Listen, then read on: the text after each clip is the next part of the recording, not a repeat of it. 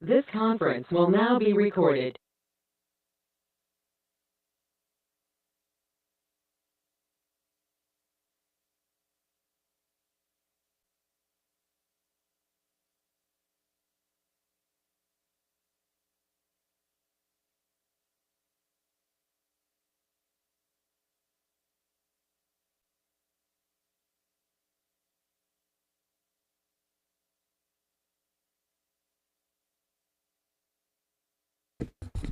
So welcome again back Saturday morning, and it's 9:17.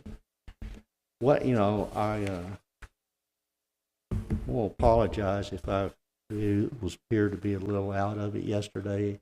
I had not slept in about 38 hours,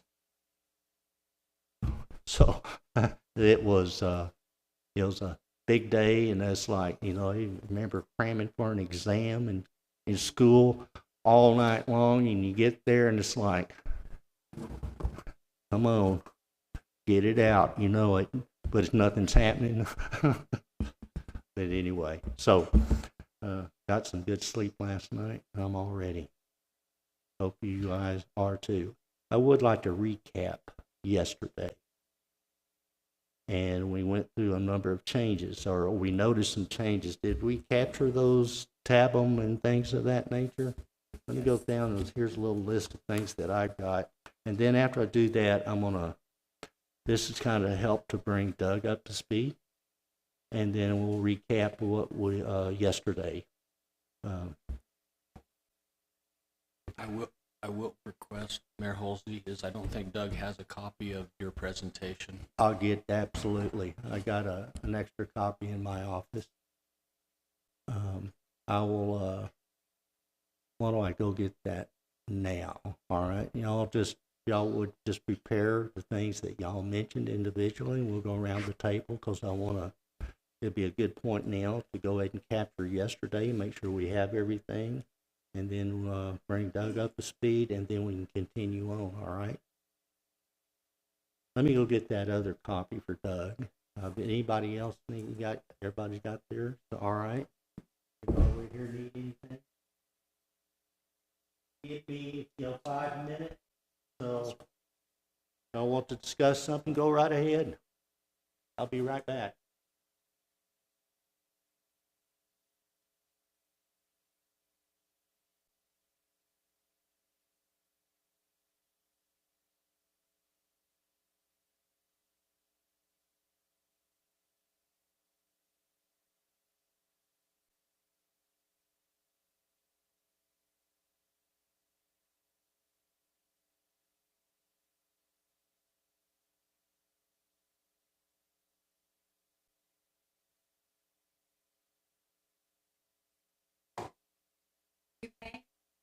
We already got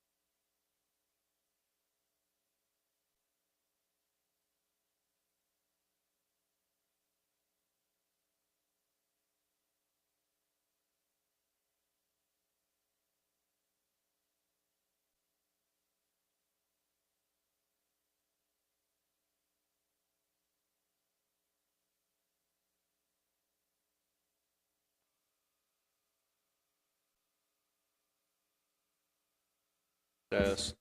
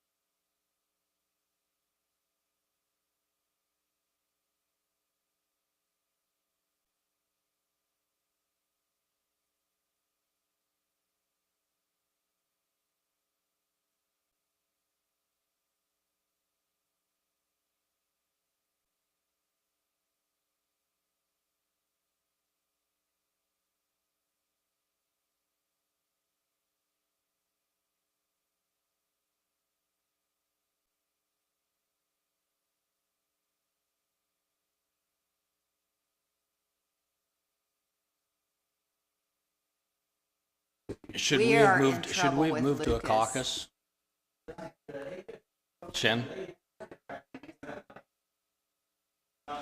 Shannon, should we have moved to a caucus?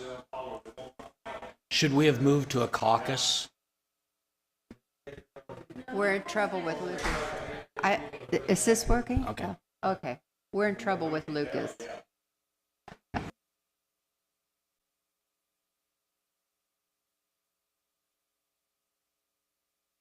I get in trouble with the mayor too.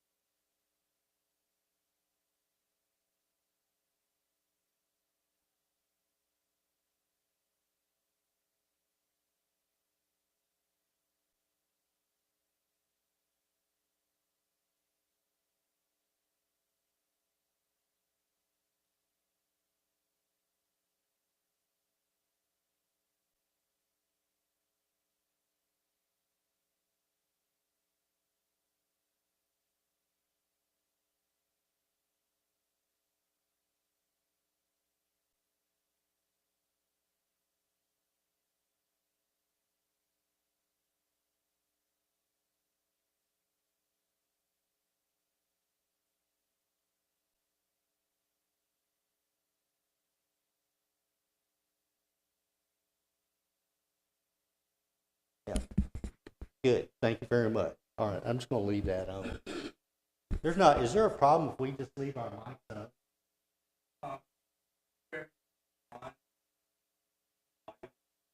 Oh, does it? Okay.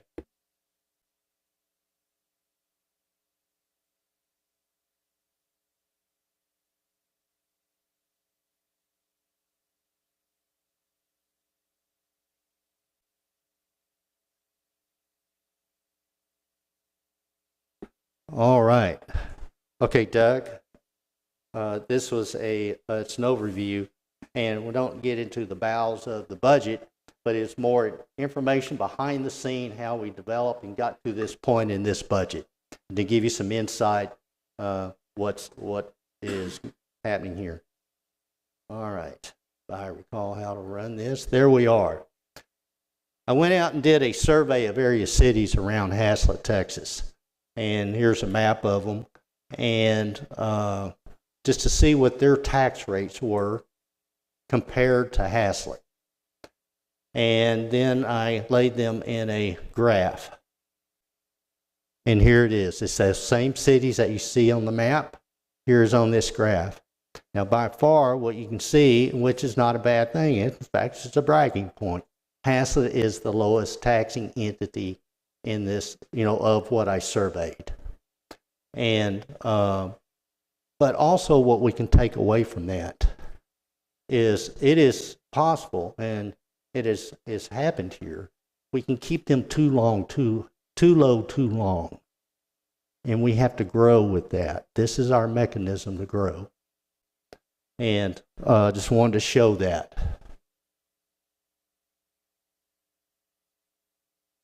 We have some very specific projects we want to do this year. We go in there, such as Public Works. Well, we went through the exercise. Okay, everything that we need. What we did, we went through with every department and looked throughout the entire city. What is everything we need? Not, nice to have or the water park or anything, but things for functional requirements. And one of them is a new Public Works. If anybody's been over there, you can see that need. Nonetheless, this was the full build out is estimated at $8.8 million. Well, that's difficult to do right now. And what we want to do is take steps and phase these things in. And Mr. Rogers and Thetford and others work together, engineering, and we have a phasing plan. And right now we're asking, it's $2.2 million, I believe it is, to implement this phasing plan this year. Of course, we own this land. And this phase that we are looking at now, here's the existing site. It's 1 acre. It's just not a functional site anymore for the responsibilities that Public Works, Parks, and everybody has. This phase that we will implement, subject to council approve, is phase 1, and it will be perimeter fencing all around the lot, and it's approximately 4 acres. Also built in this phase is a protective covering for materials. These will be 3-sided buildings open in the front. Each one of these sections you see is 100-foot long and 40-foot wide, 4,000 square foot each. The one on the very top end will provide covering for our materials such as sand and salt and things of that nature. Just to maintain the life of the materials we buy. In the center is a covered parking for our equipment. We've invested a lot of money in good equipment, and to let it sit outside and bake in the sun and exposed to all the other elements just shortens the life of it. So covered parking for our equipment. And then here is a 4,000-foot totally enclosed warehouse. And that is that we have several rental facilities that we use right now, and plus what we do have in the city is you open up the door and half of it falls out. It's stuffed. So this is for the adequate and future needs of what we see today for storage. Also in the discussion of things is our library director, Barbara Thompson. She rents a 200 square foot facility, conditioned storage. Is for books that they use and they pull in and out and bring in depending on what time of the year, such as school reading programs and things of that nature. Well, Mr. Rogers said, it'd be easy to, within that 4,000 square foot, build a, partitioned area, firewalls, and put in a split system unit and have conditioned storage for the library. That eliminates that cost. Also, so that's now the two centerpieces. This is a future administration area and future shop service building. That will come later. Those are more expensive items. That's between those two, that's probably about $6 million. But in an effort of consolidation and increasing efficiency, we're proposing putting in some modular office buildings to address the immediate future for several years to come. In that, we would be consolidating building services and public works. They interchange information and visit with each other daily. Now, right across the street, just south a little bit, in the strip center on that Froth area, right next door to the cleaners, we rent a space for building services. It's $42,000 a year. Now, we would not be purchasing those modular offices, we'd be leasing them. But the money that we save for building services only will pay for that.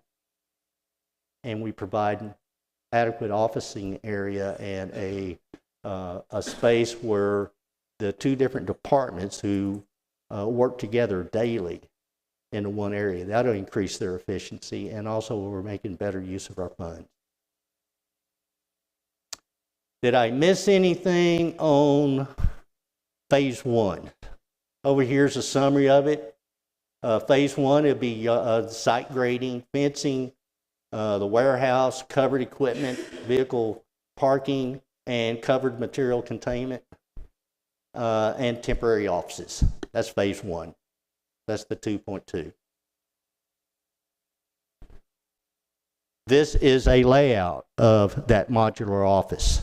Right now it's 40 by 60, making sure that we don't need a 40 by or 60 by 41 or 60 by 60, but this is what would be in that modular office building, personnel. The, of course, I'll say the other employees will still work out of this building. We'll still maintain use of it. That'll be our shop and things of that nature. The employees have their lockers, personal lockers, and it will, a break area there. So that will still be maintained and utilized. This yard will still be maintained and utilized, but it'll be cleaned up, and we'll take a great opportunity to get rid of some of our antiques. But because of council, thank you very much, funding a lot of new equipment last year.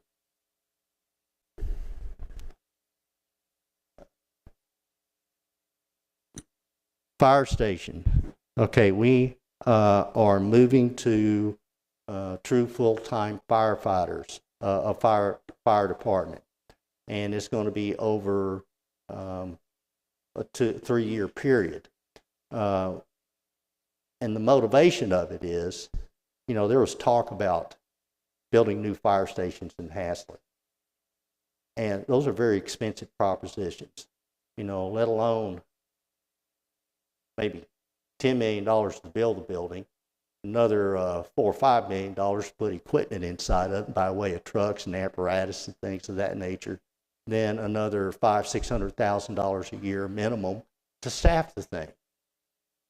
So how do we do that? And if we built 2 of them, Lord have mercy, boom. Beginning of the year, Chief Mays and I got together, put our heads together. How can, and then I looked at him and I said, we need coverage on the west side of the tracks today, not 5 years from now. We need it today. Well, thus came, let's call Fort Worth. Chief called Fort Worth. At the end of it all, we have an agreement with Fort Worth. They cover the west side of the tracks of Haslett, Texas. They have 2 fire departments over there. That's taken care of. Done. No need for a fire department over there. Now, the ILA, or this full-time firefighter, why are we going towards that? I mean, we have 38 volunteers, and thank you guys so very much. This Haslett Fire Protection, EMS, is built on you folks. But in lieu of having to build other fire departments throughout the city, because of traffic and congestion, is there are 2 other fire departments Fort Worth's building now, or very soon, and we'll be surrounded. We'll have 4 Fort Worth fire departments. Now, when we get to a full-time staff fire department, an ILA kicks into place, no cost. It's only because we have a full-time fire department, and Fort Worth will respond to anywhere in Haslett. And that contract we have right now for the west side, that goes away. This ILA covers the entire city. Now also, but understand, we are pulling our resources, correct me if I'm wrong, with the city of Fort Worth. Something happens in Fort Worth nearby, and we are available, Chief Mays will have his people respond. They will respond to that. But likewise, anything happens within Haslett, because they're going to know if we're on a call. They might be on a call somewhere else in town. And Fort Worth's going to respond out of one of those or more of those stations, whatever the need is, to Haslett, Texas.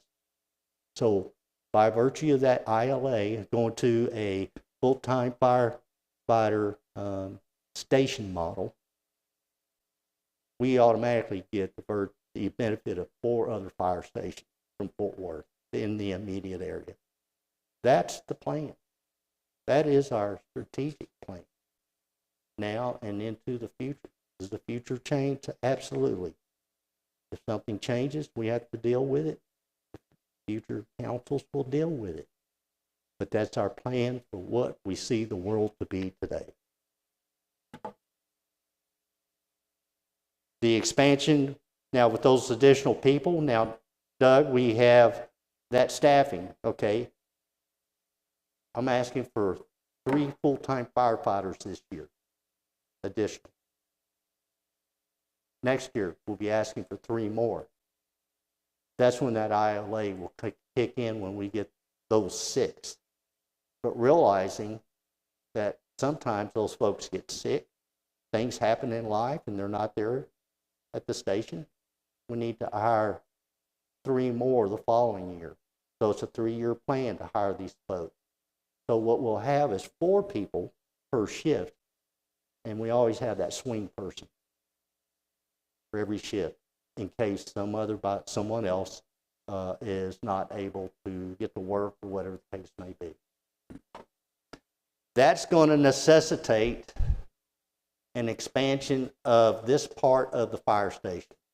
That's the administrative area. It'll accommodate the additional personnel, and the expansion you see on the south side right here, this is called for, that's driven by a future FM 156 when that happens.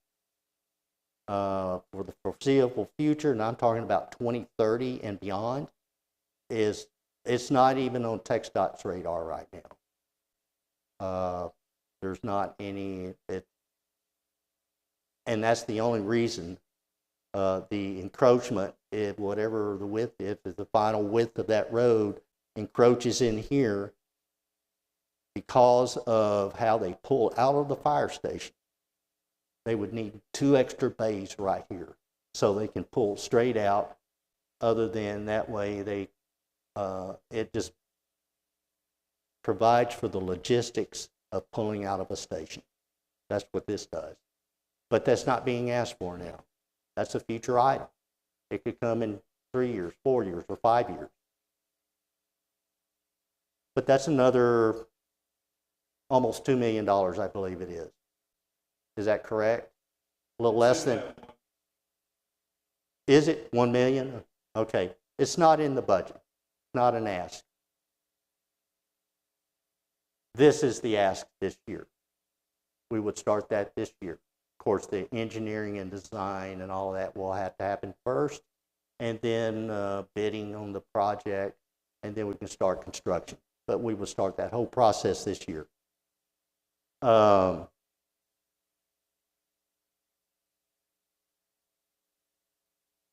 Here's the floor plan for that administrative area. And to accommodate all the additional personnel, but still making full use of this existing area that we have.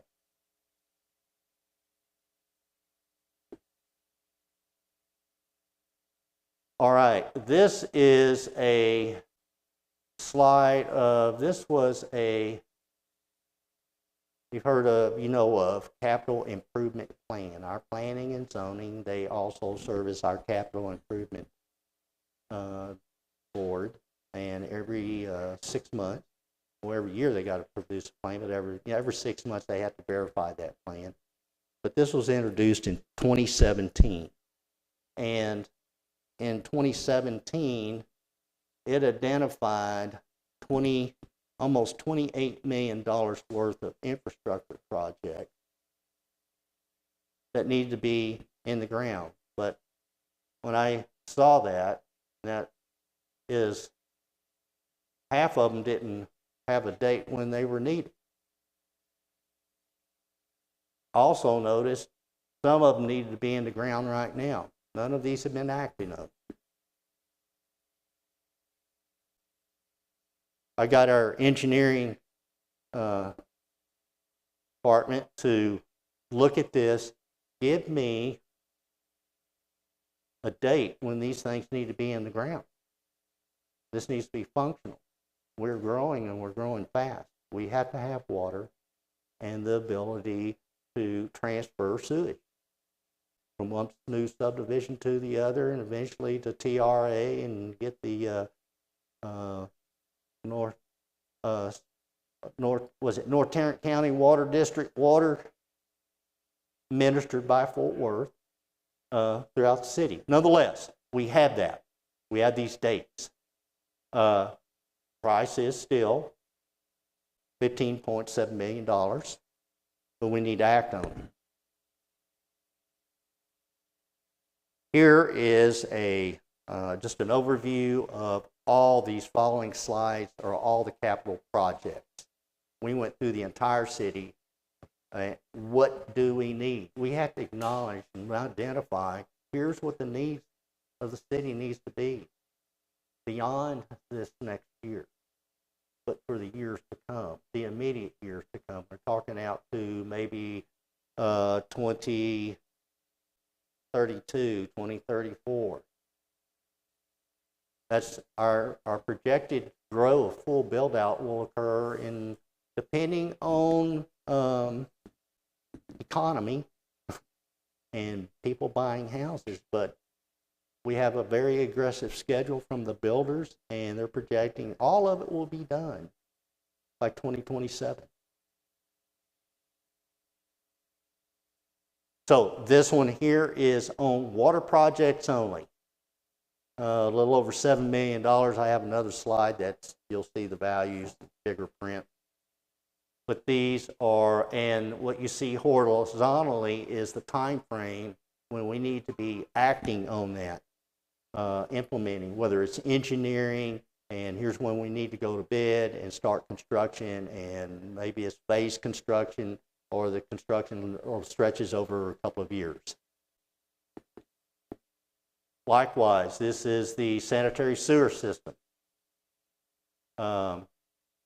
I can't read that number down there, but you'll have another slide coming up that does identify these total numbers here. Again, it's phased throughout, well, the project starts and implementation throughout the year is identified, years out to 2032 for all of these. This is streets and drainage that need to be addressed. This is the biggest ticket item, over $25 million. And we had discussion yesterday about, the biggest item being Blue Mountain Road and how and when to address that. Blue Mountain Road is not an ask this year, but it was certainly, council brought up, we need to think about it now. And when do we think we want to implement this and how? So that was discussion that occurred yesterday. Then this is facility. These are buildings. It addresses community park improvements. Hurley, the parking lot we're going to build now, that's in the budget, and that's happening. This there'll be a 2022-23 project coming very soon. A new library. As the city grows, and I believe they're at that point right now, state requires, of course we have state certifications, and you don't have to have certification to keep your doors open, but it's good to have. It opens doors for interlibrary loans and things of that nature, and a standing. We have an award-winning library. It's one of the better decisions made in this town to build that library right across that park. Very great setting. Nonetheless, is that the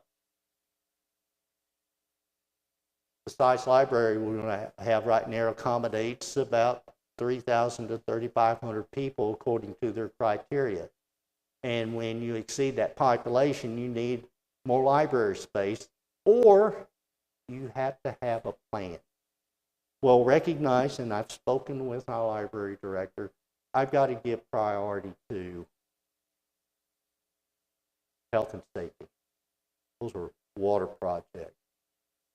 That department, facilities to work out of, fire and EMS, hiring those people and facilities for them to work out of, and that we were going to need to push this out. But what we are going to do in the budget is to start the engineering and design, develop that plan.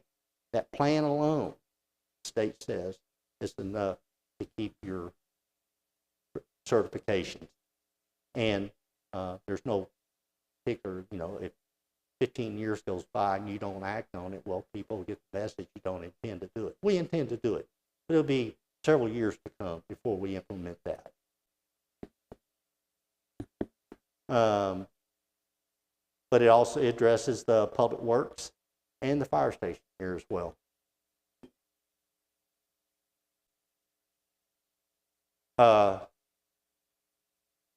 I had a summary sheet here, didn't I not? I certainly recalled it. Oh, it's at the end of that. The other item here, capital improvement funding requirement. If we took it as is, that was presented to me, of course we modified it to try to come up with this recommended budget, is you're looking at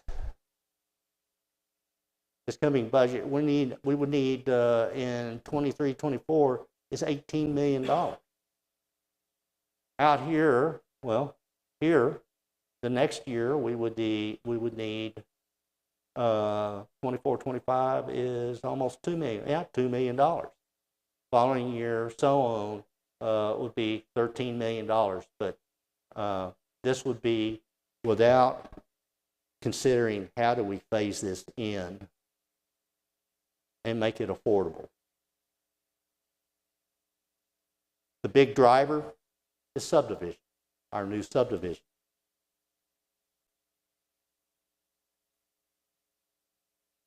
We need new water system, expand our water systems. That's $7.9 million for water system needs over the next 10 years. Note I've got, it's over the next 10 years.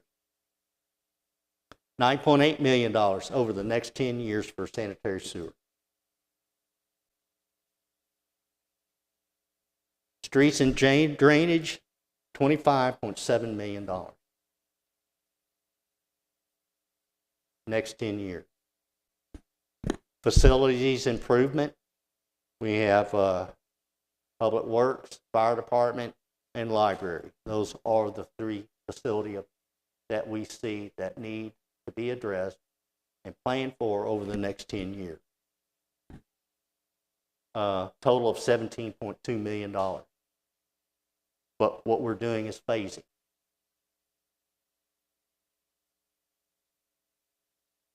Here's that summary again. To water is at 7.9, sewers at 9.8, streets and drainage 25.7, facilities at 17.2, and that is for a total of $60.6 million over the next 10 years.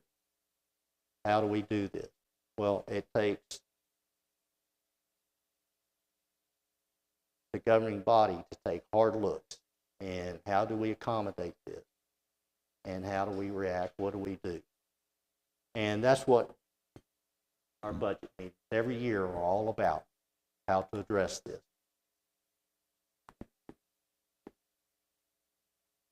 Here, this is some new subdivisions, new increasing population.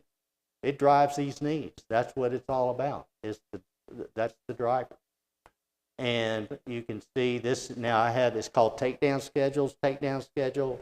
Development comes in. They do their business model, and it's like, okay, we expect to be able to sell so many homes per quarter from the beginning to the end. And it generally, for these subdivisions out here, most of them are over about a 5-6 year plan.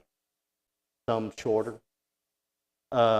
But this is a cumulative of all 7 subdivisions. I reached out to all the developers. They were very kind. They shared their takedown schedules, and it's by quarter, per year. And that's what this graph shows, the accumulation of it all. All 7 subdivisions that we had that's approved is a total of 2,005 new homes. Putting 3 people in each home, we're looking at, 6,015 new residents. So, we built a model to take all of this into account to help us guide us through this budget, to look to the years to come, the immediate years to come. And how does that affect our budget? How do we need to react this year and the years to come? What we do today affects the years to come. And that was the motivation to develop this model. But here, acknowledging the fact, now these takedown schedules that these developers put out, life was good. There was no talk about inflation and recession and things like that. Today there is. So realize I had to accommodate the ability to model that in. So what you see here is, and we monitor our permit weekly. I get a report every month, but if there's a surge in anything, they notify me. It's an important topic to monitor. So that's what this does. This shows a 55% correction factor in build out. And you can see that the previous one showed everything is finished. 2005 homes is 26, 27 time frame. A couple of houses left in 27, 28. Here, it stretches it out to 23, 22, 23. We have to be aware of that. Why? Because that affects our cash flow, how we fund things. So it's looking now, and well, this is 10-year lookout. This is a 10-year lookout, and that's what an organization like this requires. You have to look out that far. This is the quarterly activity that you would see here.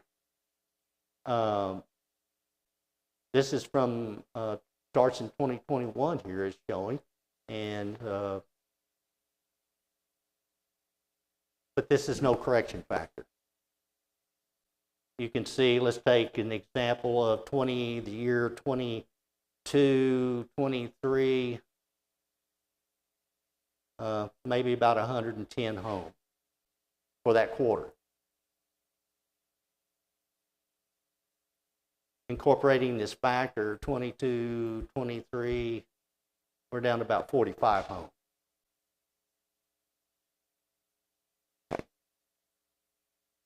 Population growth with no correction factor. We're looking at a population of 7,500, and that's just a really, the Census Bureau recommends you're just kind of planning things, use 2.6. Well, we know a whole lot better than that in Haslett, Texas. You just come up here during the week and you got all the moms, they have a great reading program. It's just excellent. And I get to enjoy it and come through here. We're having meetings, and this place is packed full of little kids and their moms. These moms have got 2, 3, 4 little ones in tow coming to this thing. It's just great. It's exciting. But nonetheless, the population of what we do, what I've done is use 3. It might be more at 4, but this is based on 3 new residents per household. And that projection would give us about 7,500 people in Haslett and 2728. No correction factor. With this 55%, that population of 27, 28, well, it's still, I didn't stretch that out to 32, just oversight. But in that same year, where we're projecting, we'll be about 6,800.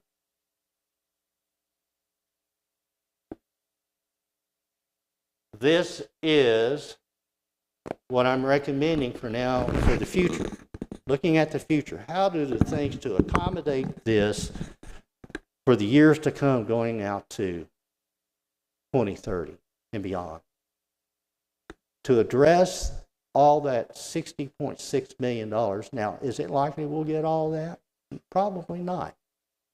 We have to make decisions. How can we accommodate the needs and do it in a different way? But when I look at this,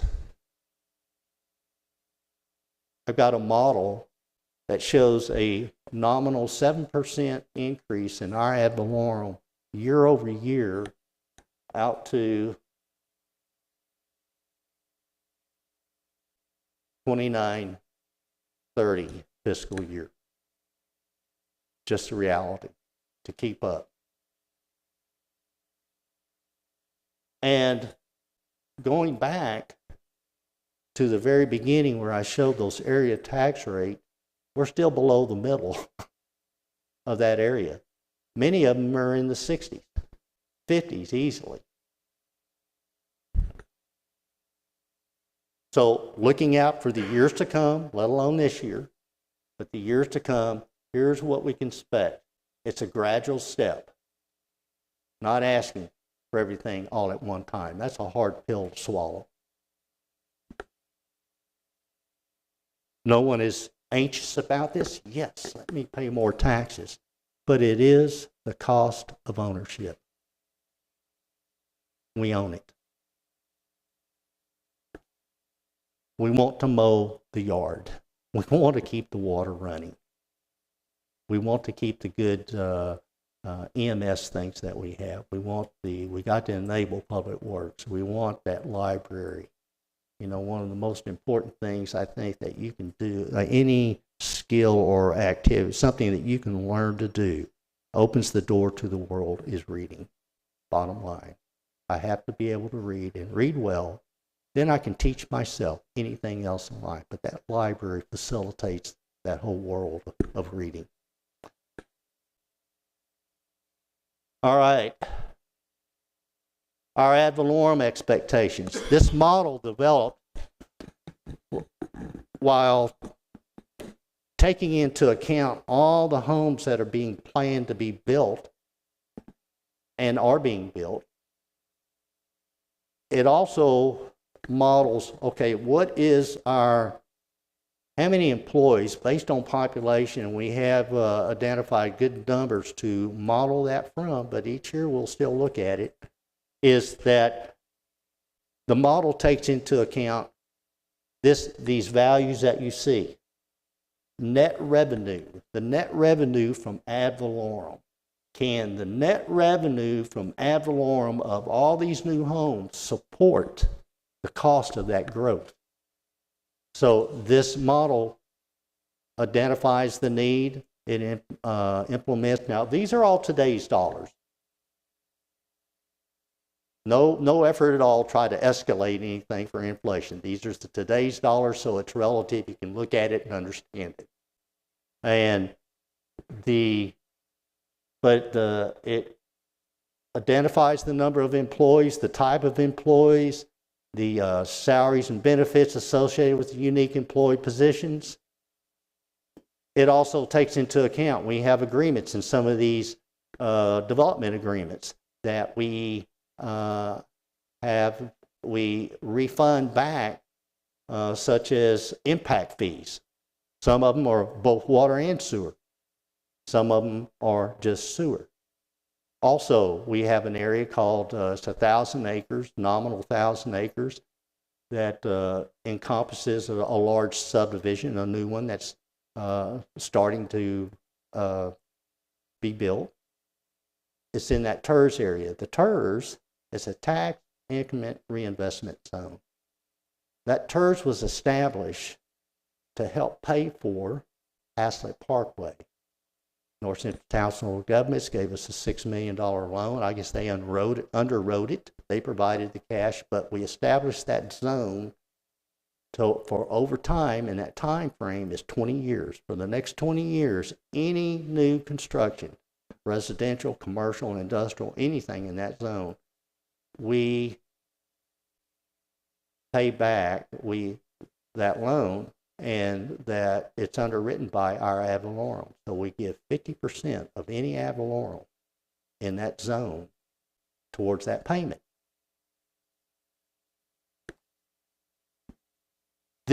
What you see is the net that we get from that revenue of ad valorem only.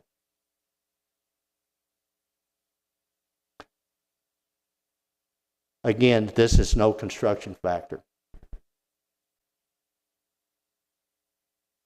Here's the net cumulative.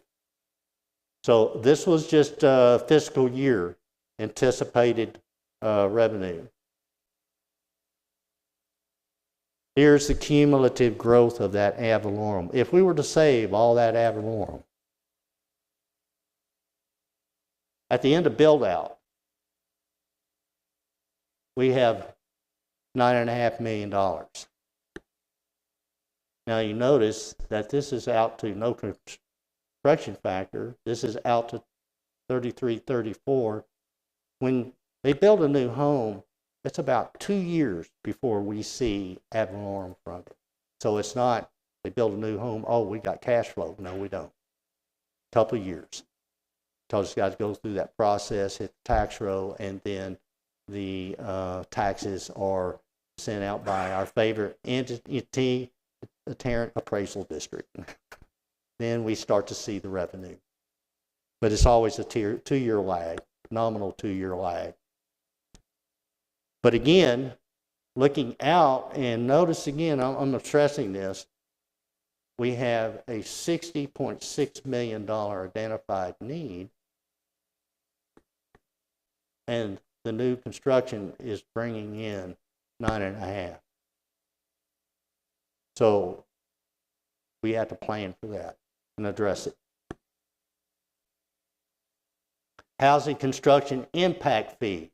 This, we also modeled the impact fees because that's revenue that we can use towards the construction of these water and sewer lines. This is by fiscal year. And we went through those numbers yesterday. Do you recall what those numbers, bottom line was? $5.7 million when all the construction. So the question was, well, will impact fees pay a significant portion of that? The answer is no. And but we have to know that to be smart about planning for the future. That, sir, is the overview and the summary of yesterday, and then we got right into the budget. Council, can anybody there give any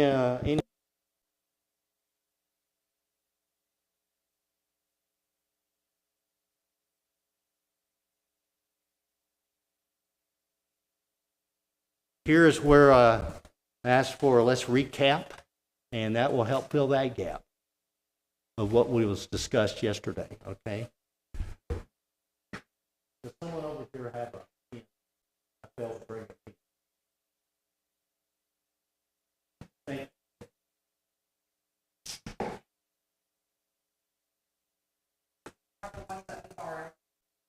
you. Oh, it doesn't work? Oh, it works. Okay. I'm going to just go down what I have. There were questions asked, nothing, and I'll identify the action item, the ones that had action item. There was a question on page 193. It was about propane use in public works. I think, or someone, I'm just going to use someone, identified a, okay, well, that jumped up. Well, Mr. Rogers explained, well, there's possible new uses. We really don't know what that fuel, but we know there will be, we're going to need to plan on more fuel. I think it jumped up maybe from, I'm going to say a nominal 1,000 up to 4,000 for this year. They just, 0 to 22? Yeah. Okay. But Still, Mr. it's Rogers okay, it's fine, yes. explained it and council accepted it. Page 155, gas well inspections. What we have in there is the old cost. The new cost for the gas well inspector is significantly less, and that will be incorporated and corrected, and these books will be redistributed again. Or actually, we'll get corrected pages. Page 159, question on animal control. Question was brought out, about, you know, Fort Worth has an animal control facility down here, but that's very specific to Fort Worth. You know, maybe we can reach out to Fort Worth and say, hey, would you do our animal control too? Might be. They got a facility right there. There's no complaints about the animal control, as I understand right now. And it wasn't a question about service or anything like that. It was just a topic of conversation. And on that one, we might need to, I don't know what our contract with them is, if it's 1 year, 3 years, I don't know what. Anyway, so if we want to look into. You know, I reviewed that contract. I can't recall the specifics of it, but I doubt it if it was anything beyond a year. I don't think we have a contract with anybody beyond a year. Always generally, you know, our consultants, there's no very specific time, man. You had to put one, it'd be 30 days, you know, but nonetheless. So there was no action on that item. Page 179, there was a question on water sewer administration. I don't recall what the question was. I didn't write it down. The engineer? Salary. Was there an action item to be on it? No. Okay. Okay, it was just accounted for somewhere else. Okay. Page 178, credit card fees. There's a question on the credit card fees went up. The explanation, as I recall, was given that the city does encourage people to use payment online, but there's a lot of people that come in and use that and pay by credit card, but we also incur costs. We pay 2%, I believe it is, for each transaction. And is anything to add to that? The customer will pay 2% if they come in or pay by phone, and our charges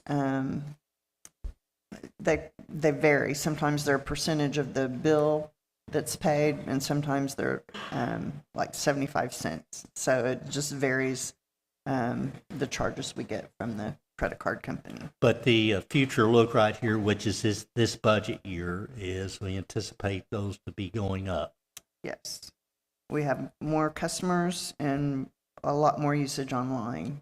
Since the pandemic, everyone kind of got in that habit, and they just realize it's a lot easier to do that. So, And I can't read my writing, but it's either page 187 or page 189. It had to do about water conservation advertising. We noticed that cost went up, and Mr. Rogers gave an explanation as that time in the cycle that we have got to go out on that, and Mr. Rogers will address that here real quick, please. Yeah, no, that's part of it's mainly because we got so many more customers that we have to mail out our annual report on our water system for per TCEQ requirements. Plus, we always try to send out a magnet for people to put on their refrigerator, hopefully, for the watering schedule, for our conservation goals, for our stages of watering.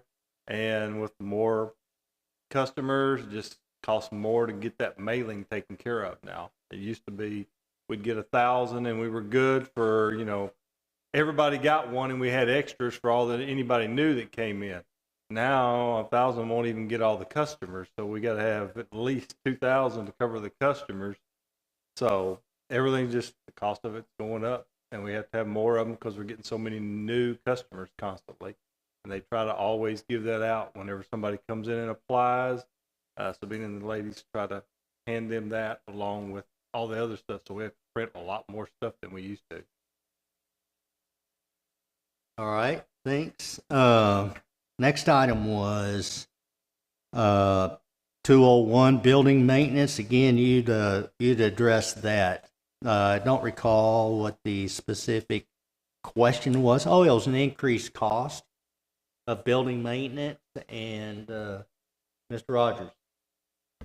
Yeah, that goes for a couple of things. That's page 201. Yeah, 201. That's our building at Public Works, and all of our buildings with Public Works. Not only there, also our other two pump stations. But it's just age. Our building is, was built back in the 90s, and it's deteriorating. Needs a lot more maintenance than we used to have to do. We have a possibility that we are looking at we may need to do some roof repairs and stuff next year, so we had to have some extra money to cover all that.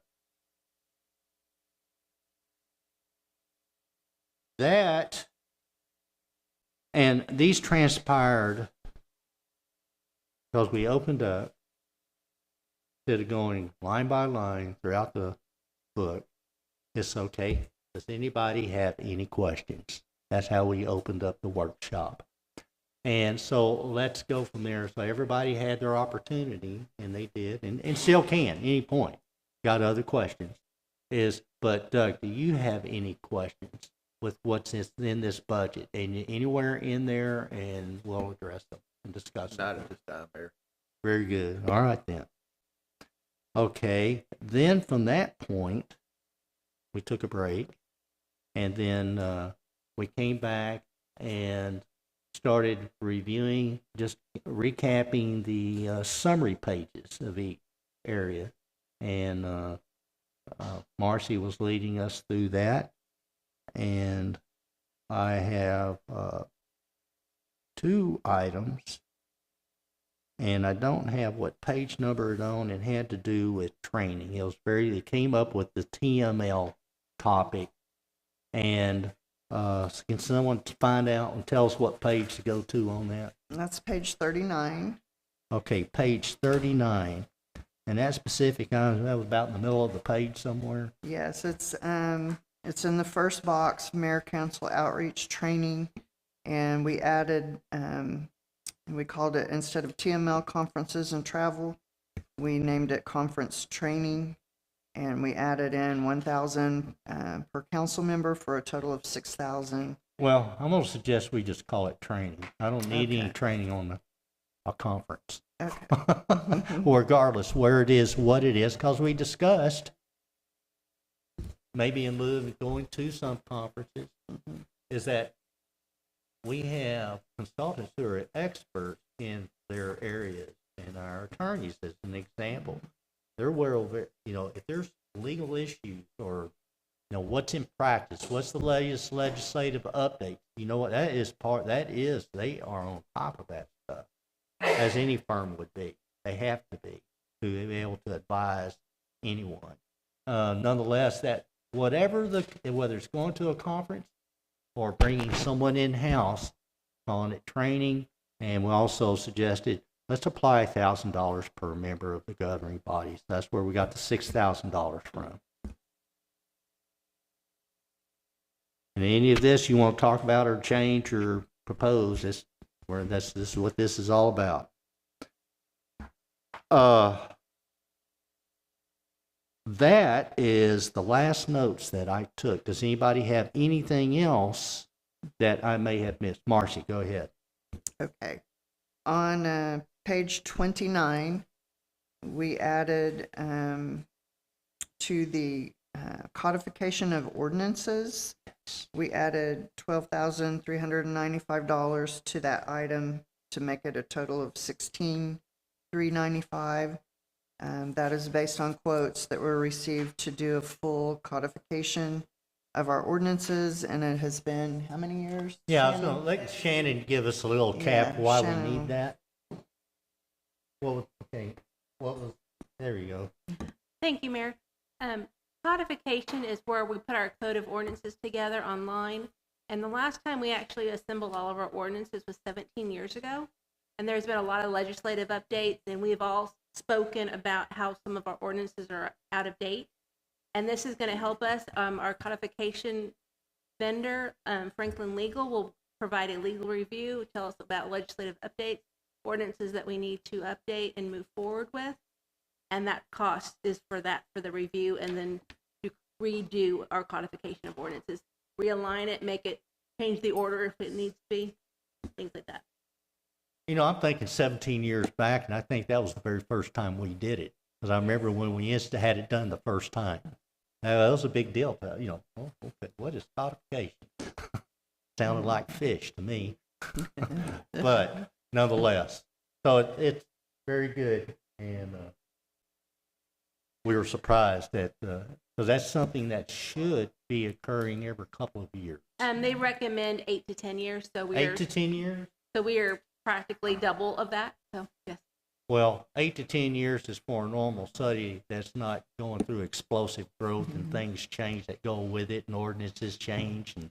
But that's the whole point of the codification is you can go in there and you're getting, it's really a, what is, you teachers know, the subject of. We curriculum write every year to update our curriculum. Yeah. Every year, And not every 17 or 8 or 10. what Cliff's Notes, codification, the way I see it, codification, and correct me if I'm wrong here, is like Cliff Notes to our ordinances. It doesn't contain all the details, but has the meat of the matter in it. Mayor, that's a very good summarization of codification. It's Cliff Notes. Okay, next one. Yes, another item on page 55, to the memberships line item for fire, adding a total of $543 for some additional certification costs that we missed in the first go around, putting the new firefighters in. And then there was a question on page 69 in the parks. It was regarding the benefits such as Medicare and the insurance and everything appearing to double. And what happened is last year, if you're looking on page 69, that first box, the $202,073, it included 2 new positions that were added in the prior year. And at the time we added those, we just added them as a lump sum. We didn't have the breakdown of what was going to be salary and benefits. So the whole total went in that line, and there was nothing added to the benefits. So now that those positions have been established, the benefits lines are correctly shown. And so the numbers shown for 2022, 2023 are correct. It's just the way we showed it last year makes it appear to be an anomaly. Was that also a topic where, when we had to, just timing in the year, when we develop our budget, we don't have, these aren't hard votes that we get. Correct. So Right. we have to make an educated estimate on what it will be, and then it's after our budget occurs, then we get these hard numbers. And I believe that's about as far as we got. We made it through. There was quite a bit of discussion on municipal court, but there were no additions or changes. And then we were making it to the library summary page as we broke for the day. Yeah, very good. Anybody else to add on the recap? Yes, we did. We did.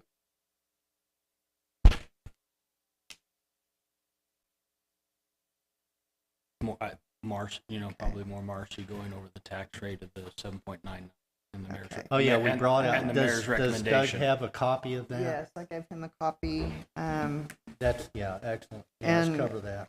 and- And also the $16.6 million certificate of obligation that will be proposed along with this budget. Yes. Not part of the, but we are incorporating what the cost would be, looking at it. So the council tentatively agreed that they wanted to go to the basically what would be a 7.99% increase over the voter approval rate. And so that would basically institute a total tax rate of 0.296957. And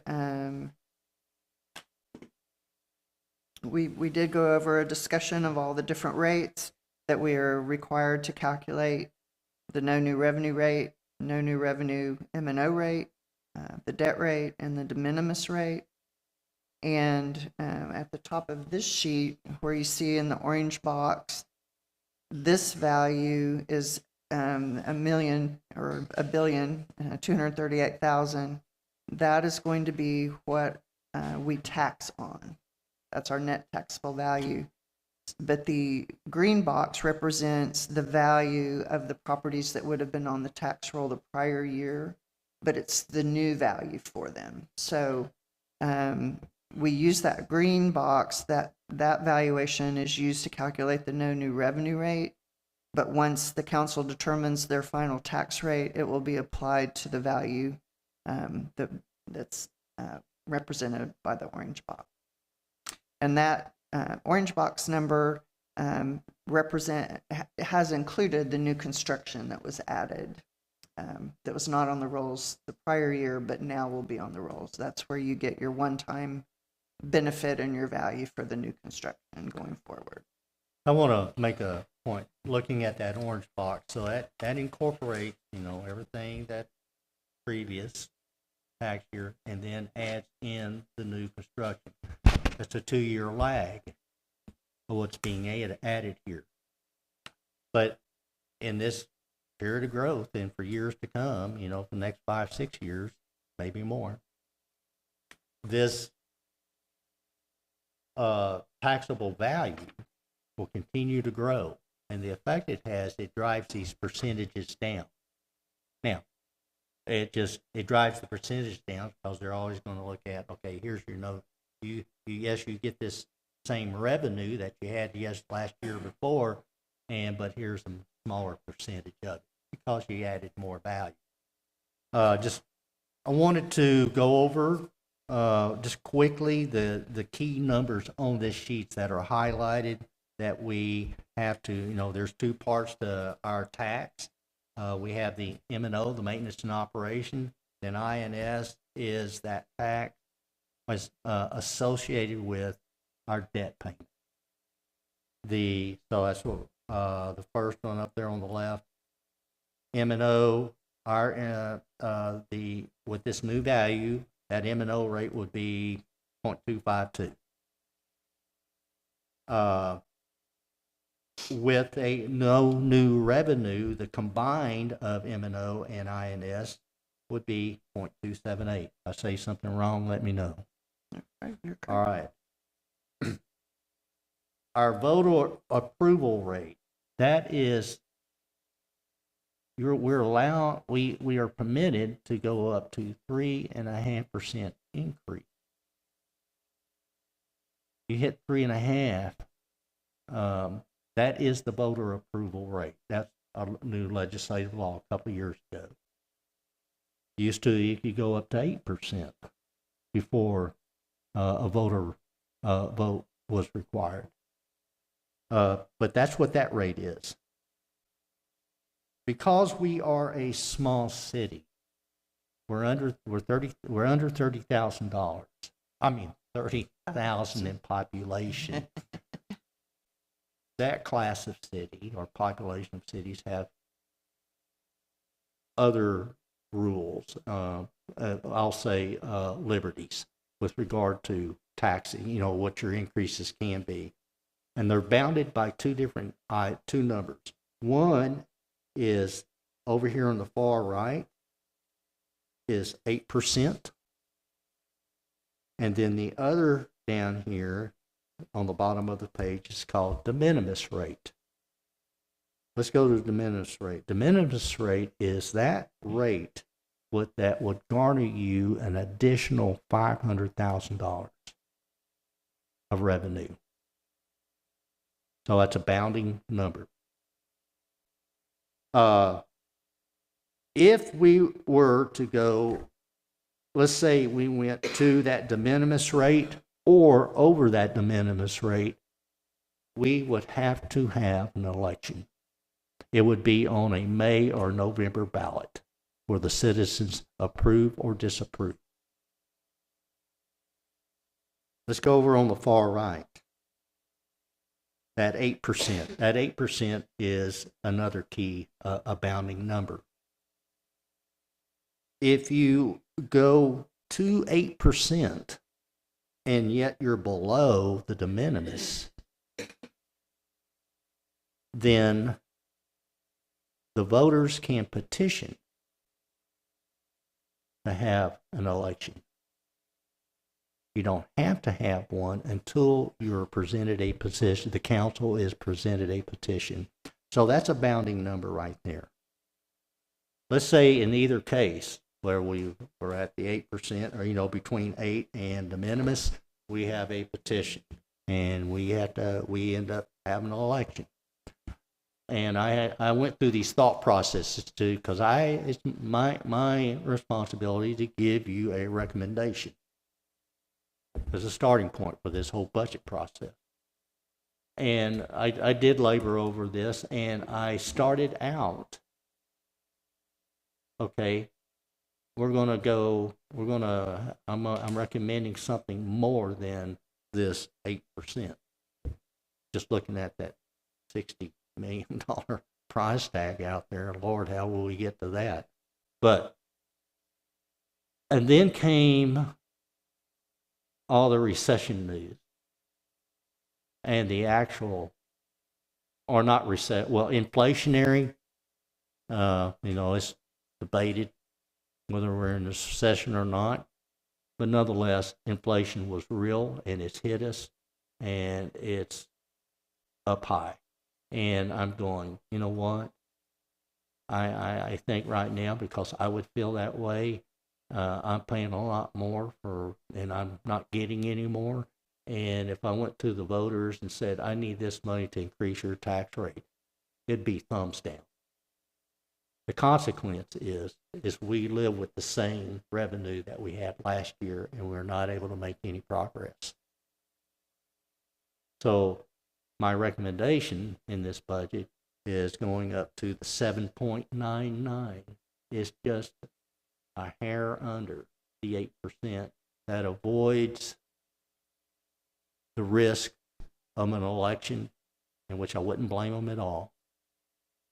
But is that we have to increase our tax rate. As we can see, we got a lot of room to grow, as reflective of our area cities, and it's not our area cities. We're not trying to keep up with the Joneses, but there's a reason why their tax rates increased. They had to address certain things, and we're at that point. Anyway, and then thus that model. I modeled it at a nominal 7% for this very reason, to avoid an election, but also to address our responsibilities. So we had to do something. And so that was the whole thing about it. So we got two bounding numbers: this 8%, and that's a petition threshold, and then the de minimis is a mandated election by the state. You hit that number or over, you are going to have an election. There's no petition required. It's going to happen. So that's our bounding numbers there. And I just wanted to give Doug a recap of that, because we went over those yesterday. One additional thing that we also captured too, Doug, is last year's rate was 0.283229. Now, was that that would be our current one? If we do Correct. Yeah. If we do the certificate of obligation, that won't affect our tax rate, total tax rate, until 2 years from now. And the interesting thing is, it will go down, because the interest rate, because internally, here it shows a 0.054. I didn't look at it, but I think that's the number. Internally, we will apply that. 70% of this bond money is all for water and sewer projects. And so we are able to take 70% of that internally and apply that to water and sewer, and the water rates and sewer rates have to support that payment. So that's one of the reasons, and because of other needs, we have as a very identified project in this budget as a new water and sewer rate study. So that will be, then the general fund will have 30%, and that is a 1.5 cent add. So let's look at 2 years from now instead. Let's say, just using today's numbers, we have right now it is 0.285. Was that number, Harry? 0.283229. Okay, and that's because of about a 2.5 cent current INS payment that we have. And 2 years from now, it gets cut in half with this new CO. So it actually goes down. And it's a 20-year loan. Part of our discussion was brought up, is Blue Mountain Road. Well, that's a $13.6 million project, but we need that project. Well, the discussion was, do we ask for, instead of 16.6, go for 31 or 32 million dollars right now, and just go ahead and and bite the bullet and get on with Blue Mountain Road. Marcy, with regard to taking into account of how that world operates. And also taking into account, we would certainly want Tarrant County to be part of that construction. That would reduce that $13.6 million price tag. And they also desire to do it. They would like to do that job for us. But when do we do it? Now, in preparation of this budget, I had pushed that project out here. You know, I'm going, this is a hard one. Now also we have developers who have contributed funds. What's the name of the fund they put in that money into? Street or not street maintenance, but it's a very specific fund to build Blue Mound Road. And in lieu of them building, you know, sections in front of their subdivision, because they're only obligated to build half the road, they put in funds. And because we met with them early, all of them, we used to have weekly meetings of all the subdivisions. We needed, because what one developer does affects other developers. All right, okay. Contribute the funds. Don't build a section of concrete because it looks all scabbed together at the end of the day. Put the funds in there and we will build Blue Mound Road in one fell swoop. And so that's our plan. That's what this is about. So where we landed was we need to be taking serious looks at it. We need to put it in the immediate time frame, you know, at least, you know, a couple of years. We'll study it more. And this budgeting thing continues throughout the year. We're constantly looking at these items. When should we take the serious steps on these items that are pushed out into the future? We got to give it a time. And then, if the council or we look at it, all of us together, we say, okay, we need to do this. Let's say we need to do this now. 6 months from now, we go, this time. And it would be better to do the CO now, to do the 6.6 ask for the immediate things we know we're going to do or need to get done, and then come back and separate it by a calendar year. There's something that's good about that, is to have then address the funds for Blue Mound Road. But it wasn't settled, you know, but we need to have it on, it's on our radar. It's on our radar. So anything else associated with that?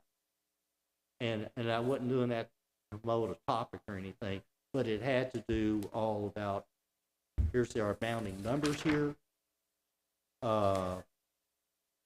When the new CO, that INS portion will take effect on our tax, it actually will see it decrease. And then how would we lay in other COs and when that we had to decide to address other things. And we had to, understand is that a CO, well, CO it's not a bond per se. We're borrowing money. And it's a certificate of obligation. It is a council item, approved item only. There is no voting on it. On the other hand, for a bond, and it's a GO, general obligation bond, that is a voter approved item. And that would be for something much more than $16 million. And, you know, you see the county or Fort Worth, they're going out for a $400 million bond. It's a general obligation bond, and they have to have it. That's why they have the elections. But COs will be our path forward to address this stuff. Do we address 100% of that $60 million? That's something that's decided in the future.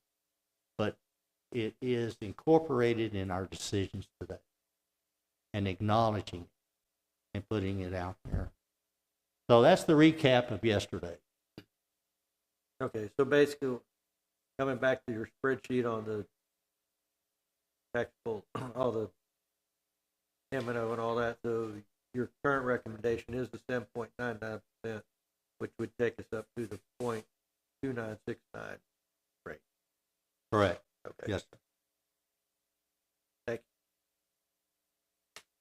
you. Yeah, looking at this, looking at the Blue Mountain proposed schedule, yeah, that's a lot of money. I don't know that it'll actually wait till 25, 26, 26, 27, but I mean, you gotta start somewhere with the plan.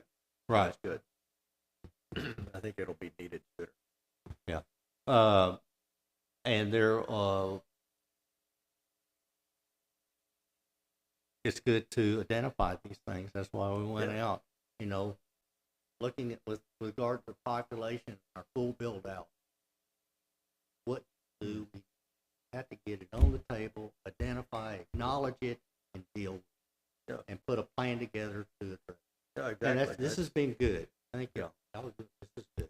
We also mentioned yesterday, Doug, that there's an opportunity for an ILA with Blue Mound Road West.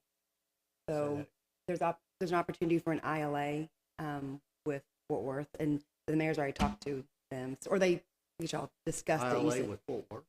or Tarrant County. It'd be Tarrant County. Yeah, sorry, Tarrant County. Yeah. The ILAs were Tarrant County. Yeah. They it's a great program. They Right. come in, And that and could the happen only thing sooner. that we pay for the materials and we pay for fuel. We don't pay for labor or the machinery. Okay. And they do quality work. Yeah. They do great work. So it's a great program. Yes. Anything that we were to build, of course, we estimate these things based on private contractors, commercial contractors. But we go in and if Tarrant County in their schedule, they can hit it. We work with them. Okay, when can you do it? When when does it have to happen? And if when it works out, and all of them have. David has a great relationship with Mr. Schiller over there. We utilize them because it's a great cost savings, and they do a terrific job. And while we're on it, and I'm going to thank Commissioner Gary Fickus. He's just, known him a long time. Haven't always gotten involved in it, but I know years past he's done ILA, and always, almost every year or every couple of years, there's an ILA with Tarrant County. So it could happen sooner than that, is what I was Yes. just saying. Okay. No, that's good. Okay, so I want to clarify about it happening sooner, and that we're going to address it as a council maybe in 6 months. We talked about doing that for a different fiscal year. Not but fiscal. Not Calendar. for a different calendar year, based on recommendations from Marcy. So we're looking at addressing this in about 6 months.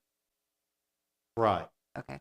And I want to tell you, this is a little different in that we are identifying these things. We got a name to it. We got a value on it. We're putting time frames, when we like to see these happen, and we're giving serious looks to these things, and that we march forward with it.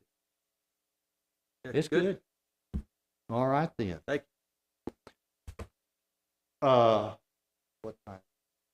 Hey, one last item from yesterday.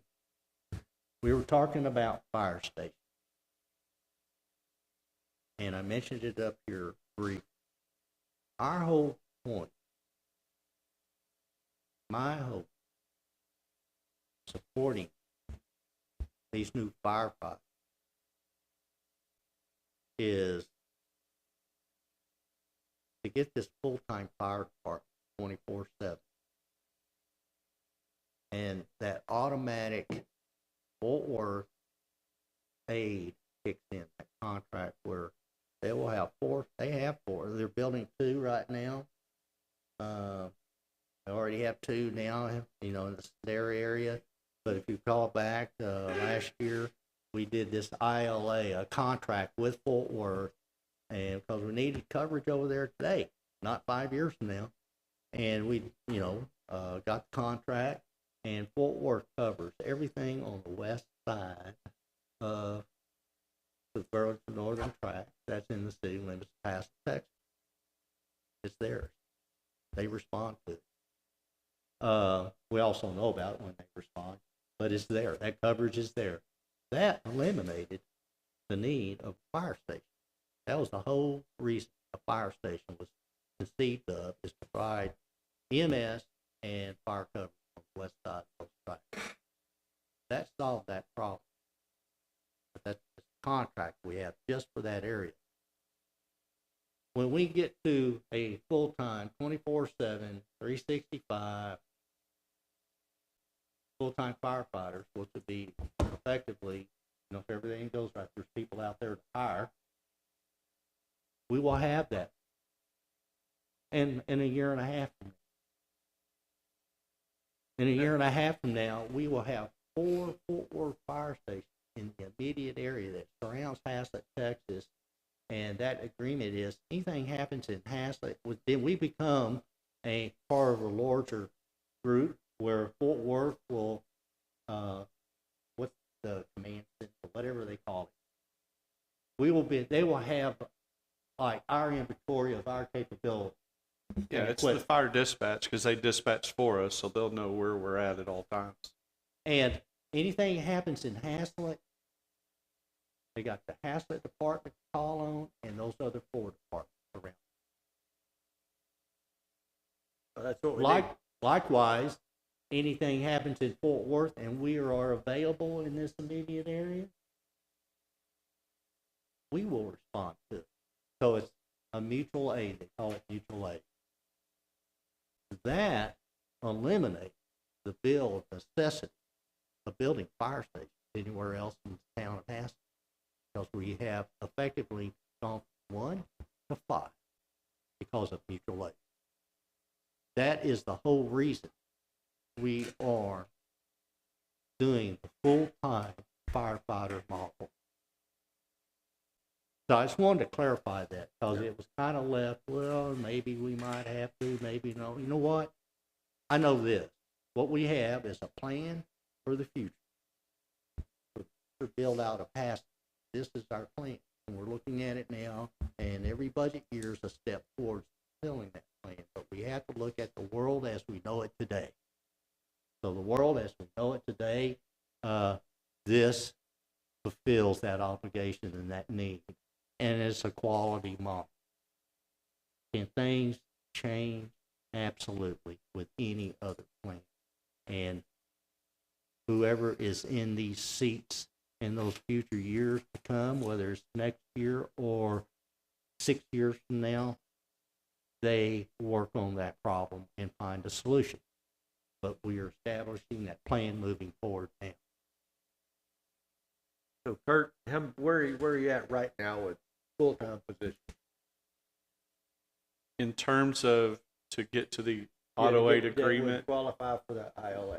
we have 3, which means 1 person per shift. So there's 3 shifts, Doug. There's an ABC, 1 per shift is what we have now. And what We do you need to get hire 6 to get the ILA. That would make 3 per shift. You need okay, total of 9. Total of 9 gets us the ILA in Fort Worth, coming Okay. back and forth. Yes, sir. And the contract with that for the ILA West that we currently have, what does that cost the city? That is a $60,000 a year. Now, it's not a hard $60,000. What we did, or actually, Kurt, looking at how many responses did Haslett make on the west side over, a couple of years. Go ahead and explain. So so it's $2,000 per call, and my estimate would be 30 calls a year. That's how we got to 60. I would tell you we're somewhere in that 22 range right now. So it's basically just a contract on per call. yes, sir, and that would go away. That's funds that come back available. And your ballpark estimate on a new fire station, fire truck, and people to staff it. What, in lieu of having that contract? Yeah, just a ballpark guess. Oh. Because it's, I mean, you got building costs, talking about $1 million for a building, and you got just what you just mentioned. You got fire trucks to establish it. and then you got recurring annual charges to maintain a second facility. I'm thinking, I'm guessing, I mean, you're talking millions of dollars. for a Yeah, I second mean, you're facility. 5 to 8 million for a fire station, couple million in equipment, and then, you know, the main thing, it's the ongoing cost of salaries, which is gonna be 750 to $1 million a year. I'm just ballpark numbers. I'm thinking, I mean, looking at this, it looks like you get a discount if you go with this ILA agreement. Well, doing the, I mean, yeah, so that's, you know, for because our small we're getting town. the advantage of four fire departments and Exactly. in the immediate area for the cost of paying the Yeah. full-time salary of one fire. Exactly. Kurt, you said you're at 22. Is that 22 calls or 22,000? No, we've ran 22 calls Okay. out of that projected, so So it's $44,000 right now. If we did a $60,000 estimate, but they only charge us 44. That instant with the year. and just our simultaneous calls is what's increasing. It's not that it's necessarily we add a call, it's we're adding a call when we're on a call. And our closest mutual aid is Saginaw, Blue Mound, Newark, Roanoke. So I mean that's where the complexity on my end is coming in. So simultaneous calls, and that's where Fort Worth's right here on the spot to cover that. You know, something you could consider right now. Now, you know, providing funds to do things is one thing. Finding people to fill those positions is another. The way this, knowing the budget as I do, you have the effects of years to come. You could go ahead and authorize those 6 positions right now. And in 3 years from now, 2 years from now, it has no effect on the budget and the anticipated revenue. Where's that? Where is the, where's the pointer? I'm gonna bring up that one slide. Load up that slide. I'm just gonna use something as the anticipated revenues just from the new house to show the effect. Because that revenue I've got, is it on? Oh, you're pulling it. Let me show you something real quick. For your consideration, because I mean, you know, like we talk about, okay, Blue Mound Road. Well, do we do it now? Well, have that same let's have that same conversation now. Because Doug, the plan is 3 now, 3 next year, and then after that, the automatic aid kicks in. Okay, well, if it doesn't have any effect on our capability to going forward now, this year and next, then because it gives you an extra year to find those people. Otherwise, you're going to be hunting for 3, then hunting for 3. Well, hunt for 6 right now, maybe. So I want to throw it out there for conversation and consideration. All right, let's go. I like this. Okay, where were we at? Huh?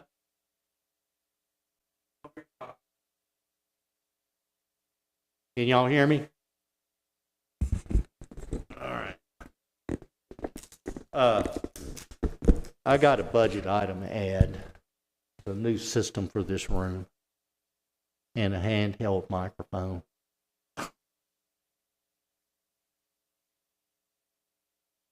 I'm looking for a slide. Okay, here we go. Let's look at this. Okay, I need someone get a calculator out plus, and I'm just going to use some round numbers, $86,000 times 3.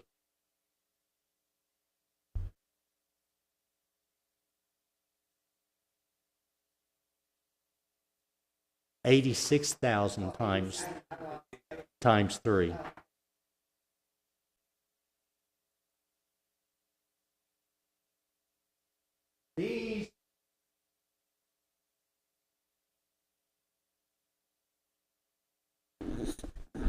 These are net revenues. In here, I've got for 22, 23, there's $1 million right there. That's what we expect out of revenue from the net annual, with regard to new construction only. It's $1 million. That's the net revenue. Now, this is a non-corrective housing construction. I have one on there for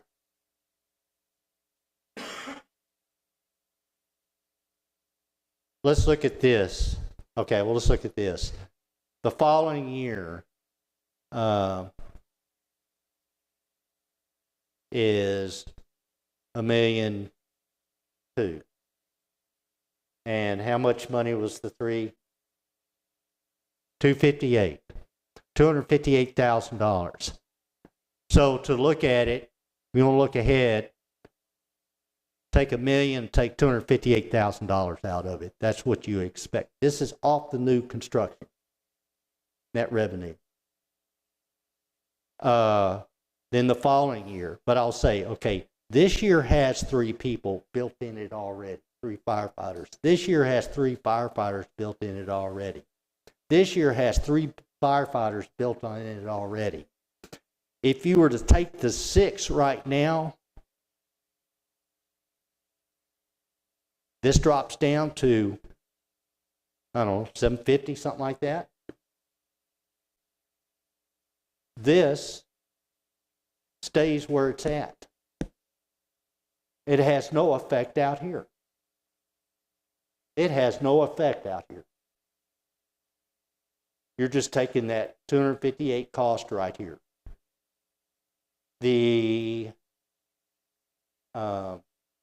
With the 3 that we got here, you can move it up to next year.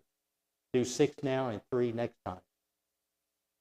And that puts you ahead of the schedule. But that's what I want to iterate. It has no effect. Mayor Holsey, we're talking about the salary. Maybe it's a question for you, Kurt. Would we have to move that almost $2 million we planned in 2023 of the, for the fire station? I'm sorry, I didn't hear you. I'm looking in here. I have about $1.9 million in 2023-24 for the fire station phase. Well, we'd have to move that up a year if we brought those additional 3 people in? Well, it is. Go ahead, Kurt. We currently have 4 bedrooms, so we could sleep 4 people now. So if we hired those, we have the place for them to sleep and locker. It's the admin, we'll stay a little scrunched administratively, but we can definitely sleep the firefighters today. To help with this was the cumulative analysis that we did. Again, this is based on the new construction ad valorem net revenue. Go ahead. But I'm just trying to wrap my head, it would be salary based on construction cost, right? Salary is something that has to be built in every year. I know we don't want to look at sales tax or housing for salary. Is that not correct? Salaries based on what? Like something that has to be sustained every year, that we're paying every year, correct? Yeah. So that's my only concern, is that if it's going off of the housing construction outlook. I'm just using that. This is one component of construction in Haslett. We got warehouses, that when they come online, that ad valorem, it might be, several $100,000 a year we're realizing in ad valorem or more easily. Is that looking at the trend as just a component of our revenue source, looking at this one component, what's the effect of another $258,000 a year?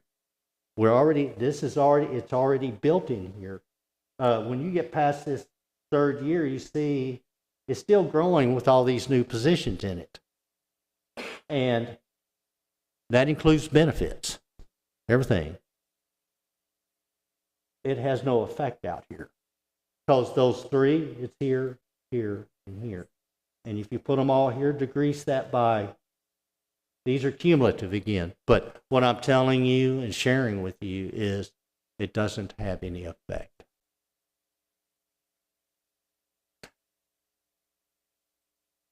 Okay, it really only affects this year. Going forward, it really has no effect.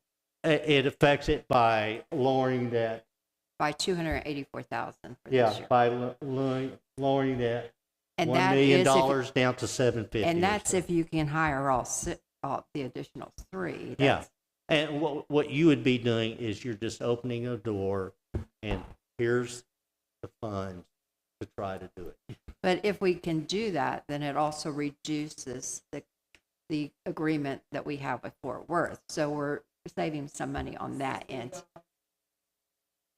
Yes. Yes. Yeah, I would imagine it would take me into January. You say go October, it's going to take me that first quarter to get hired and tested, all that process. So there's a little bit of a quarter savings, and then, like you said, reducing some of the 60,000 that we would not have to pay Fort Worth. That helps cover that cost. I'll tell you, as a budget officer and knowing the model and the revenue streams and things of that we have, I'd recommend doing it. I kind of toyed with the idea, but it's we were being Conservative. Marcy, what is your Conservative. thought on salary based on that type of revenue? Well, I did want to point out that the slide that he was showing was ad valorem, not sales tax. So he is looking at the ad valorem to fund it going forward, and that's what would make it sustainable. that's why I used the sales tax is all our salaries, everything we do that's salary based is all supported by ad valorem. I know you just did salary based upon that. Would it be just easy to come up with that total cost with benefits and everything else like that? Just see what that would be. That 85,000 or Is- 86 we use includes all the benefits. This includes benefits That's too? salary and benefits. That's the Okay. total package. Okay. Yeah. Okay. I have a question. Would there have to be an increase in the budget for equipment, personal PPE? I'm pausing because there is some. I don't know what was. I'm trying to think what was budgeted. It's 12. I think we had 12,000 in there for PPE, and so if we ended up hiring 3 extra, then I would probably need 12,000 more. But I really think I can cover it with current cost. So really, it's pretty minimal. So let me ask, you said 12,000. Is that 4 per person? Yeah. Or that's 4? Yeah, okay. We had that We have cost that in there. for the 3. Huh? We have PPE and equipment and certifications and different things required. I think the answer was 3, but 60. Seemed like it was right at 6,800. Marcy is what covered their health and wellness, fitness test, uniforms. So 6,800 a person covered PPE. That's Okay. good. So we would need to increase that by, let's call it 7,000 just for by $21,000. So then we have what was that salary number that we came up to, 56? 258 plus, let's call it 21,000 using the round numbers, and that would be your annual. That would be what you're moving up. 379. That doesn't, I'm very comfortable making that recommendation.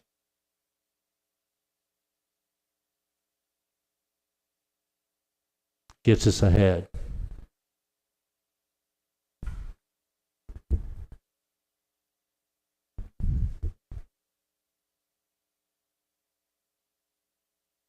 You also had about 7,500 on here. Again, I'm just looking at the ancillary and stuff. 7,500 here for duty uniforms for the 3 additional, and now you'd have to do additional 7,500.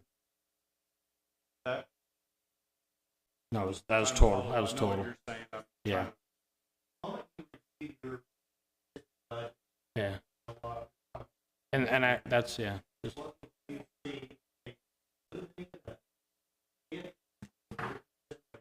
Mhm.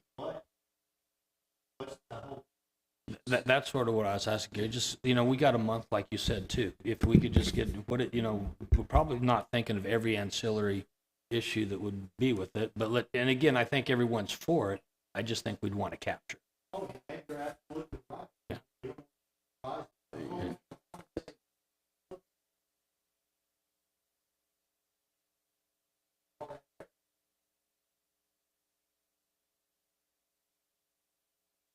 Yeah.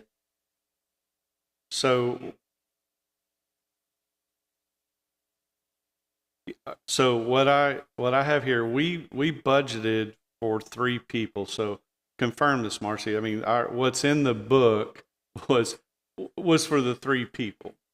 So that's in there. And so what I had made a note, I have every line item with what it would cost per firefighter for everything, and $65.90 is what every additional firefighter would cost to get what we need. So essentially, we're just multiplying $65.90 times 3, and that is what's above the $86,000 per person. So that covers. Mm-hmm. Yes, sir. Yeah. That's the entire everything. Yes. So that's the entire package. Yes, sir. And that's why I was using 7,000 as a round number. Yes. So that, That would be 277,770. Total.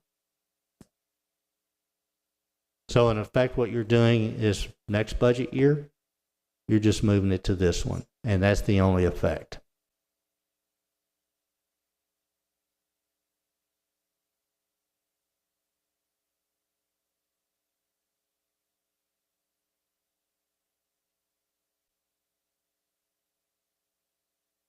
Let's take, and one of the things, some feedback I got back yesterday, I wouldn't call them times and say, let's take a break and we'll be back in 10 or something like that. And because people are on the phone listening. Some are logged in, we don't see them on the screen, but they are out there. So, it is 11:08. So let's take let's come back at 11:20. It gives us a 12-minute break. You got things to think about. We need to pause and come back. Thank you.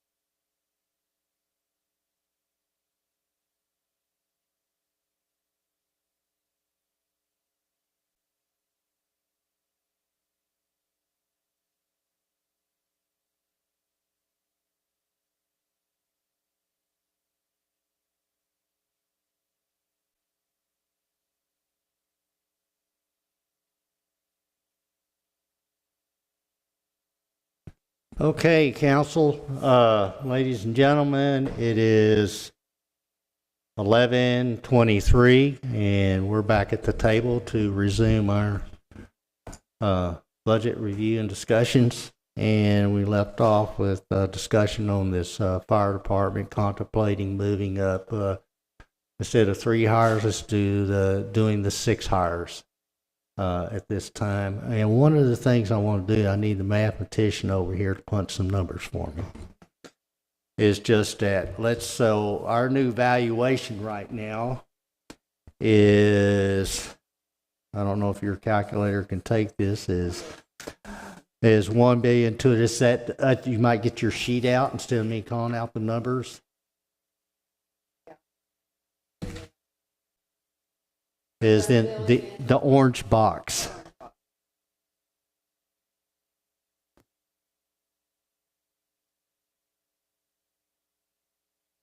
Divide it by 100 and multiply that number by 7.99%. We want 7.99% of that new number. Percent. Yes. 0.0799.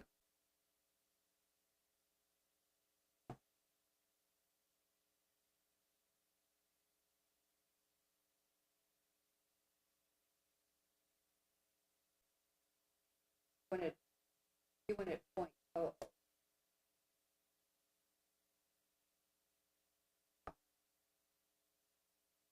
Yeah, it's going to be 0.0799. Okay.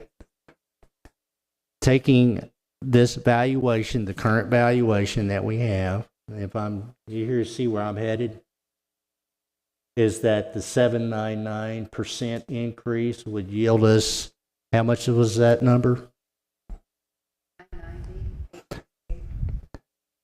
868 will yield us an additional $990,000 this year. That's the correct way to look at that? No, it should be 0.00. Yeah, it should be 0.00. 0.007?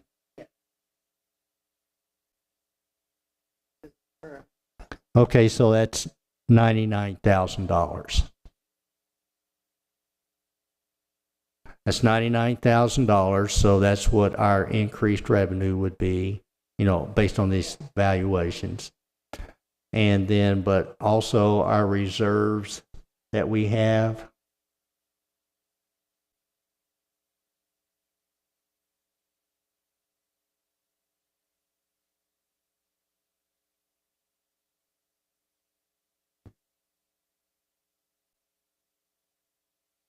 Our budget this right now.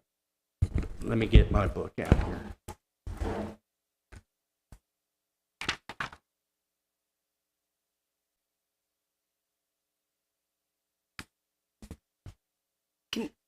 Can we all agree that we're very interested in the hiring of 6 instead of 3, and then get the numbers? And Well, I just want to give you, what I'm doing is saying, okay, here's your resource. right, so we know there's funding available. We realize that it's sustainable, and we all like the 6 versus 3.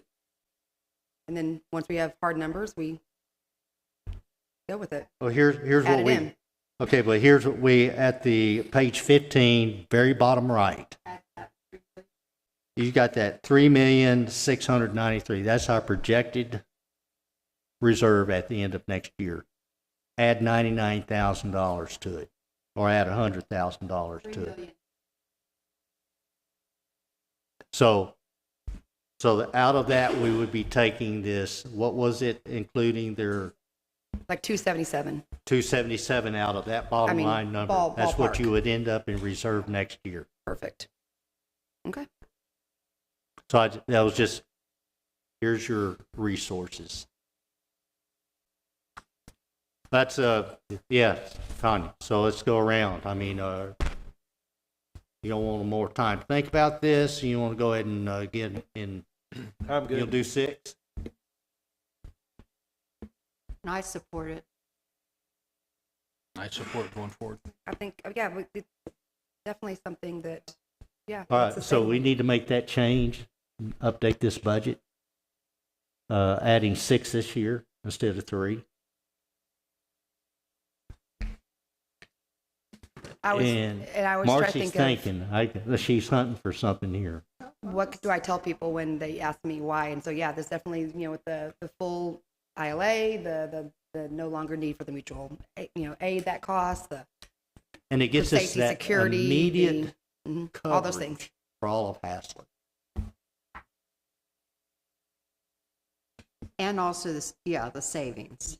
They'll save us and give And us we've coverage. already verified that the current building will handle Right. 6 people.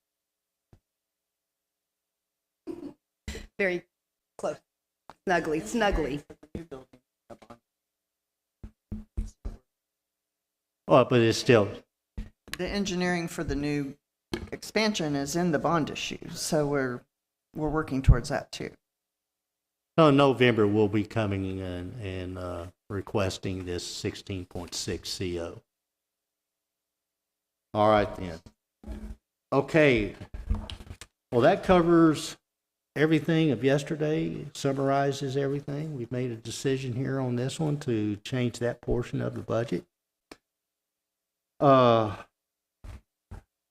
Shall we continue where we left off? Marcy was Library on page 87.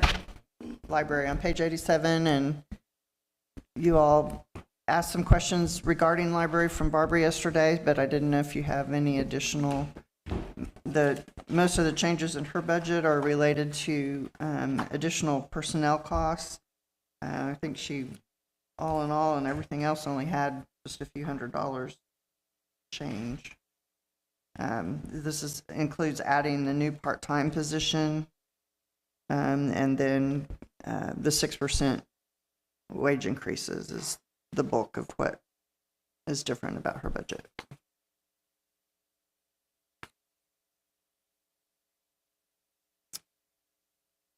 So if there's no questions on that, on page 101 is the Inner Services Department. This is basically if it doesn't concretely fall into a specific department, it kind of falls in here. The major changes in this department are removing things that are IT or somewhat tech related, such as our copiers that run on the network, any kind of our IT network, website, our telephone system, our internet. All those expenditures have moved to the IT department. And looking down at, we have in this department the repairs and maintenance and janitorial for this building and City Hall. And just kind of looking at the R&M line on City Hall, you'll notice this year we have quite a bit of a jump, and then it falls back down next year. The reason for that is we amended the budget earlier in the year for the roof repairs. Were there any questions on? I had one question, and you said a lot of things were moved. So I was looking at Mm-hmm. last year's when I was looking at this year's, and one thing I couldn't find in Inner Services, but like you said, it probably moved, was community engagement. It was things such as e-newsletter, volunteer training, citizen boards training, ISD schools outreach, Text My Gov, and newsletters. Is that somewhere else? A lot of that was eliminated just because we didn't have staff available to do that. But we have the newsletter, and I believe additional. We put additional in for the newsletter for the water. So newsletter's still there? Newsletter's still there. We're doing. Oh, but no more e-newsletter. No, okay, yeah, sorry. the e-newsletter. I newsletter. don't know that we had ever actually accomplished that. Gotcha. But since we're revamping the website and adding news flashes and different things to the website, we thought we'd accomplish that through that. What about the Text My Gov? Is that going to be renewed, or is that something that's going away? That's part of that's tied to the website that we have. And right now it is, There's no been decision on that, and so Is it in the budget though, in case? what? Oh, text MyGov. And Shannon is Isn't that part of the group required? to, part of going through the entire revamping the website. Ted? What's about that? Currently, it's still on the budget, but we are still analyzing what more we can do, add to the Notify Me on the website so that we can only utilize one instead of having to pay for two different ones.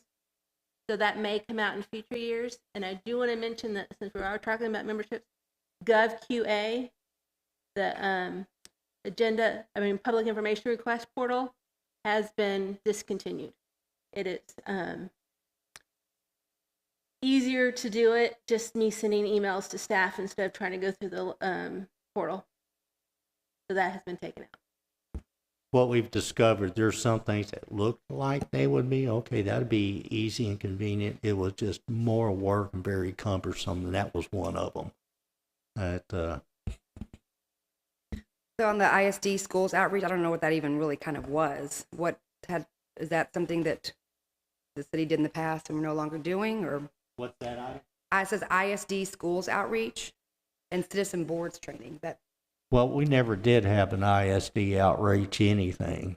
I mean, it's just nothing was happening there. So things that haven't happened, and that, requires people to do those things. If there's a volunteer who wants to kind of do those things and work with the city and the ISD, let them step forward, we can find funds for it. So what we were doing is we're scrutinizing everything. Okay, what's the things that were budgeted for, but we just never did anything with. And I guess these both training things, since we changed that to say training only, it could actually fall under that category. So, okay, I think that was my only question on that. Okay, I subject. have a question on the Meals on Wheels. So in order for cities to be included in participation in Meals on Wheels, do all cities contribute to Meals on Wheels? I won't I'm say not all of them. Okay, so in order for anybody in Hazlet to receive Meals on Wheels, do the cities have to contribute? I don't know the inner workings of Meals on Wheels, and I'm thinking that answer is no. They're not. Okay. It's not like you're paying So for a lunch. I just saw that we had Meals on Wheels, and I support Meals on Wheels, but I was just wondering, it's the same amount every year, and how many recipients do we have? I know they bring it on the senior day, right? Yes, they do. Okay, so they bring it on the senior day. And the this room community is center? full. We have a lot of participants. Okay, yeah, I was just wondering, But I don't know the inner workings of that.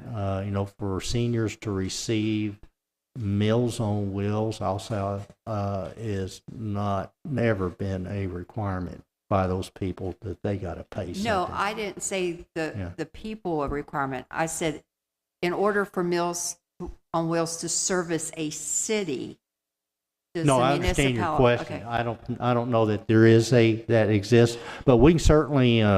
Shan, would you write that down, please?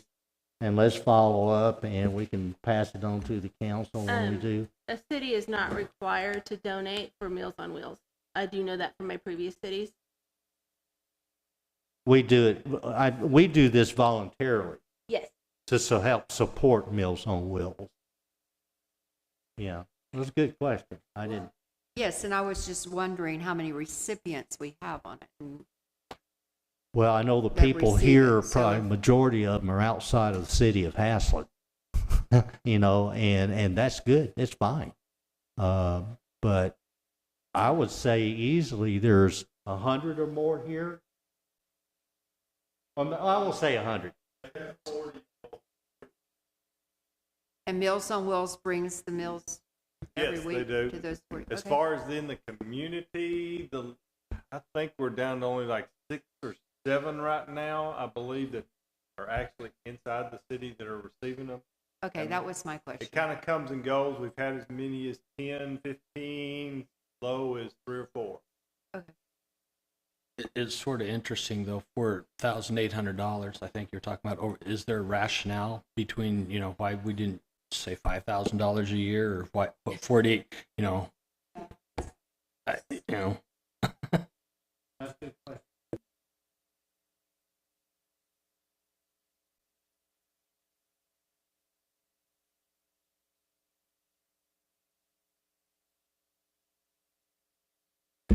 All I know is they're asking for a bigger place. They packed this place out. This community center in Hass is very popular among the senior citizens. And that's all forthcoming. We're all thinking about it, trying to put a plan together to present, but that's on our mind too. Are there any other questions on inter-services? Okay. The next summary is on 111, which is the Tarrant County contract. I think we talked a little bit about that yesterday. Mayor, I don't know if you wanted to talk about the addition here. Sure. We have not got the Tarrant County contract. It's updated. Every year we sign a new one, and it always follows our budget. But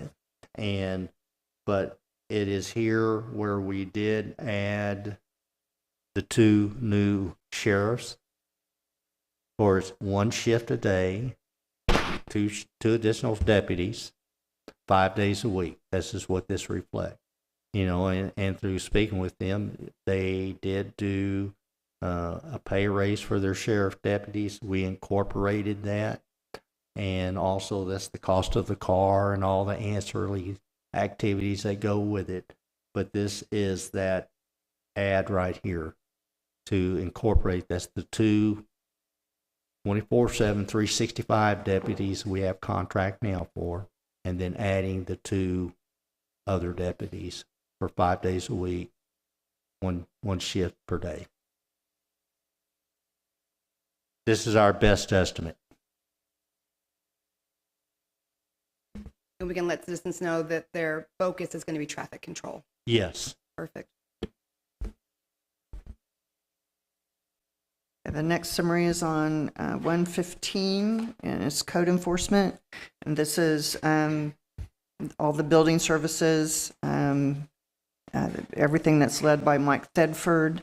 And this department used to be part of the planning department. And so we've taken about 2/3 of the page down on other planning items removed. You can see that I took planning out to put in a different location. So the rest of these items are things that are specific to either code enforcement or the building services. And so it does include the office rental for the space that they occupy over there. And so we have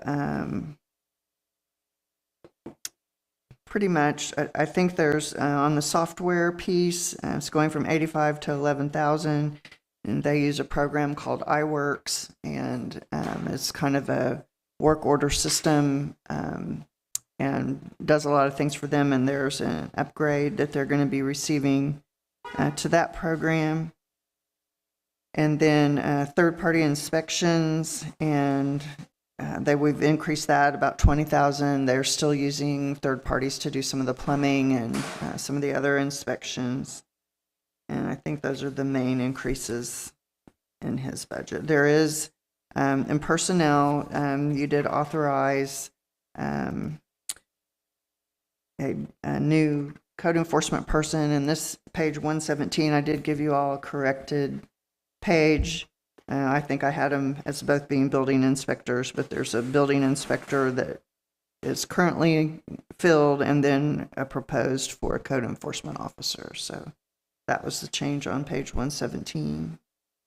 I do have a timing question again, especially since it's in the budget for at least the modular buildings that we talked about. Do we know when those are going to come on effect and when we would not have the lease on the other? David? Talking with Mike, I think as soon as we get this, they would give their 30-day notice that they have once we start the new year. So probably we would have all of it set up by the 1st of, January or so. So would we have this $40,000, a total $40,000 lease anymore? Have some of it, I know. Yeah, some of it, but And that was my question. They'd only need 30 days. That's good. That's, Right. yeah, Okay, in their that's really lease, good. they're only required to give them 30 days notice. They didn't have a long-term lease. We could possibly. Well, actually, we did. We had a 3-year lease, but Mr. Lee, who was the owner of that property, agreed, though it's a 3-year lease, because that gave us the longevity and price advantage. He says, I know how things go with the city, any city. He says, and I talked about termination, and he says he'd agreed to a 30-day termination. Is it 30 or 60? I think Mike told me it was 30. I think it's It was- 60. It might be more, but I've because read I that thought 30 contract seemed several short. times. But I believe what we have is 60, but that's still short term. yeah, And I'll just make note, the termination notice will need to come out of the mayor's office. I need to be aware of what triggers you pulling. So that amount could either be revised at that time, or there may be moving expenses and things that we could use the leftover funds for.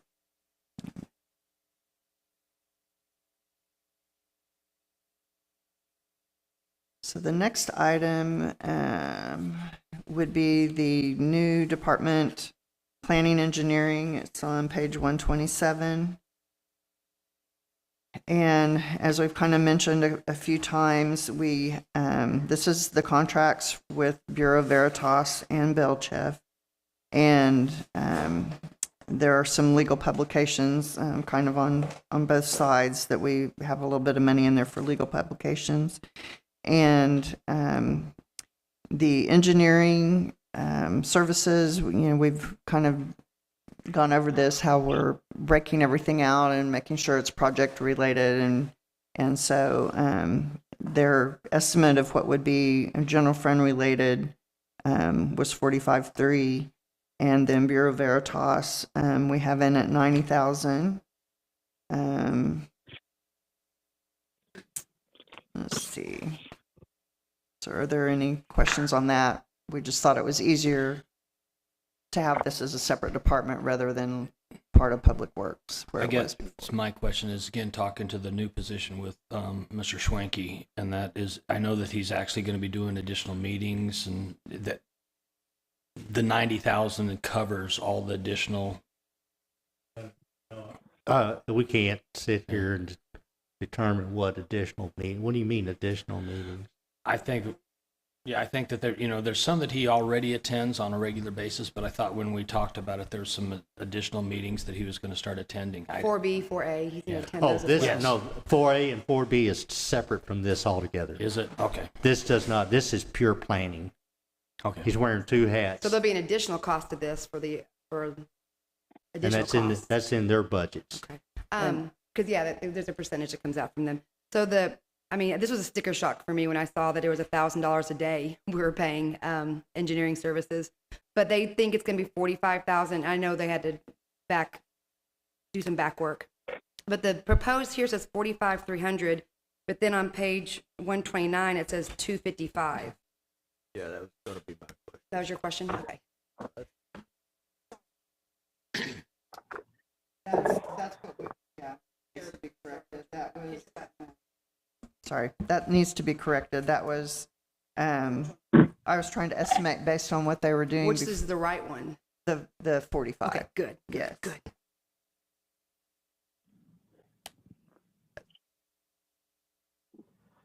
And the So that'd be 45.3. yeah, 45.3. The and to address Mr. Swanky's participation in type A and B, there is a summary sheet for economic development, and at the time we were going to A and B and then to the council to be sure that that's how we wanted to organize that. I still have yet to allocate the economic development piece. So there's another 43 Yeah. $1,200 in the economic development department that we've decided to split that a third and a third and a third. So I will be revising this page and type A and B. And I know that, I know things are going up, and do you think that the jump from 64,090 is just due to the number of houses and all the reviews he's going to have to do that are more than what he currently has Yes. done? There's a lot of, this stuff is primarily, new businesses, industrial developments and things of that nature. There's not with regard to planning, where he would get involved would be on the very front end of a new subdivision, Or variances or that kind of? variances. Other than that, a residential development, there's not any play for the planner after it's already established and on the books. But we have, we're aware of other large industrial developments and buildings and sites that are coming, and that's to estimate to cover that. This is our best estimate, council. Understand that these are our best estimates. I guess I have a hard time because it's broken out and split on so many ways. Is there any way that we can get a total of planning and a total of engineering? You said you would give Overall, us a yeah. quarterly report of the So a cost. total. Yeah. For accounting purposes, we do want to allocate it to the different Yeah, funds. I understand that. But yes, we can, Understanding our actual expense for planning and engineering yes. for the city of Haslett. I can even give that as part of my monthly report if that's Okay. something that you wanted to see. I see where you're coming from, because that was a big debate with hiring a staff member versus going to contract and the cost savings for both of them. So I agree that it's nice to know and to be able to see that number. There was, and there might appear to be a cost savings, Tanya.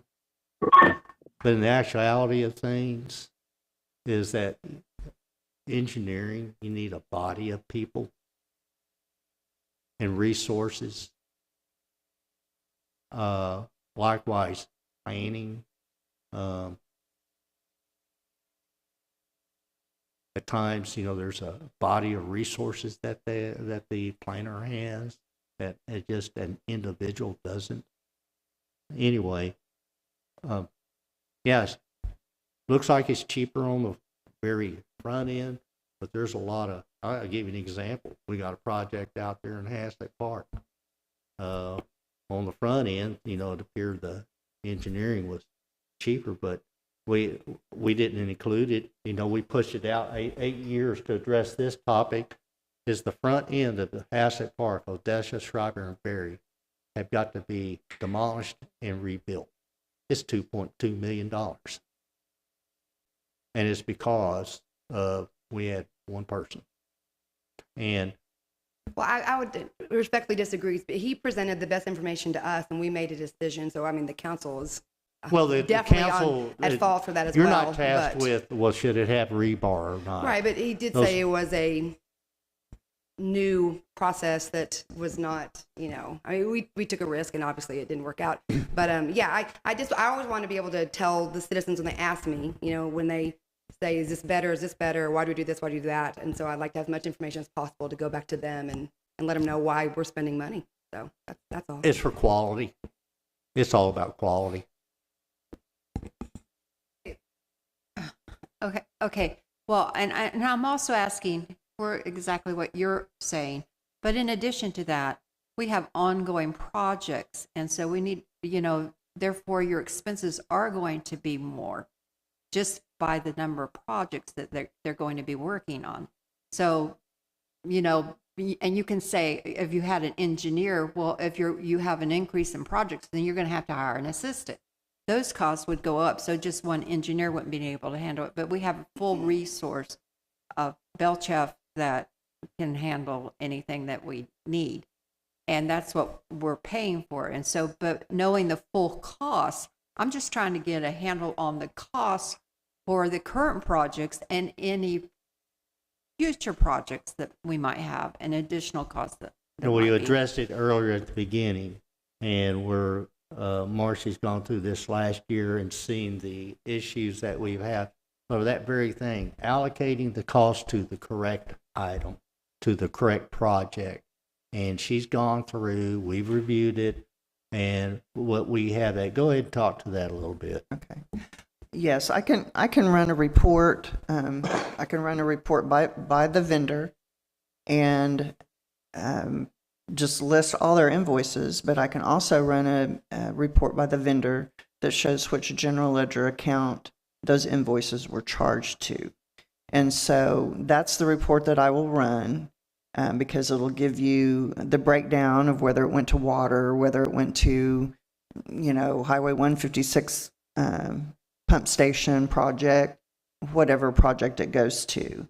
And then it'll have a total at the bottom for the grand total of what was spent with that Okay, vendor. and so this also include legal fees also, because that's spread out.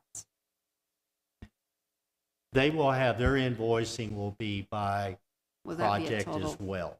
What they spent their time on a given on a issue. project, and that's going to be distributed? So you don't get, so will we know a total of the legal? I can run the same report Okay, for legal. right. Legal is not spread out quite as much, but I can run the same report for legal. Yes.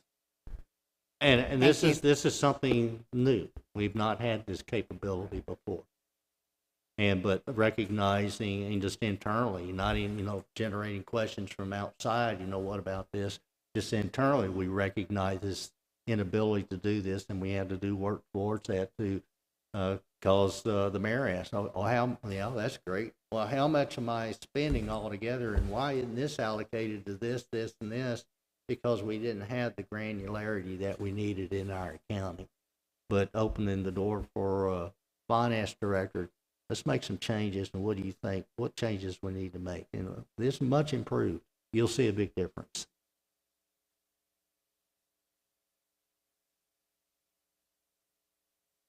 Okay, the next item is on 131, and it's the finance department.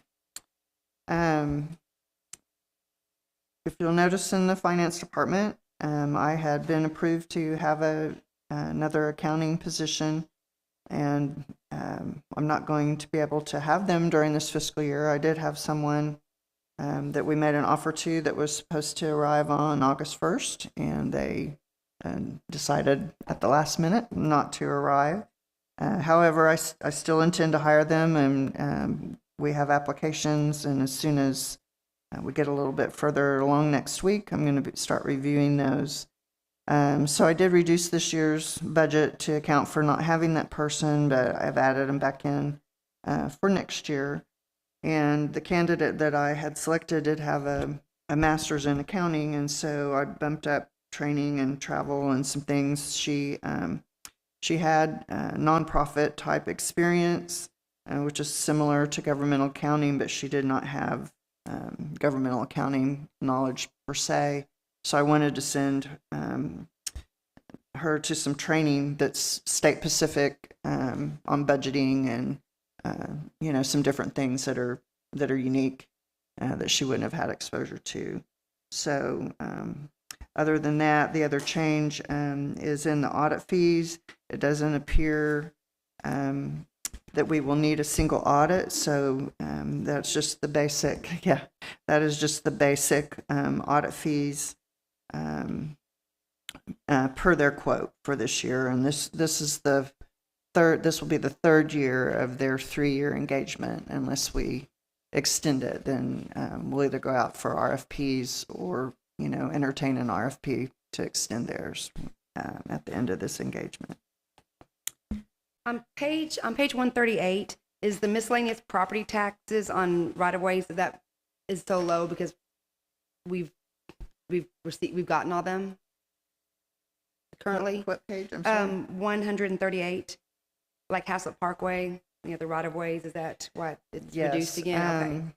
Okay. And that's kind of another thing when we were negotiating those agreements, when you close on that property, the seller, it's all prorated, and so it wasn't factored into the project necessarily. So that's why those are going down unless we have additional right of way for something else, for Blue Mound or whatever. But hopefully we'll pay attention and make sure that when we buy that property, a lot of these we bought just like right at the first of the year, and so we really didn't have any taxes on, but some of them we bought towards the end of the year, and we had a pretty big hit. It washed, but it doesn't show in the general fund necessarily. It washed because those project costs were in the project, but the Haslett Parkway project folds back into the general fund, so it washes. But just in this line item, it looks like a big increase. So page 141 is economic development, and once again, Okay, I have a question yes. on back to finance. So you said that you weren't able to hire an assistant for this year or so far. So is it because of the salary that was offered, or do we need to increase what we offer someone for that, because accountants are hard to come by? Evidently they are, yes. We did look at the salary. We did make some adjustments. The mayor allowed me to advertise it and discuss a little bit higher salary. The person that was coming, like I said, I think they were from out of state and had a reason to be moving here that ended up, I guess, in the end not occurring. And it appeared to be, a good salary range. Okay. I didn't have as many applicants as I expected to have, and I didn't have really anyone that had governmental experience. So I'm not sure. I don't know how to answer that. We did look at some other cities, and sometimes it's kind of hard to compare apples to apples what their position was going to do. My thought in this position was to possibly hire someone that could be the finance director someday. I'm not going to be here forever. I'm approaching retirement age, and it when I came in, my predecessor had passed away suddenly, and it was very challenging both for me and for the city. And so I don't want to leave that as my legacy to someone else coming in. So I would like to find that candidate of that caliber, and have them be able to step in at the time that I'm ready to retire. So to find that person of that quality, I don't know. We may have to look at the salary, but I'd like to attempt to at least start them out a little bit lower, and see what happens. We've had salary discussions. Last year was a big salary adjustment. We made some big adjustments last year. And to acknowledge the fact, we're not competing against just, Saginaw or something. We compete for these people. We're competing against industry. And looking at the salaries across industry and within city government, is that we made those adjustments last year, not to hit the minimum, but we're above. We're in a good position right now with what we offer these people, and also with the, the adjustment we're making this year just right across the board. What happened with this accountant that had applied? There were some things going on in their life. I had a sense that I'll be surprised if this person shows up, and it didn't happen. but it was nothing about the salary.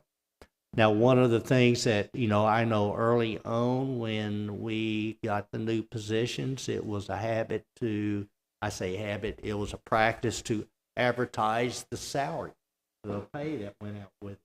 But we put a stop to that because I didn't want someone, it's just that, will not respond. Now the practice is we advertise the position. We're not putting out what the salary or the hourly wage is because I don't want to limit the pool according to that. Well, that's not enough. Well, maybe it is. They just want more than what anybody's going to pay, or much less hassle. So the door is open. If we get a good candidate and they want more or have to have more for whatever the reasons are than what we have budgeted, I will bring it to you, the city council, and we'll make those adjustments, and it'll be a case-by-case basis. But that's how we're approaching that. So salary's not a limiting factor here. We fully realize that.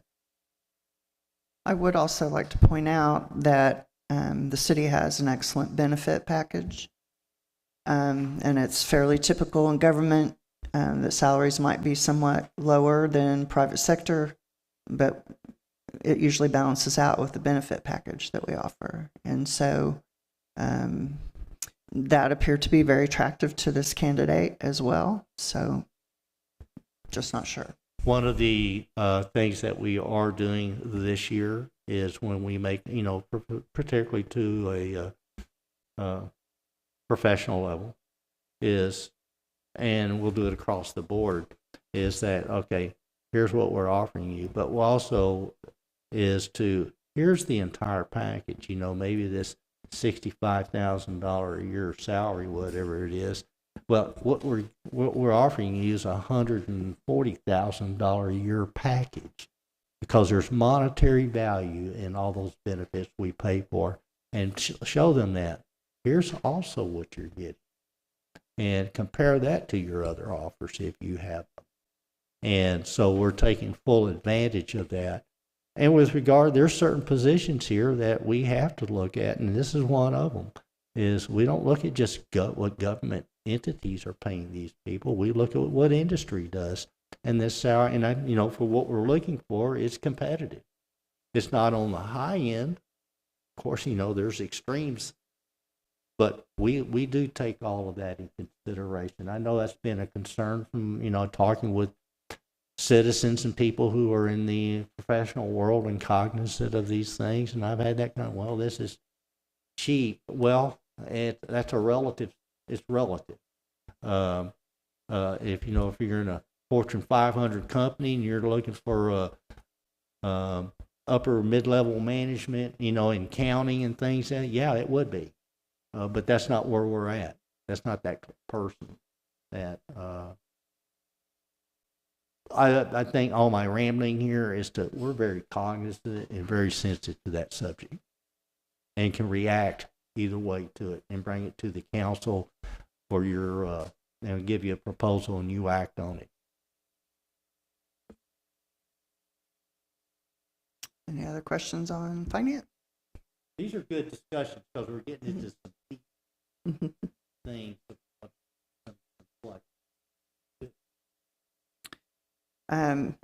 So on page 141, economic development, I will be reducing this number to the third for the general fund, and then placing a third in each type A and type B budget. Type B is meeting next week to approve their budget. They've already seen it once, and we've removed most of the items related to the employee that we would not have, but we would need to. They agreed to the third, so we'll be putting that in theirs.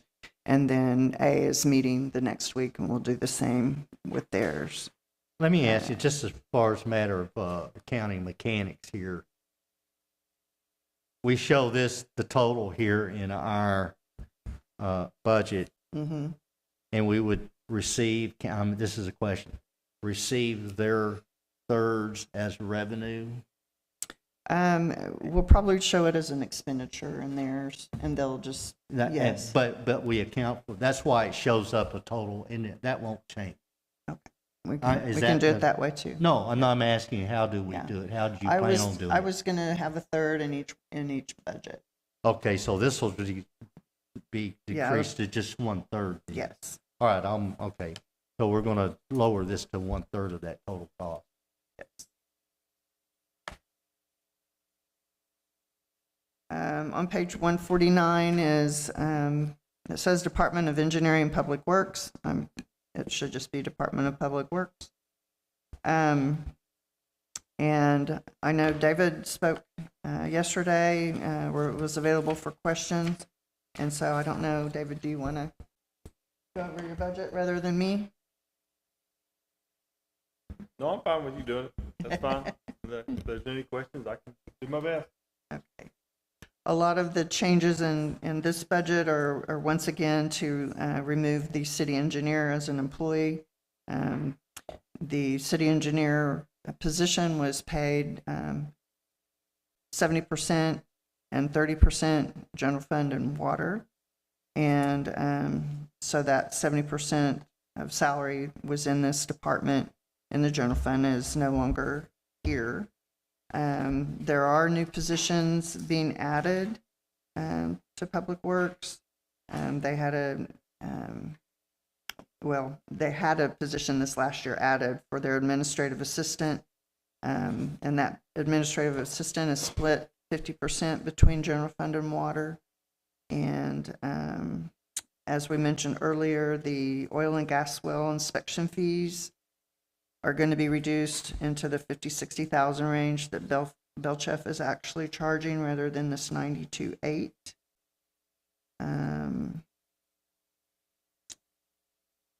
Building maintenance, I think we've already discussed the need for increase in that. And so I don't know if you have any other questions.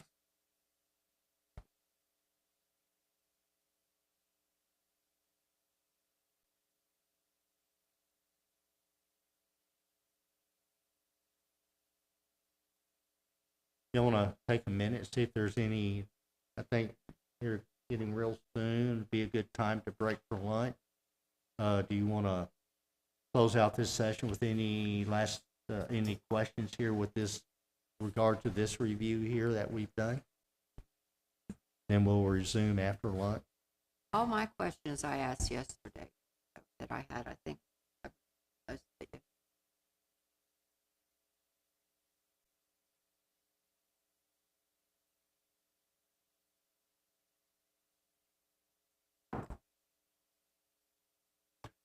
Okay, Doug? Any? Not at this time. All right, very good. All right, it's 12:10. Let's break for lunch. 30 minutes, 45 minutes. What's your desire? 30 minutes. Okay, we'll be back here at 12:40 and resume. Very good. Thank you.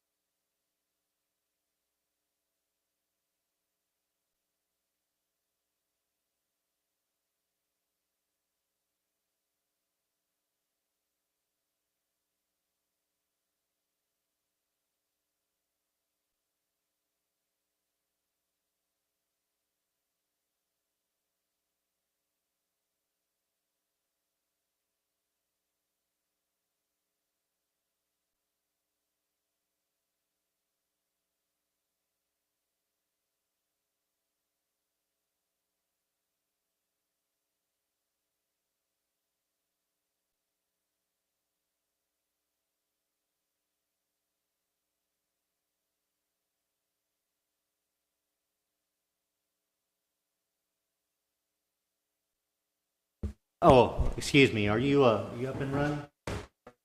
Okay. All right, we're back in our seats. It's 12:44.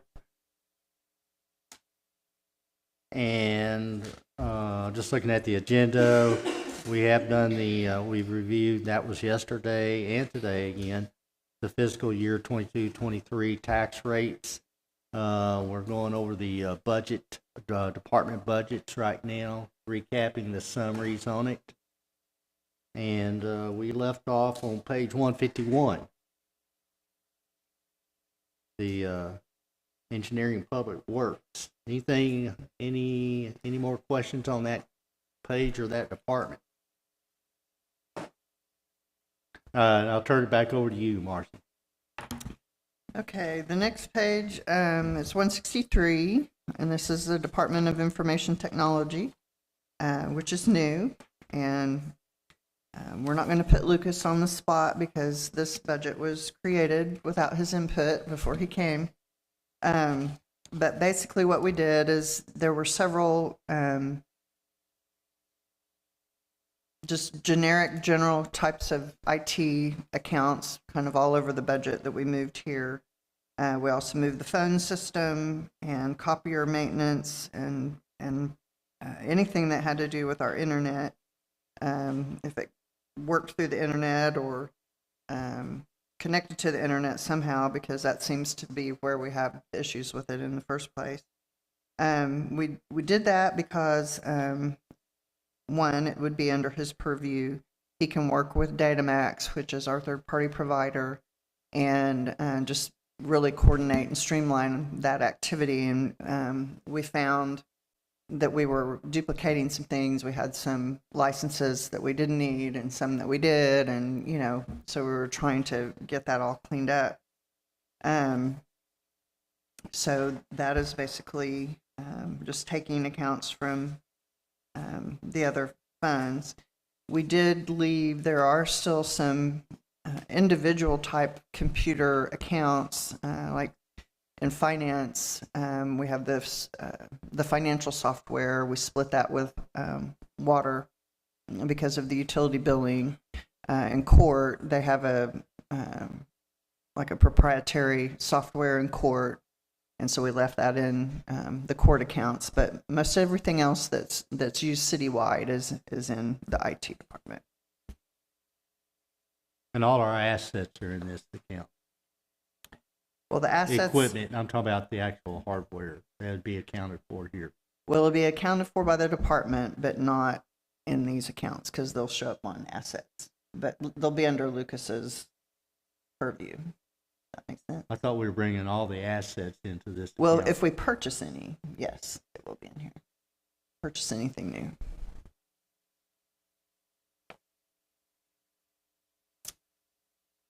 Any questions on IT? Water and sewer. Once again, I think we've kind of already gone over water and sewer with David yesterday. Are there any other questions that y'all have?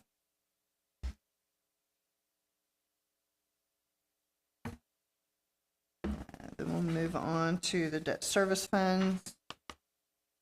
On page 207, this first debt service fund is our general obligation debt service fund.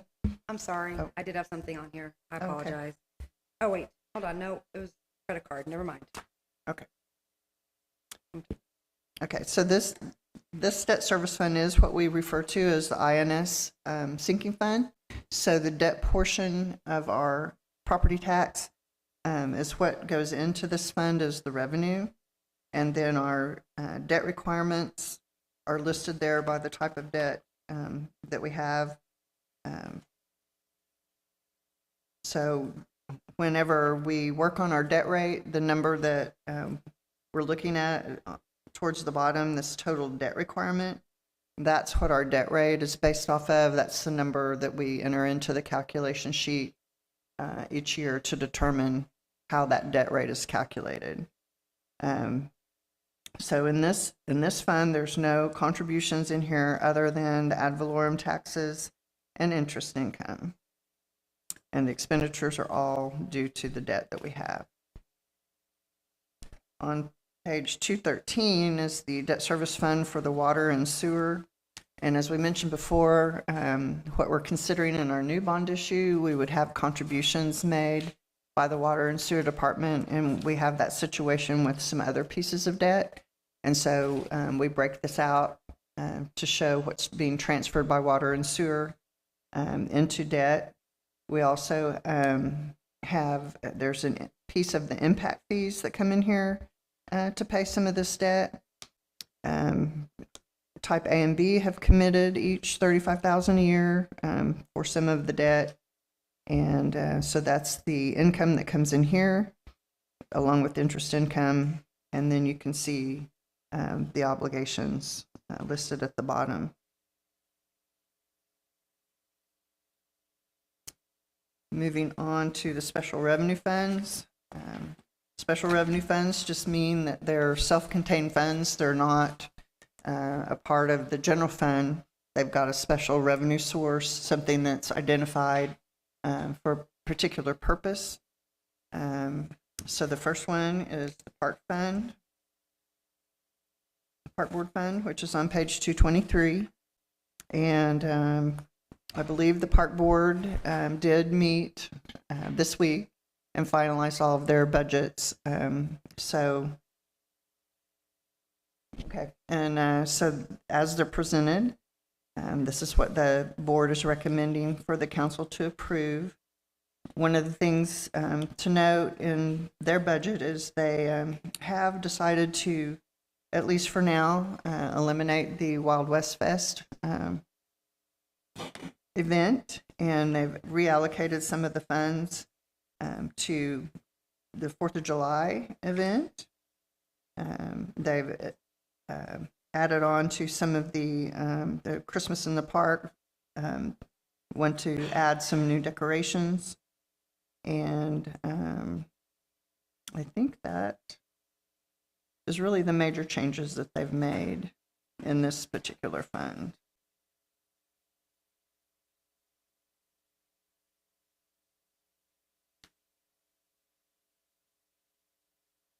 Since we're on park, I think I'm going to skip to their other park funds.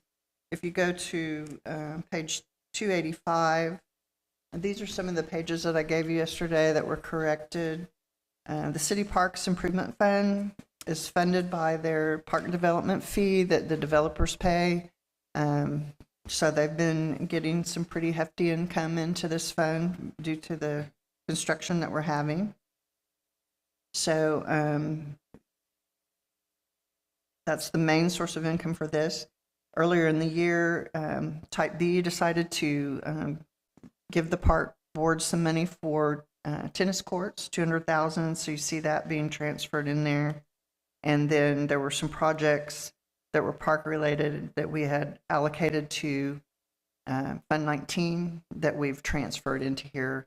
And that had all come before the council earlier in the year to transfer this money towards the tennis court project.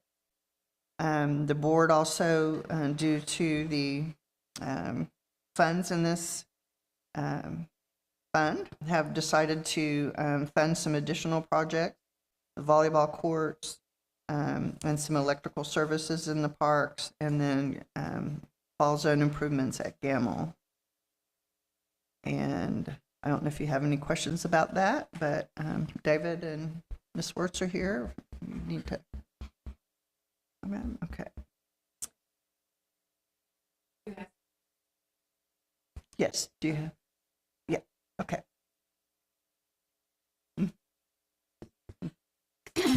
Okay, so I noticed that on the community outreach is that we're paying $6,500 for the instruction fees, instructor fees. What page are you on? Page 232. Okay. 223. 223? 232.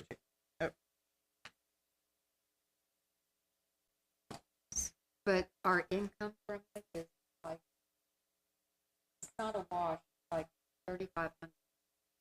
So there's So are we considering this just a service to our citizens?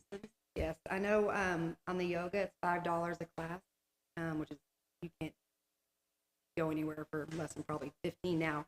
So, half of it is deposited back into the city, and then the other half is service yoga instructors. I'm not sure about the Tai Chi, how much that costs a person. Yeah, I was just, is the total income then just 3,500? And the total expense is 6,500? So it's costing 3,000. My question is there a better way to do it? The only way would be to charge more, I would think, to the citizens.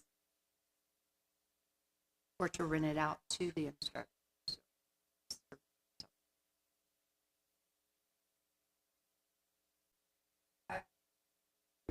Here again, you have a service. Is it just a service, and so we expect to have a deficit? Well, I think that's why it's called community outreach. The city as a whole is underwriting the program and providing, I guess, and encouraging outreaching to our citizens who take advantage of these programs. They are health related, and it is an outreach program. Now, if we want to turn it into a, service, we eliminate it as an outreach program.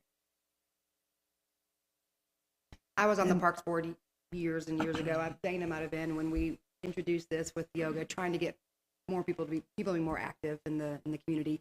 So at that time, I don't know if it's changed. David might know this. At that time, $5 on the Tuesday night session went back to the city, and the $5 on the Thursday night went to the instructor to offset the cost. I don't know if that's what they're still doing, but there was like an arrangement to get yoga instructors out here to teach classes. Well, Marcy would be aware of it if we had any revenue stream from these programs, do we? By nature of this fund and it being a park program, most general funds subsidize park programs. The largest income to this fund is the transfer from the general fund, which is meant to be more or less a subsidy for this activity. If you look at their events, most of the revenue for the events is actually sponsorships, and we don't usually get enough sponsorships to cover the costs either. So this fund is using a subsidy from the general fund. Because on page 225, you have the monies collected from the class attendees, and that's 3,500. Mm-hmm. And we're spending 7,000, or 6,500. So the city then supplements for that. Yes. And actuals on that are a little bit less than what's budgeted, but that is what they're allocating for that.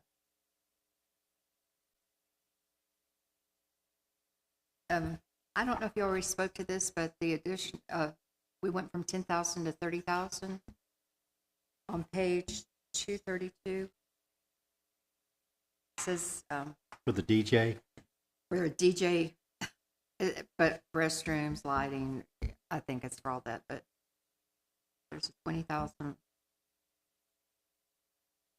change. Oh, yes, for Independence Day, because of the elimination of the Wild West Fest and the popularity of the 4th of July and moving it to the park over here, the park board decided that they wanted to add to the event for 4th of July rather than, continuing on with Wild West Fest. So it's not necessarily just for the DJ, but it's for all of these different items. They just allocated more money to that event. In fact, there was even a discussion at the park board meeting about possibly having live music rather than a DJ as part of the entertainment. So they're still trying to determine what all they want to do. Okay, so really it's just beefing up the Independence Day celebration, really what it is.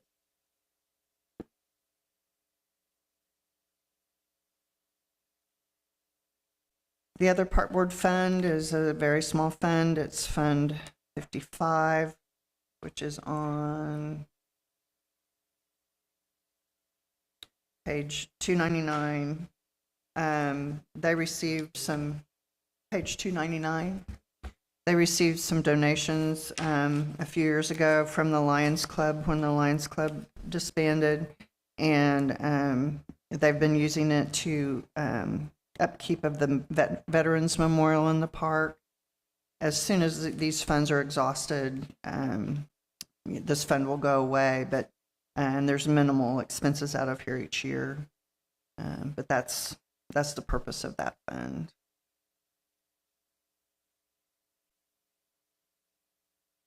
So if there's no other questions on park, we'll move to Real quick question stuff, because I thought it was last year and I can't seem to find it this year, but didn't we have someplace in here, and I thought it was in parks, that we actually gave some additional money to the HSA, the sporting, or is that not? We did. It's not we give money to it. We have about 65,000. What for the dirt maintenance? Where's that in our budget? That's in And the my budget, the It's early in part. public Yeah. works. We have funding that we do to support some of their stuff in HSA. But yeah, It's the not the park, program specific. It is Yeah. the fields it's and just the the fields facilities. themselves. Yeah, and that would be in the Parks Department budget. The summary for that is on page 67. So you can see where they have different repair and maintenance for the different parks there. That would be the R&M Fire Station Park. That's the ball field there, as well as Nance Field. Is there anything else that would be those HSA related maintenance items? And it looks like we're doing less. 65,000 maybe. That's no. I know that we used to get. Yeah, no, the council cut that 4 or 5 years ago. They cut it. Okay, so it's Down. a total of 30.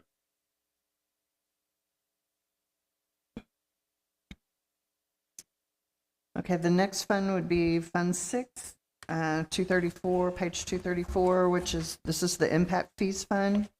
And these are the only the Hazlet collected water and impact fees that we collect on behalf of the city of Fort Worth that are passed through, don't run through this fund. So this is just the water and sewer impact fees that are charged by the city of Hazlet.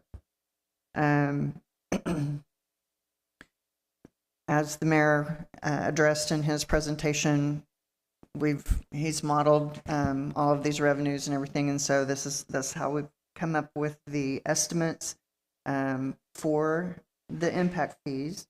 We also have interest income going in as revenues, and then we do have a transfer going out from this to, as I mentioned earlier, to the water and sewer debt fund. The other expenditures that we have budgeted for next year is the water impact fee program update, and then the water system master plan update.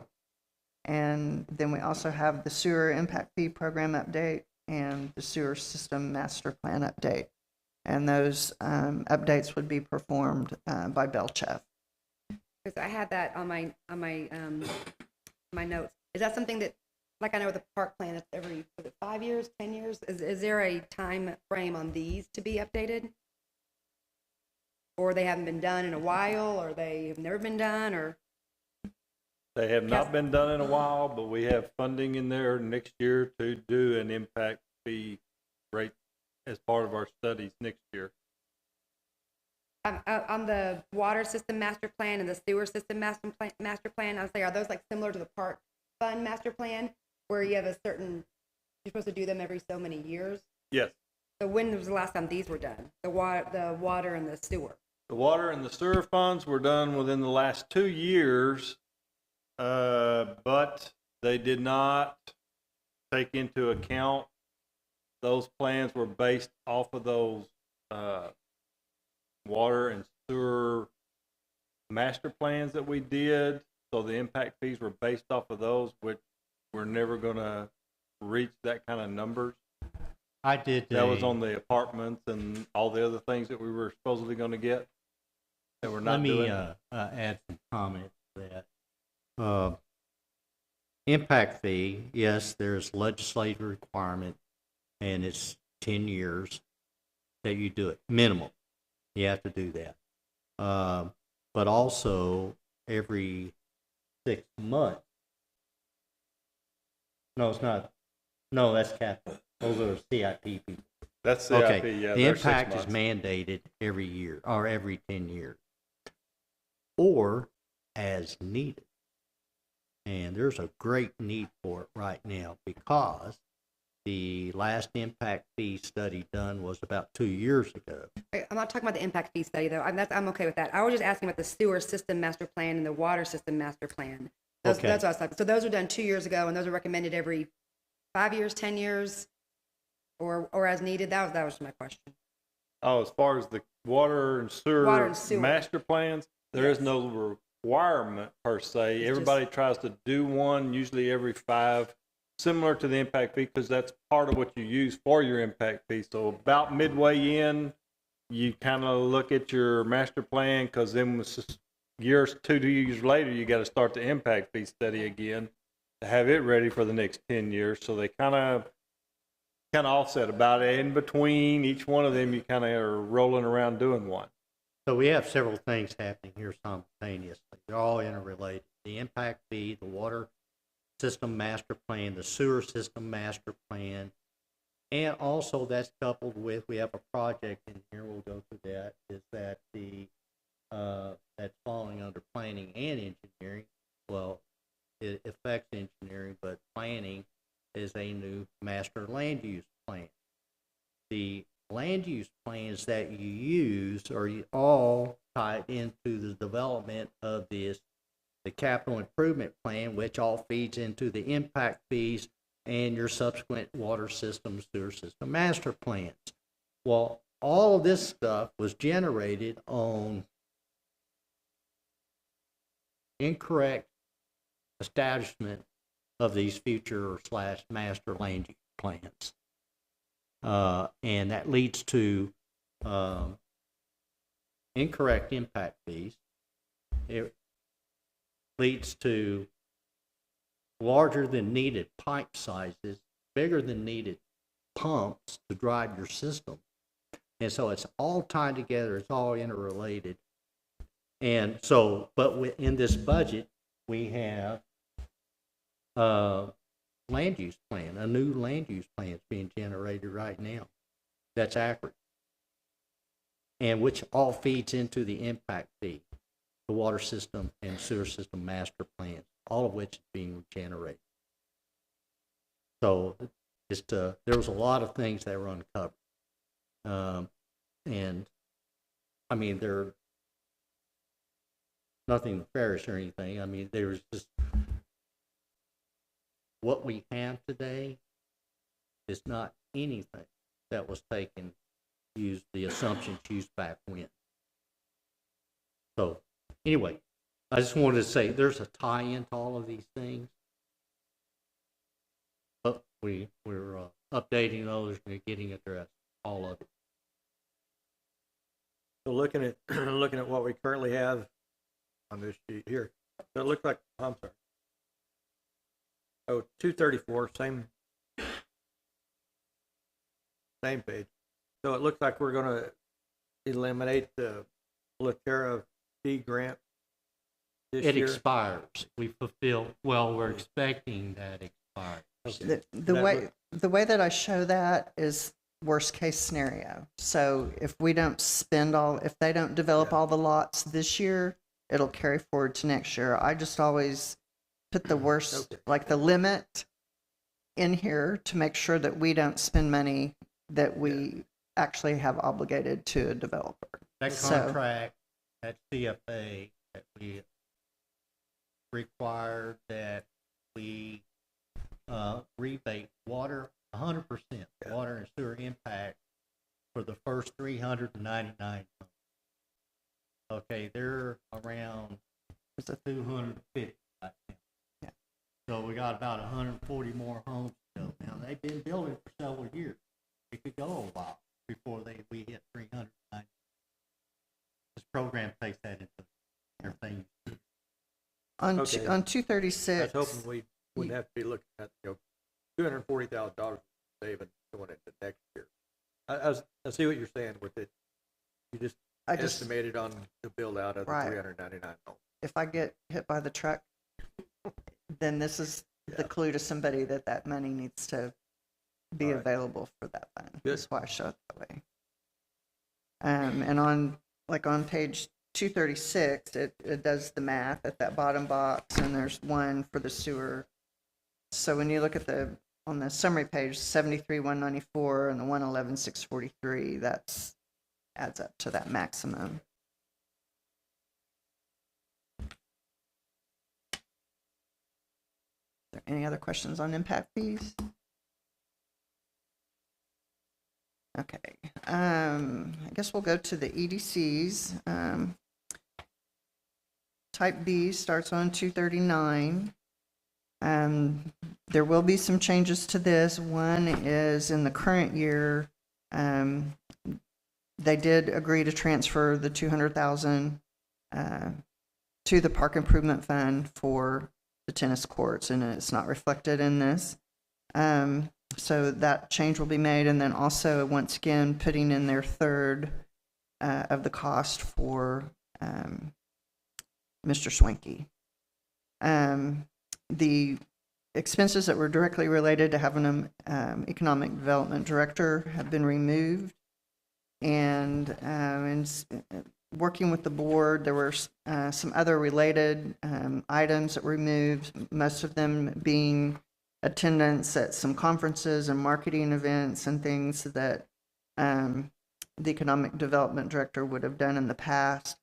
As the mayor explained to those boards, people are coming to us. There's really not a lot of reason, for us to go out and try to recruit anyone to come. They're already here, and we're in a better position to choose who comes here. So they're not planning on having anyone, attend those marketing events. So a lot of these other things that have been eliminated are related to that they won't be sending anybody for training or travel. Some of their board members may attend, some training and things like that, but not an employee. And then they have undertaken a project this year, capital project, which is the Hurley Street parking lot. And so that is listed. And then if you remember, they have issued debt in relationship to Hazlitt Parkway, and so their debt payments are shown in their fund. I have some questions on this. On page 245, with us selling of some properties, why isn't our property insurance decreased at all? Or is it just staying that amount just to be on the safe side? We don't have the new quote on what happens is we turn that in every year and they will adjust it. So we'll be turning that in the next month or so to show that we've sold those properties, and then they'll give us our premium for the next year. So it's not really known right now. It should go down, but. Okay, and on page 255, that makes sense about the marketing memberships and conferences, but marketing, ad design, and advertising, is there nothing that we want to do with the city to encourage local business? Or I was telling, I don't know, them yesterday that I was at a restaurant in Roanoke, and they had a little brochure at the checkout counter that every single restaurant in Roanoke that people, I picked it up and I was looking at it. I meant to bring it today and I forgot. Mm-hmm. So anything in the marketing, ad design, and advertising for our city, and I don't know what Allies Day is, and I don't really know why it's gone, which I'm fine, but if someone could tell me what those are my two things. The marketing, do you want to keep some monies in there in case there's something that we can do to promote the city or the local businesses? The next page, 256, says Marketing Allies Day. Allies. What is I- Allies Day? Allies Day is something that was put on by some organization. I can't tell you exactly who. I don't know if it was North Texas Leadership Forum or if it's the chamber or whatever, but it's an event like that where everyone in the area is participating to draw to the area. Okay, so that's what I makes believe sense it's for. being And taken off. But Yes. I would just like to see some monies allotted for marketing for the city in case something like with the Haslett is hiring signs or the that's actually more internal, but something to promote our local businesses. I know when we made those signs about those signs that are up about we care for you or yeah, Well, if we, I- you know, here's key to this is, I'm going to go back. When we were reviewing all of this stuff, if we didn't know what it is, no one here in the city knew what it was, we took it out because we just didn't do anything with it. The other, with marketing, and I've had other people, our citizens, well, what can we do to promote our small businesses? That's what it's small business folks. right. That's what we are. What are your ideas? How can we do this? Now, another thing that's coming online here, when's that AM station coming up? In 60 days, we have our own AM station. I thought, okay, what can we do with this AM station? We could promote, introduce, there's a fine line about promoting and letting people know it's out there. It's not promoting one particular business or another, but maybe we use that AM station to notify people, hey, we have a new business in town. And really, from my perspective, we don't need to be promoting UPS or Amazon. Right, I It is agree. small I business. agree. Small businesses. Is that something that Mr. Schwenke, as the new economic development coordinator, is going to kind of take over that No, city promotion? It's going to be us. Us, Us. city council. Well, us as a body. I need your idea. Okay, so And what? I'm soliciting, in fact, I've gotten calls, a call from a lady that, what can we do to promote our small business? And I said, what's your idea? I need ideas. That little brochure was a really good. I'll bring it next time. That was a really good one because I opened it up and I immediately knew all the different. Theirs was only restaurants. It wasn't like the feed store. Well, I guess they have food, but it was restaurant specific. But I think that would be a good start. So I would just like to keep something in there. I'm not saying Here's 10,000. one of my, 10,000, here's maybe one of the things two. I tried to three. start last year with promoting small businesses on our webpage. You're going to see, you've seen, there's one of them called economic development. That's been changed. It's small business. So to every month I want to do, and tried to do it last year, just it didn't get follow through on it, is go write a small article. In fact, we started it last year early on and did it with Frost. We took a pressure of it. It was on our webpage, had a little write-up about their, just short history, and here we are. I'm going to do that for all the small businesses here in town. So that is a vehicle. We haven't, not throwing the need away, is what do we do? And so that's one thing we're going to do. So we'll have it on our webpage to, hey, here's a new small business. Or this small business that you have. The next one I got my eye on is the feed store over here. They're expanding, just to let people know what they're doing, what's coming. And go through the town and with our small businesses and do likewise for each of them and rotate those things out. Maybe a new one every 2 weeks or once a month. It takes manpower to do it. Got to work that in, get someone, we got to be able to execute. But that's just one idea. Any other ideas that you have? I just want to make key ideas. We need to think of these ideas. I guess going off of Councilmember Morrow's, we're taking all the dollars out. I can't hear you. We're taking the dollars out. If you look at marketing on here, we're going from $75,000 down to $5,000. And so if any of these ideas cost money, then you've basically taken the money out of the budget to do anything.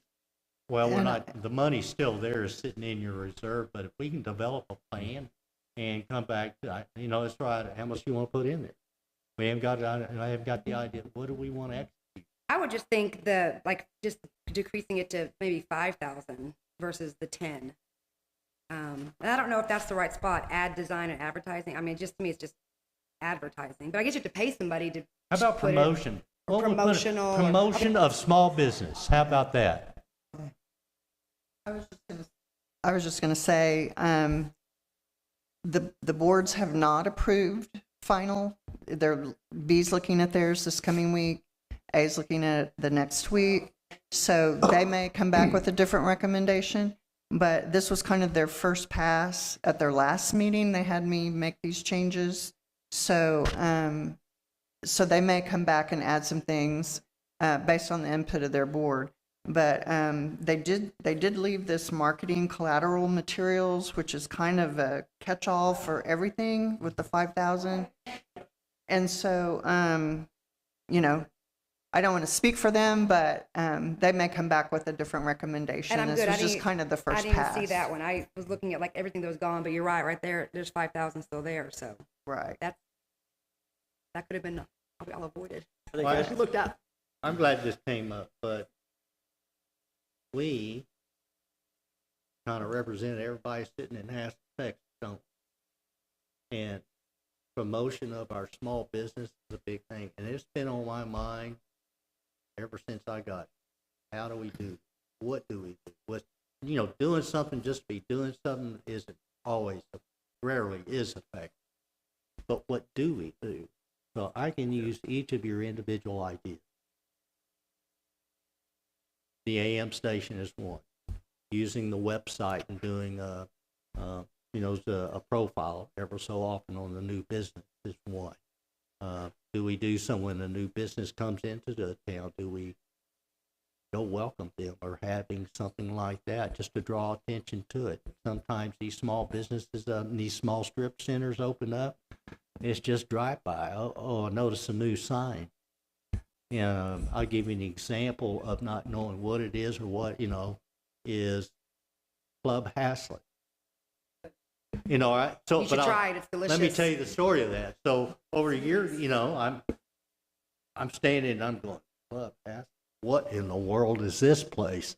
I'm not sure if I even want to go in. But it is a smoothie shop, isn't it? yeah.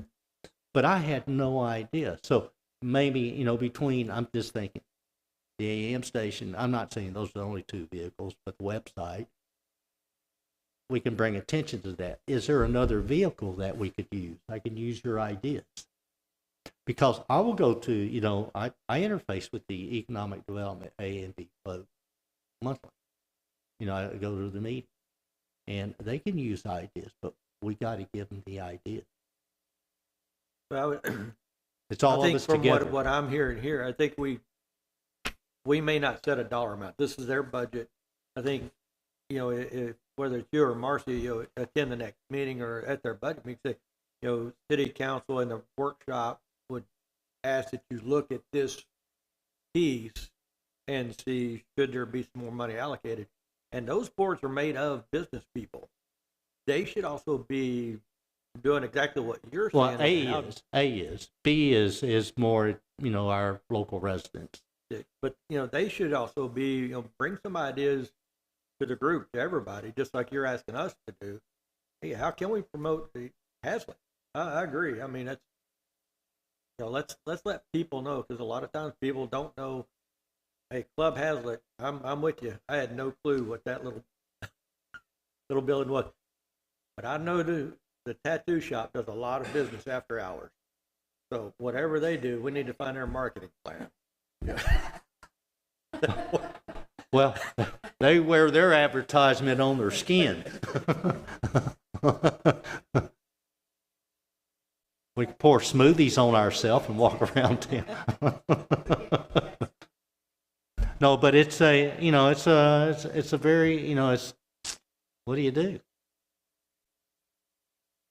Okay, good conversation. These are things that are all needed to address, and it's all about ideas and different people's perspective of what would work, what would catch your eye.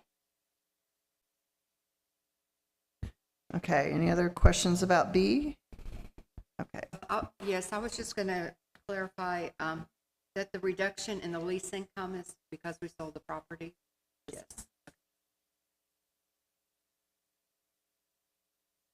Okay. Type A is going to be similar, except Type A does not have the properties like Type B does. But once again, most of the changes have to do with the elimination of the employee and related travel and training and things like that.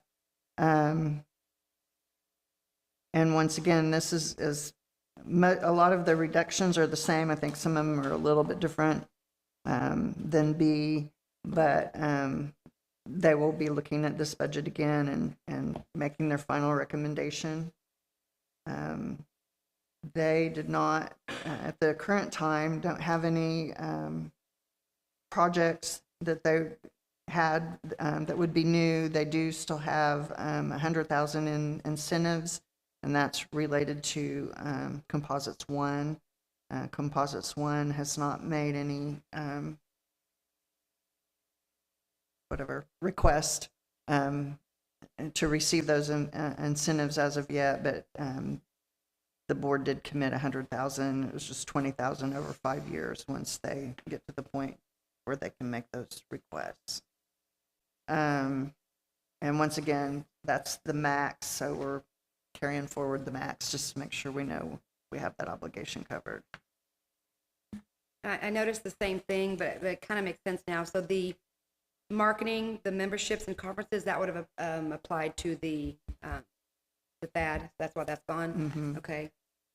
Yeah, he went to like trade shows and took a booth and, Promoted. all And then on that. page 272, Allies Day, that's gone, whatever that is. But Yeah. there's no marketing monies allotted at all. That's maybe just same thing, something that we discuss with them or they look Yeah, on at and 271, they kept the same collateral materials for the for 5,000. marketing. Okay. Yeah. Okay. Perfect.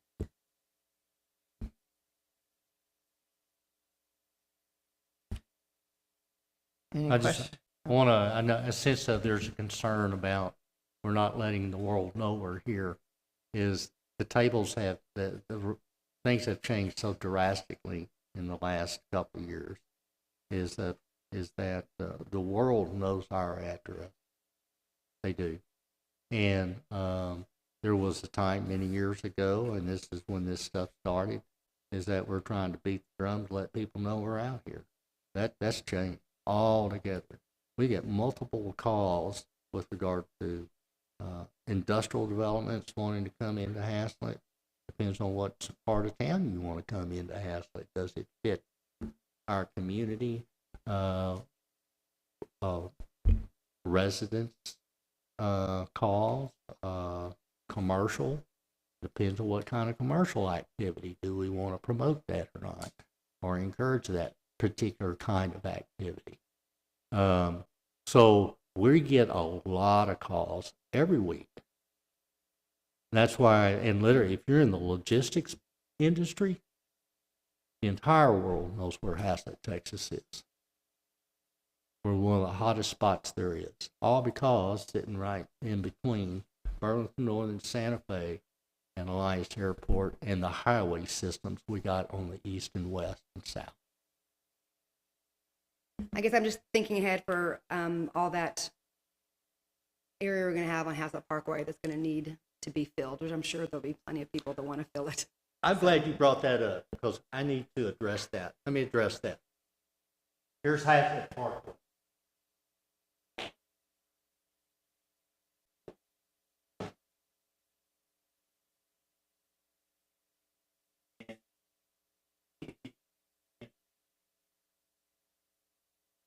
But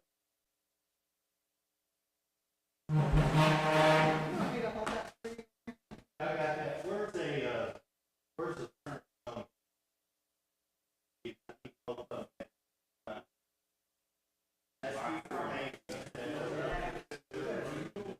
is there one in here? This is all about economic. Go ahead. Here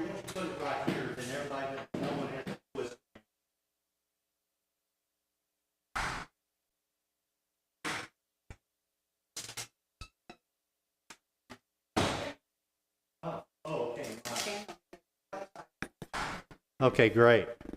Ah, well, thank you, Doug.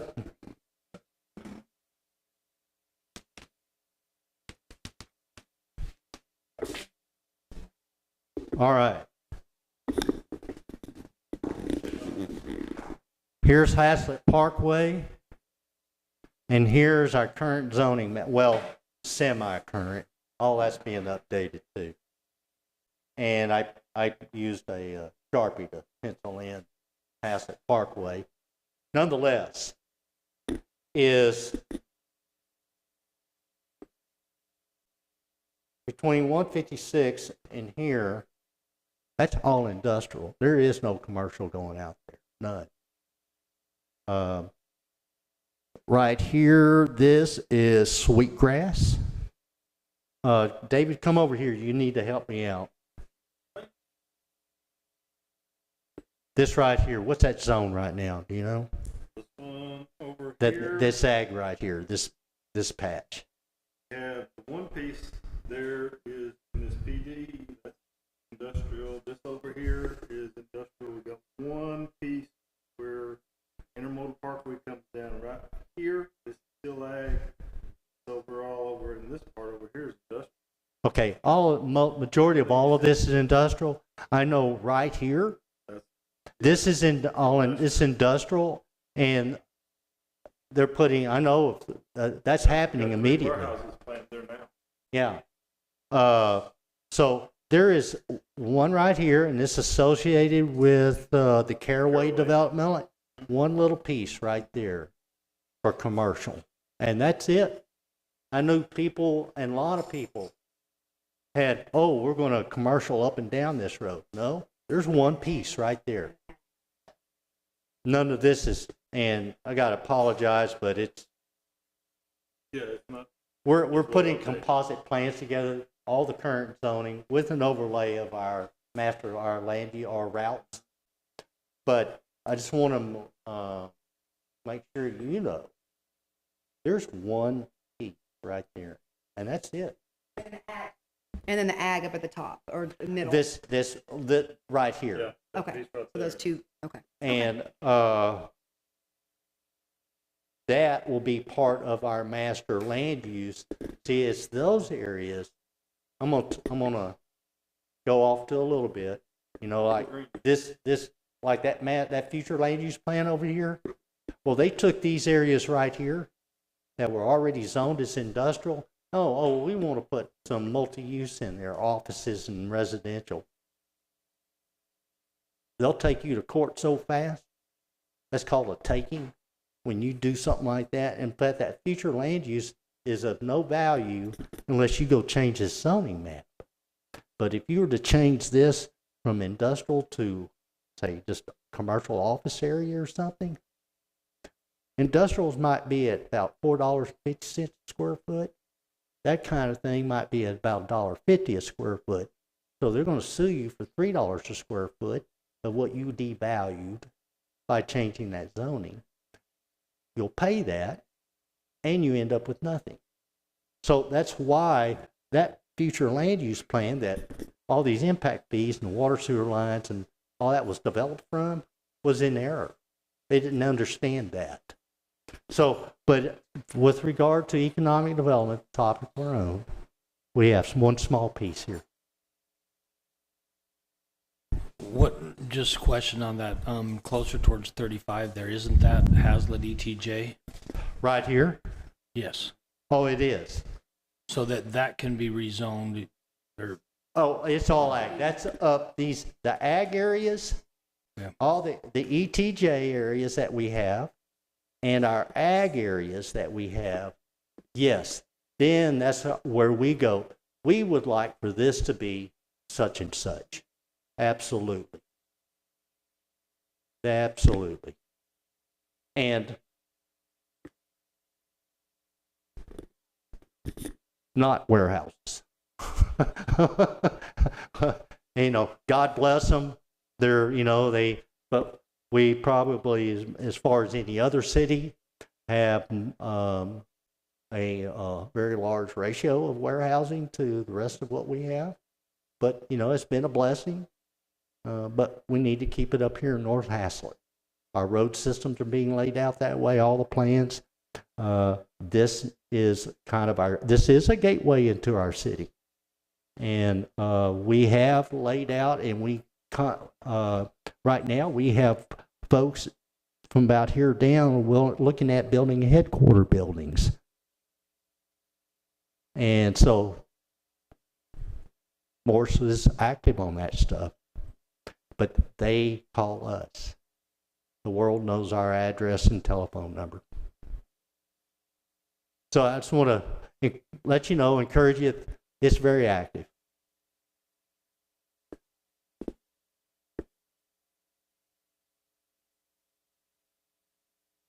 Any questions? I'm going to set this down so y'all can resume.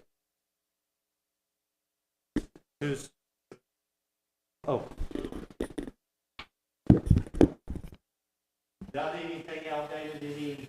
No. David's very much involved in all of this type of activity. Well, as well as Kurt. Everybody on that design review committee, every one of them are involved in this stuff.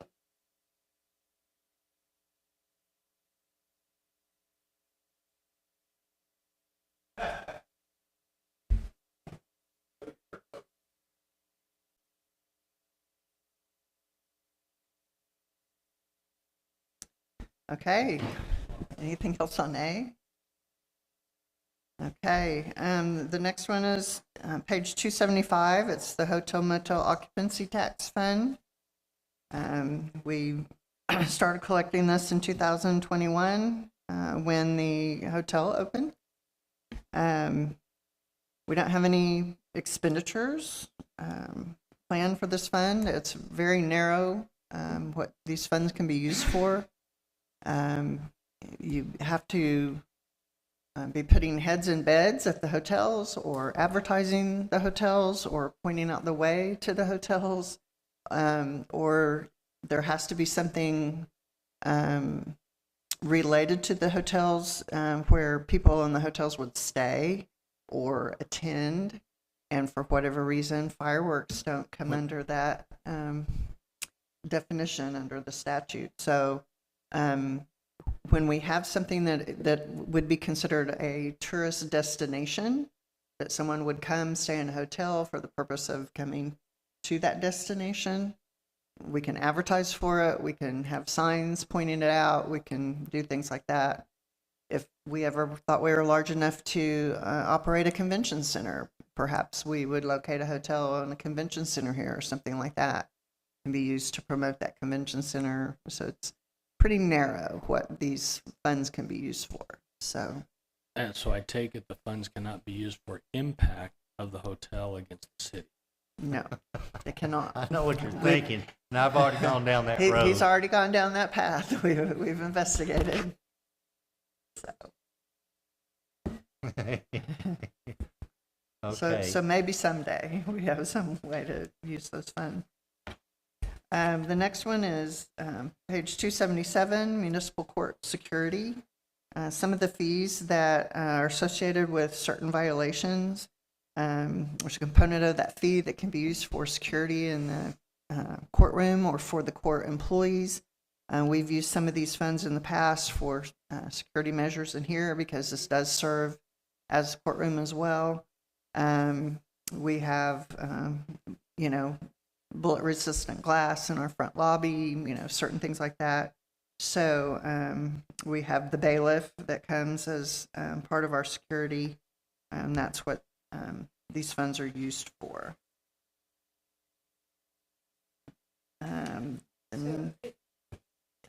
I was just wondering, with all the traffic that goes on around here, so maybe to make the front office more secure, you could use these funds for that.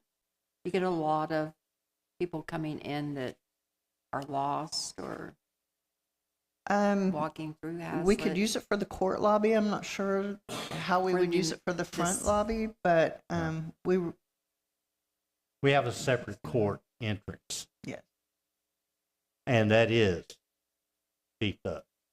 But just the main entry into City Hall. Yes, City Hall. I was And we, just and wondering, I haven't experienced any issues. but there's people coming in. We all I mean- added the extra security of that door, or you can't go back behind anymore. They added some different things for security. Right. We do have touch combos on the doors coming back to the mayor's suite of offices and back into the finance department. So it's really just that front counter. Okay, so you have security that you can lock yourself in. Mhm. And those doors remain shut normally, Okay. you know, unless we're scurrying back and forth for, you know, there's some days that we all get back and forth from one Yeah. side of the building to the other, then we put a little door holder there. But for the most of the time, those doors remain closed, and you have to have a very specific, everybody here has a different access code to get through those doors. So the system knows who entered and why, and so it's secure. And we do have panic alarms in both the court and front counter. We have a building alarm. The next fund is 281, which is municipal court technology. Once again, a portion of our fees can be used towards technology. So we use these funds to pay for the handheld ticket writers that the sheriff's office uses when they issue citations. We can use this for our software that we have that I mentioned earlier, that it's specific to court, and any kind of computer or anything that any of the employees need that's technology related, we can use these funds for that.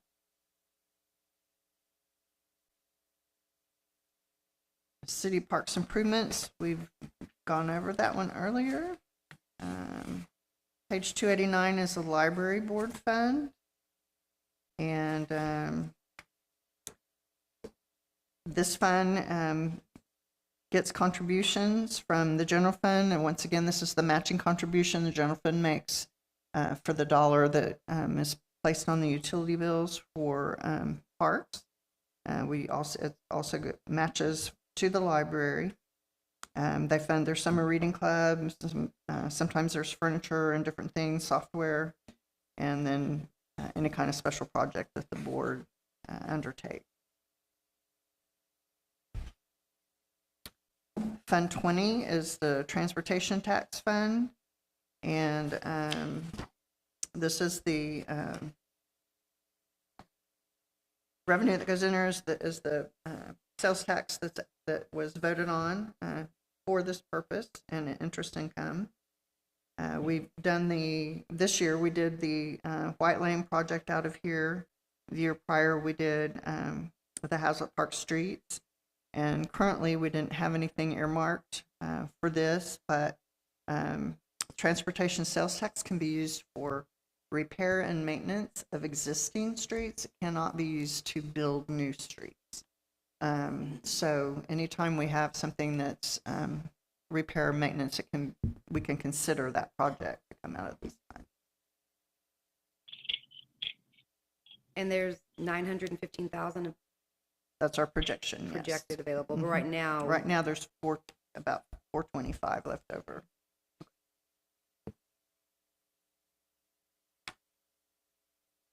Fund 22 on page 295 is the library grant. This fund, we just basically budget $10,000 for revenue and $10,000 for expenditure. It kind of varies what grants are available and what grants we receive. So some of them are recurring, some of them kind of happen every other year, but they usually sometimes we get them late in the year and they go over to the next year. It just kind of depends. Let me ask you a question. Mm-hmm. Who do we grant here $10,000?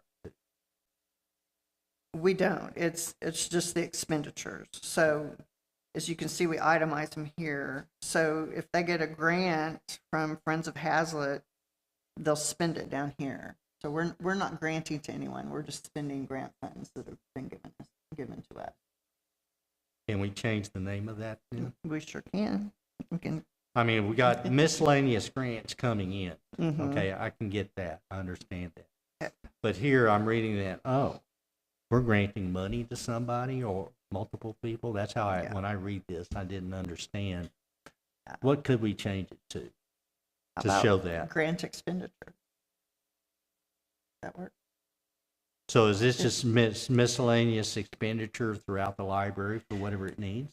It's basically whatever the grant is provided for. Usually their grant says it's for books or it's for So a grant for Shelving. the explicit. something needs. explicit to the library. And we just kind of put it in as a lump sum because we don't know which grant we're Okay. going to get. I guess sort of looking at, I'm sort of confused. I see the grant Atmos Energy, we have no revenues coming in the current year, yet we gave out $4,800. Right. Sometimes those come in at different times, so it's probably a leftover from something we got in 2020. So depending on how the grant's written and what it's for and the time period, they can span multiple years. So as we go through here, and I'll use this as an example, and I'm commenting across the budget in these details, is that when we read a line item, that it's somewhat intuitive to us as what this is. It's not, you gotta have some big heavy background to understand what this thing's saying. It's just as I see the miscellaneous expenditure grants, okay, it's just we're expending grant money that's related to for the purpose the grant was grant. Right. And how can I say that without so many words of saying grant? Who's buried in Grant's tomb? I guess we could just eliminate where they all come from and just have one line for How about grant revenue and one line for designated grant expenditures. expenditures? That's good. Designated grant expenditures.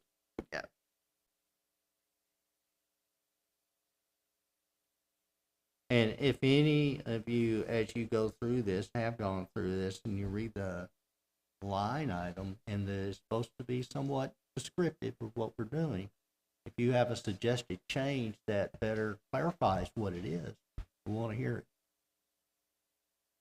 Because we can change this, we can call these things whatever we want to. A lot of times it just means something to me. So we can change it to mean something to more than just me. Page 297 is Fund 24. This I discussed this a little bit yesterday. There have been a couple of developer agreements that were discovered that we were not actually aware of, or finance department wasn't aware of, and so this is one of them. We made an agreement with the developer of the Watercress and Vines to refund up to $586,565 of sewer impact fees. And also in that agreement, it asks that the funds be restricted to a designated fund. So that's why it's been segregated to the designated fund. Monies from the beginning of that development, we reached back and took them from the impact fees fund, where that's where they had been receipted in, and put them in this fund. And we have made a couple of payments. We have not reached this amount. Once again, this is the worst case scenario. This is the most that we'll receipt in and the most that we'll pay out. Wait a for minute. this fund. This says we're not paying out anything. Well, because I'm showing it as if we've already done it. Because this is the max. Remember we had this discussion. You'll actually put the actuals in here. For Yes. The actuals This- are. yes, this is the first time we've- And then whatever goes is going Yes. to flow over into the Whatever's next year. left over at the end of the year will move forward to Move forward. 2023. But And- if we're not showing an expenditure here, if we showed an expenditure here, it lowers our revenue here by a certain amount, and we're not showing it. I mean, I don't know, there's something here I don't understand. Okay, this is a standalone fund, Yes, and so I'm showing the revenue coming in that we got impact, that we'll get impact fees. right. And then I'm showing the expenditure is down here as the payment to the developer. That's last year. That's the current year That's that the we're current- in. Yeah. And we probably won't expend all of that this year, but that's our total obligation under the agreement. So whatever we don't spend this year, I Will will carry move over. forward to the next. I just don't want it, this is the me getting hit by the truck moment again. I don't want this to be lost. Does that make But on sense? your impact fees collected, I mean, have we collected the total of 586 or some portion? We've collected some portion. Okay. But I'm just So trying, that's where I'm. is that yeah. where you're confused? Okay.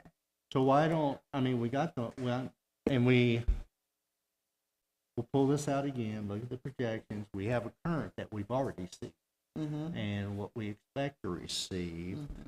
Would that not go in here in 2023? Yes. And then we also will know what we should have reimbursed, Mhm. but we got to get caught up on all this because this was just less 2 months ago we found these documents and go, good God.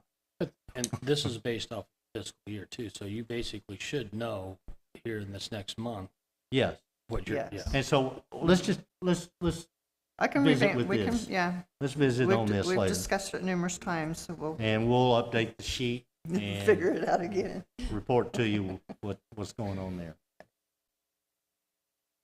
And I should have written down the number that we have paid. We've paid, we made a payment that was from the beginning of the development to February 16th. And then we made another payment from February 16th through the end of June.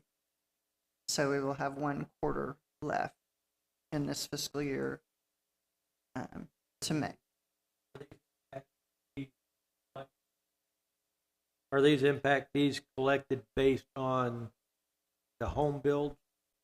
When they pull a permit for a home, they have to pay these impact fees. Okay. Round numbers is about $4,000 per home. All right. That's water and sewer.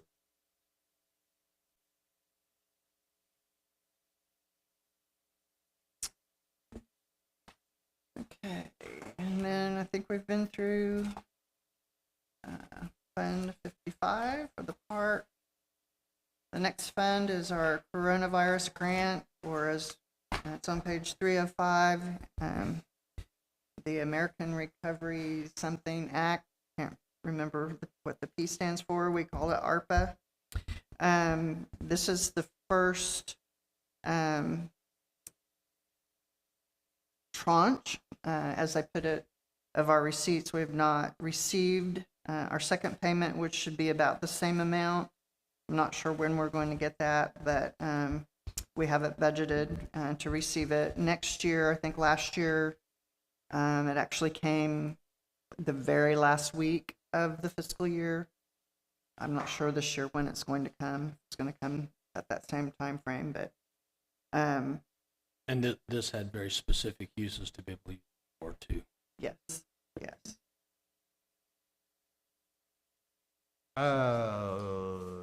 And the math doesn't work.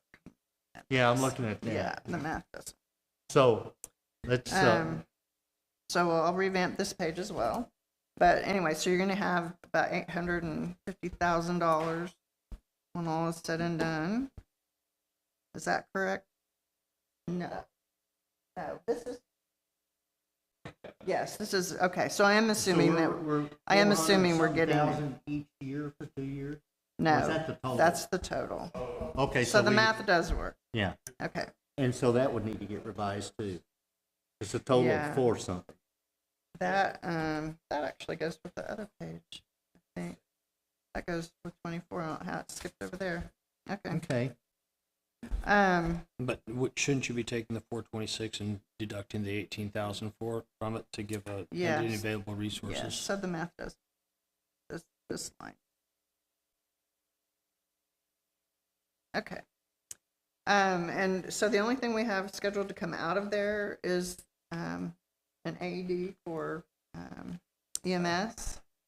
There are several things that can come out of here, a lot of them coronavirus related or in response to mitigating, can be used for, they also increased it to be able to be used for infrastructure for water and sewer. So there could be smaller water sewer projects we might be able to fit in here. But we need to be able to associate Yes, with coronavirus and not just because it's water and sewer or not, Yeah. you know, we discuss this all the time. Can we use this money for this? And I'm going, well, how does that relate in recovery from the economic things of coronavirus and all of that business? So we're maintaining with the spirit of the grant itself. When we look at, there's a lot of folks, a lot of municipalities out there spend this on whatever. And it's okay. They make their own decision. We're making ours. But there will be needs that come up. We don't have to give this money back, but we need to plan and expend it for it. What, is there a time period to expend this money? Well, that's what I was going to ask. Is there a Yeah, I believe it's timeline? got to be allocated by the 2025. I mean, we've got several years to deal with this. I think you could make some argument on some of your EMS or something like that down the road as future things come out of COVID, of long term, how you could maybe take a percentage to help you out on your EMS or something too. Another aspect of it, Yeah. Council, I want to share with you is anything, this isn't, and it's not just, you know, a fire or EMS related, fire department related expenditures anywhere, is that even in our office with HVAC, really that was the, you know, can you mitigate? A lot of it, a big of it, part of it is the ventilation system that you have. There are things out there, there's technologies out there, proven technologies that can be implemented that are implemented in the HVAC system to actively combat things such as virus, let alone coronavirus, but other viruses, and provide a better environmental quality air for those people that spend 8, 9, 10 hours a day in one place. So that's being looked at too. So we got different areas where we can expend the money, even here in this community. It can be spent over here for different issues that are related to air quality or other things that might have the consequence to the effects of the past of coronavirus and current effects. So, not that we don't have plans, there's a number of things we're assessing, we just haven't, if there weren't identified, we didn't put them on. Yeah, the key though too is 2025 is going to come very quick. Yeah, you're right. It's on our calendar. And, no, you're right. But again, I'll say this, just because they're not listed here, doesn't mean we can't spend them throughout. I would think for future workshops, I think it would be good to have a note on the page saying, you know, funds expire on a such and such date, just so we've got a reference. We can hold Kurt accountable to spend money. Anything that has any type of expiration or something like that, it'd probably be good to know just to put Want you an to spend it. asterisk.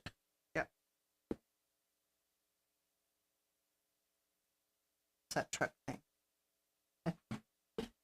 Okay, that does it for the departments and special revenue. And so the next item is capital project fund. You have a list of the capital project funds back in the back of your book.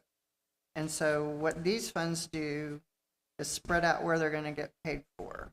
If they were identified as a project, there's a fund here to show where the project is going to get paid from. The first one on page 309 is the water sewer repair and replacement fund.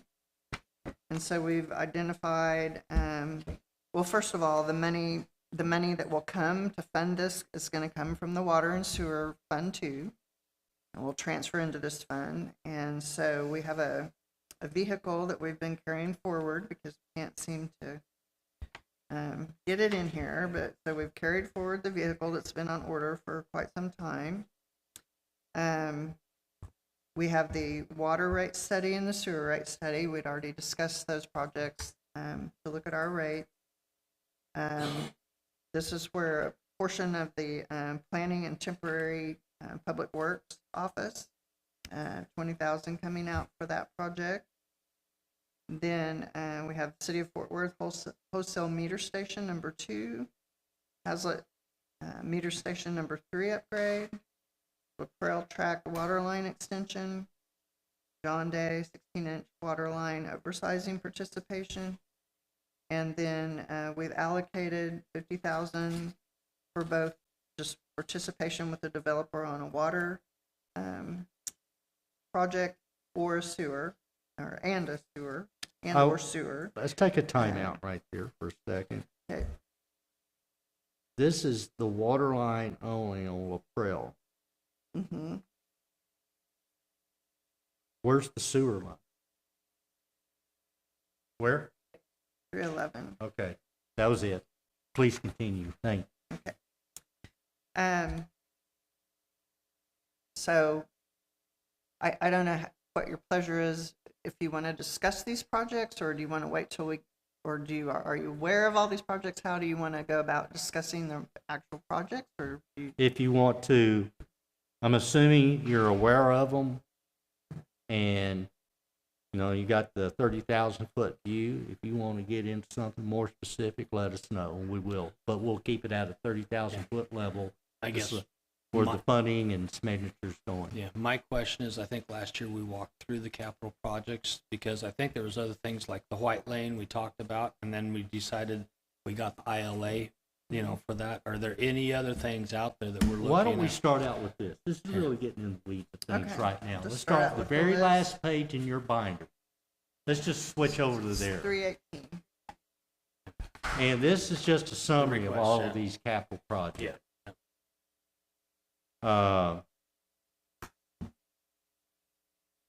Let me just, I'm gonna go down through these things. Sure, If yeah. you wanna know more, something about what's happening here, call time out. Let's talk about it. Okay.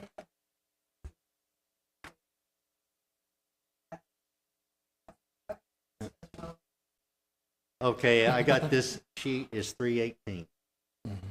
All right, we park facility AC upgrades, community park, Gamble Park, Nance Field.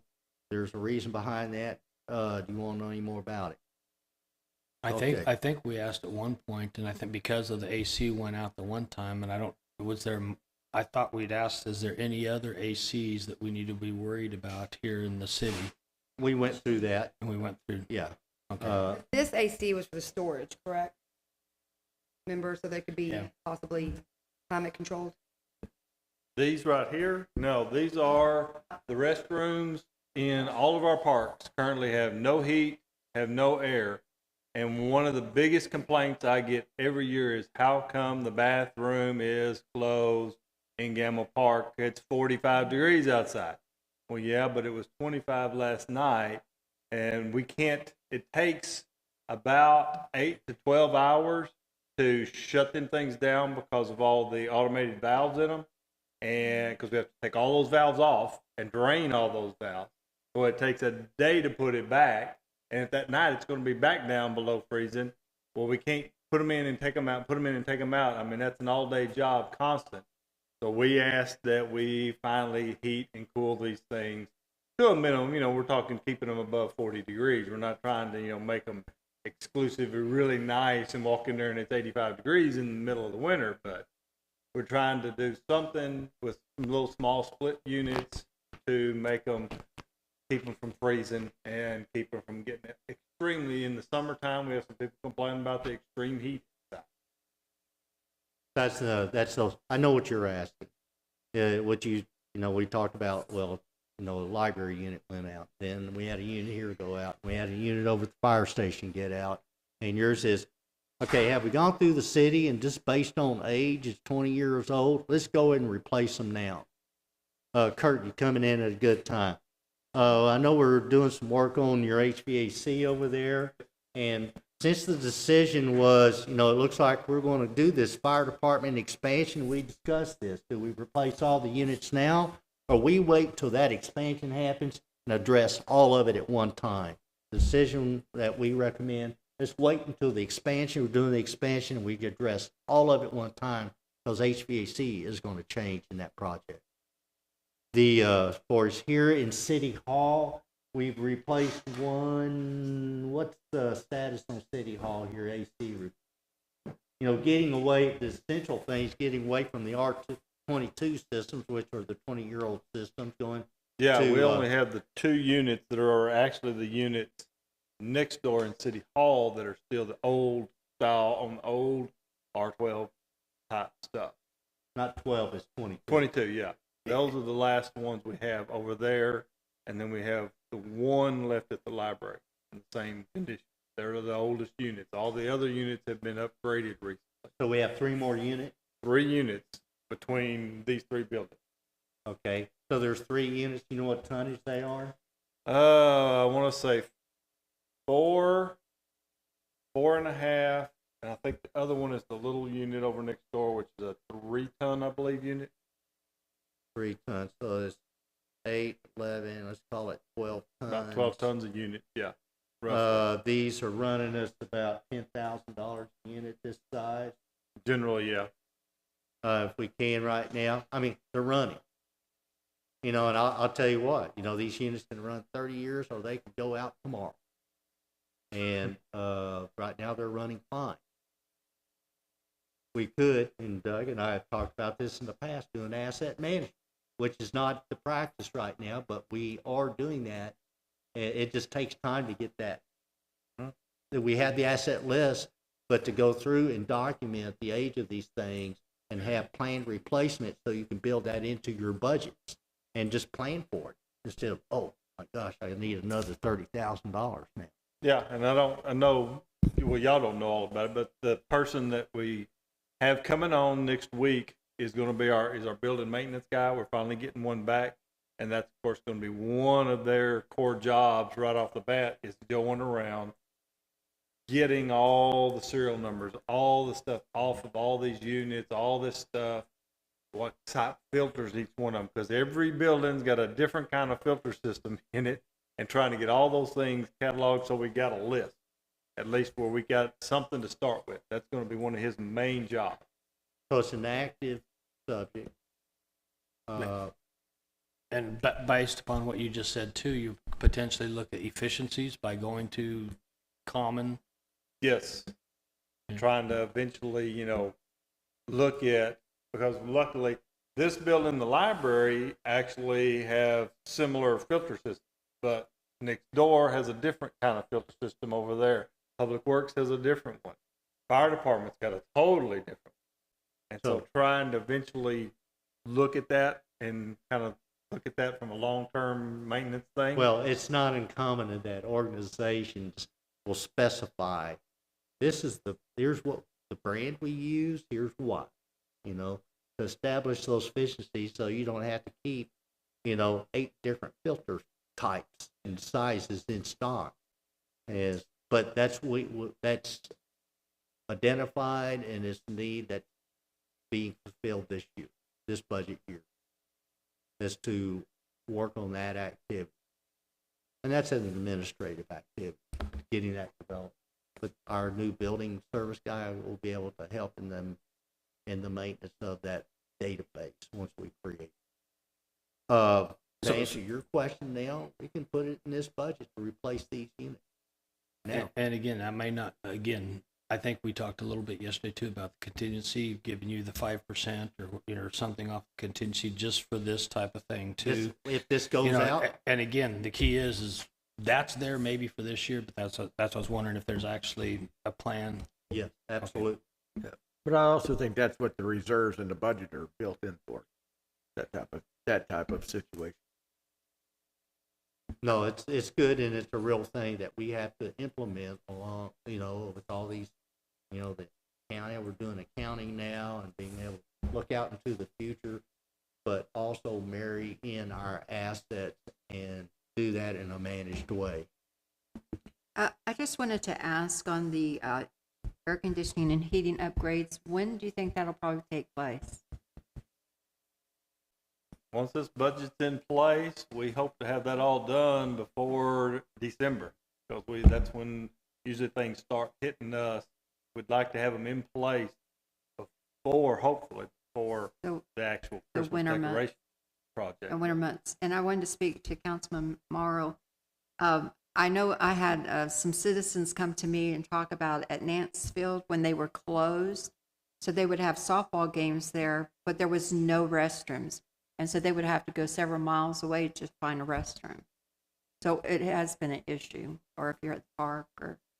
Oh yeah, I have no issue with it. I just thought it was about the storage unit. And so my question, we talked about that yesterday, but then we talked about maybe not using that. No, I think we said, what did we say? No, we were talking about the library and that we couldn't put the books into the park facility, their facility for storage. Because they'd be And- moving them back and forth. They have to move them So back there and is forth. no AC needed for the storage anymore In the because we park. talked about the other location. Okay, that's what I was trying to remember Yeah. from yesterday. Okay. Yeah.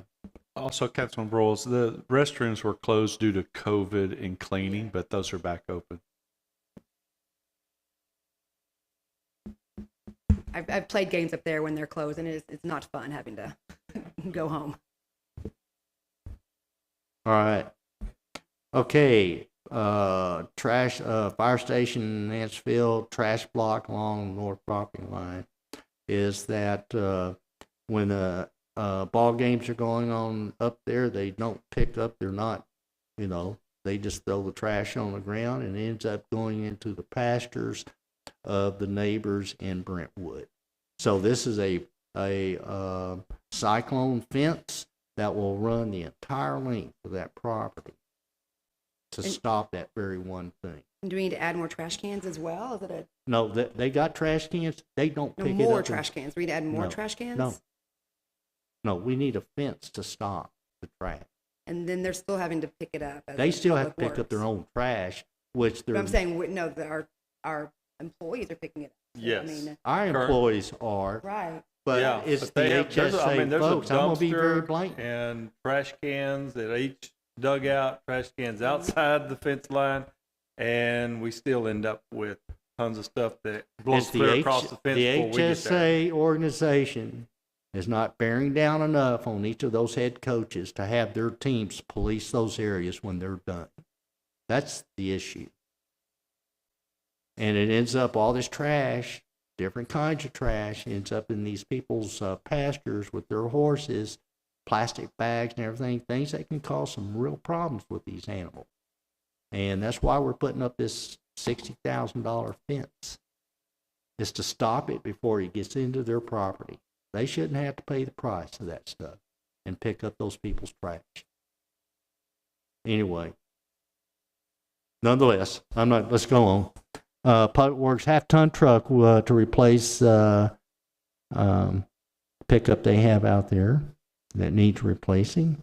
Public Works and Planning temporary office, you know about that already. Yes, the modular building. Also, we've added in there, the site prep, water and sewer, power, and parking. That's all besides just getting the modular building. We got those expenses in there. Building services, a pickup truck. Very specifically, we have a new code enforcement officer coming on board. We haven't identified him yet. Do they got an applicant on there? I think they have an applicant, yes. But we got to have a vehicle for them. That vehicle will be for that code enforcement officer. Fire department, they need water hoses and nozzles and EMS and heart monitors, and that's what that is. Just normal supplies and replacement. Capital projects, streets.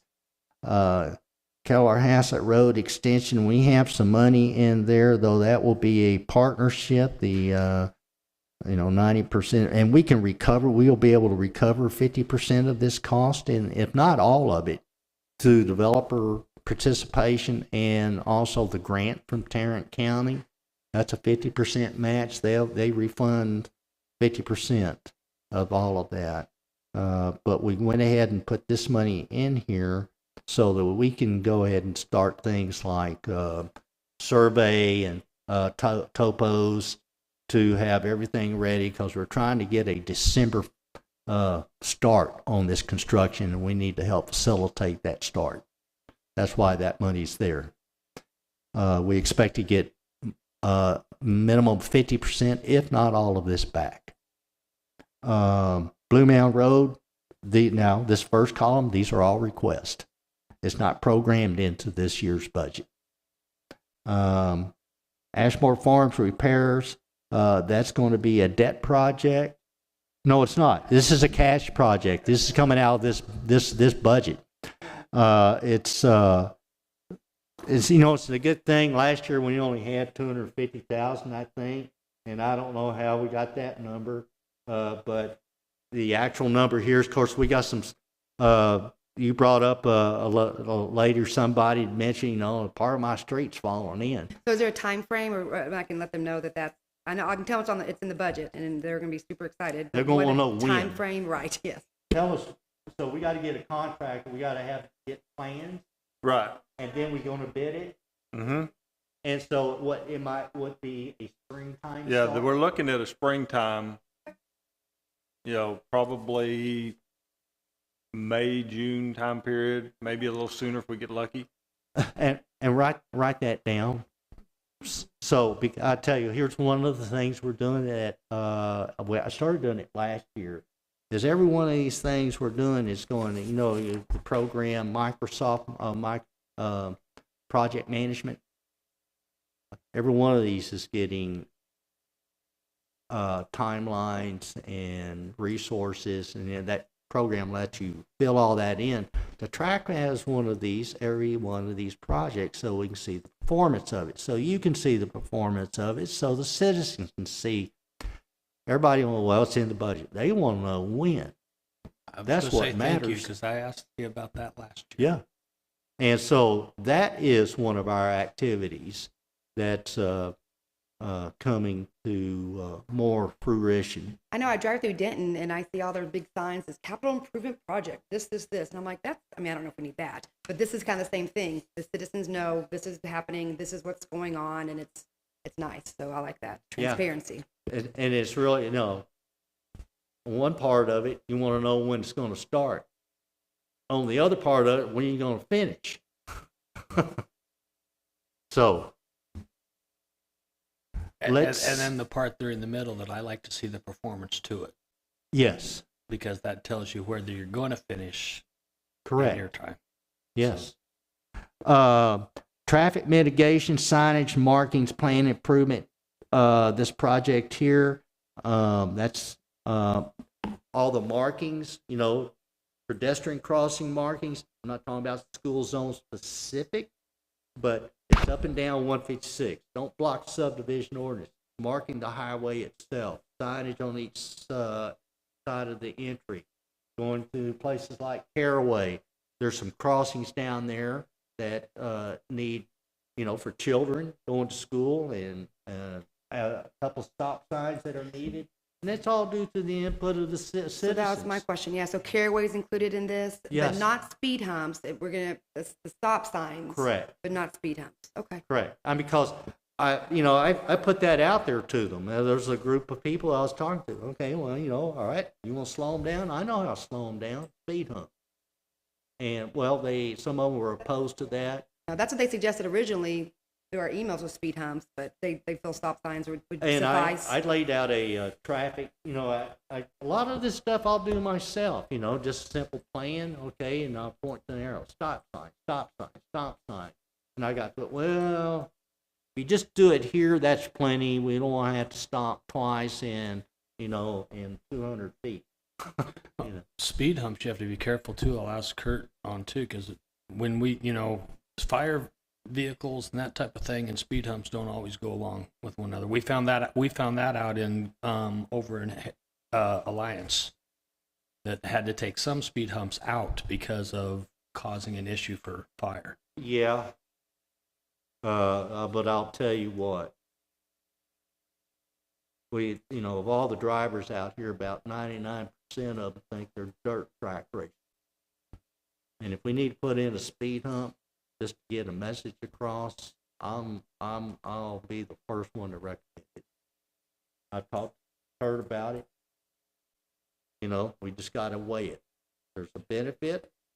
It is not it slows a fire truck down. There's seconds associated with that. But how often does the fire truck go out versus every day this happens? And is there likely somebody, John Day Road, we got it in there to put a speed hump right there at that stop sign. Go ahead and race through there and try to beat the train. You'll tear your car up too. But you're going to stop the stop sign. Some things we have to do to influence behavior. And it's, no, point well taken. But this is happening. This will be one of the first things out of the chute and to get implemented. And it lets the world know, the commuters that come through here, the truckers, we live here and we intend to cross the street. Keep your eyes. What's the next one we have here?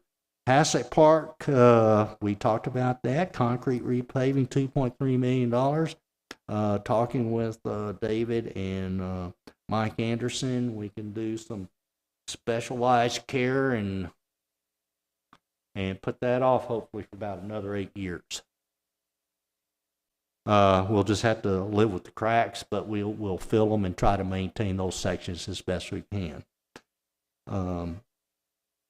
Brentwood reinforced concrete paving, same thing. The same thing that happened to those front pieces of Haslett Parkway streets happened on all of Brentwood. So this is in our future plans. We're going to address this sooner or later. It'll be later. But we'll maintain them as well as we can. When it gets to that point, they just can't be maintained anymore. They'll be coming up in your budget in the years to come to address. Tarrant County ILA street projects. We had the fire station ball fields. That's coming. That's they'll be doing Mount Everest Jr. out there is going to be taken down and spread out, and Tarrant County will come in and do a chip seal. It'll be similar to like having an asphalt road through there. Give us good life out there and settle the dust down and eliminate it.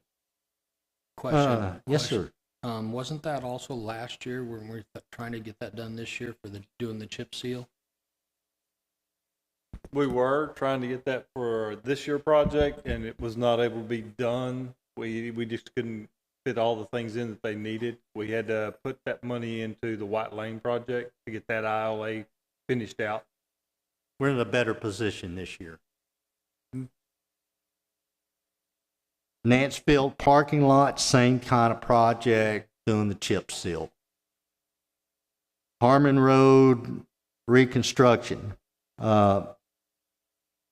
We pushed that out to future, haven't done it at a specific year, but once you're going north and you get past Caraway and you continue north to Westport Parkway, yes, it's coming apart, but there's a lot of real heavy trucks still yet to travel that road. And, let's just wait until they're done before we invest $400,000 and them tear it up again. I was going to say it's in terrible condition. Yeah. I know. I drove it just the other day. It's on the radar right here. It's on the radar. Additional construction engineering, Haslett Parkway. That's ours. That's for Beltip and Associates. It's $100,000. Yes, Kimberly Horn has the contract to do all that stuff, but there's aspects that they don't look at. They're highway specific. This $100,000. Oh, yeah. I can give you a perfect example right now. The electric service for the light. Kimberly Horn doesn't really care what that might do to your future water lines, sewer lines that need to go through that project someday. They don't care. They just, let's put them in there. Well, Mike and them have to, at Belchett's office, they'll look at, is that line going to affect the future sewer line on Buffalo Creek that has to be upgraded? They don't really look at any of that stuff. They don't really care about any of that. They're worried about their roadway, and that's it. They don't care about our future sewer or water or anything else. So that's what this money is for. Yeah, as needed. We don't know. It could be a lot. It could be nothing. All right. Down to capital projects for water. The pump station improvement, that's a debt project. Harmon Road elevated storage, debt project. City of Fort Worth meter station improvements, that's 75. There's a lot more cost of that. 75 is for our engineering aspects of it, David. Yes. All right then. Fort Worth Haslett water meter station, 115,000. That again is our engineering side of the world. For this, That or- one there, no, that one we may actually be able to pay for. The Oh, that upgraded is, one. this is the Yeah, this one we actual think we can installation pay of it. for, yes, the actual Got it. installation. Latrell 16-inch water line, that's the actual installation of it, engineering, materials, finished product. John Day Road 16-inch line, oversizing, that's turnkey, that's all in.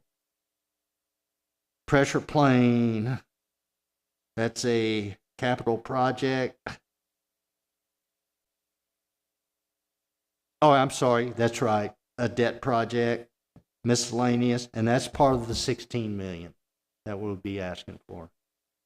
Miscellaneous developer participation, you know, there's things that come along, new developments, this $50,000, just some funds in there to, we don't know what exactly they'll be, there'll be something. You know, maybe help upsize the line, you know, if they put in a line somewhere and we desire it to be upsized to 5 size or so, then this fund right here would take care of that. Okay, here's our part to upsize that line. That's what this is. Excuse me, the Laprelle track extension, is that going to be done this year? This Yes. coming year? Okay, just one check. Well, let me say this. I'll qualify it. We will meet our deadline. Our deadline is 2024, I think it is, December. We will meet our deadline. Whether we have to do it this year or it goes into next year, we'll meet our deadline.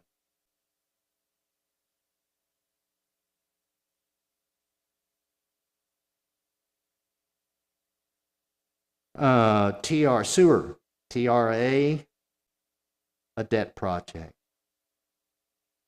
Here's the Latrell sewer line, 8-inch. That's all in, $310,000. Buffalo Creek, debt project. City of Fort Worth, TRA, oversized, debt project. Again, from the sewer side, just miscellaneous development participation for oversizing and things of that nature. There's $50,000 for sewer. Facility projects. Sand volleyball court relocation. It needs to be relocated for different reasons. You got the tennis court, and also it's all that sand plays havoc on our restroom sewer pipes. It fills them up, and they have to go out manually and clear them out. So relocating that thing, so it doesn't drain into that area, will be a great thing for the public works people. But that's all in. Yeah. David, a question. What made them change? I thought they were going to get rid of it completely. They changed their mind and want to keep it but move it? Well, I think now we're actually going to put it out there as a possible, let's just hard surface that one as an option, and then a bid alternate to completely remove it to a different location to open that area up where the future tennis courts will be and all. But we're going to put it out as bid alternate and see which way it comes back, and then decide which one's the way they want to go. The alternate, I don't know, relocation's one, what's the other? The other is to just change the surface of it, go in there with a hard surface Oh, over the hard top of surface. it, and go that route. You know, and it, you know, originally started out just tearing it out and filling it in. Here's a tennis court. Well, there's a number of people, probably maybe just as many that play tennis that plays volleyball, and to acknowledging them, and you keep that volleyball court. So a lot of those in my insistence, we want a volleyball court, whether it's sand or hard surface. You'd have to ask the users. You don't want me diving for a ball on a hard surface, but I mean, Yeah, Yeah. that was exactly But the it's thing we got. I've gone out there a number of times to see people playing volleyball. So there's an activity that's used well. Nonetheless, electric service for those improvements out there. Debt. Community Park Electric. Debt. Camel Park improvements. No. All those parks coming out of the park improvement. Yeah, that's coming out of the park improvement fund. Oh, I'll tell you what I'm doing. If it's not in that next column, I'm calling it debt. Okay. No, it's out of their park improvement fund. Yes, it is. And Starting with the volleyball courts on down. And I did want to make one comment here. The tennis court isn't listed here because it was originally a this year project, but it is being carried forward to next year. So, but that's why it's not on here, not because we're not doing it. It's just. Very good. Gamble Park improvements. The SR special revenue funds. It's the parks. It's the park improvement. The park improvement folks. The tap rail that's kind of put on hold right now because the extension of Haslett Parkway has an effect on that until we better understand what's going to happen there, and more particularly after it's built, then we can deal with that and want to. All right. HDE or EDC parking lot, Hurley Street.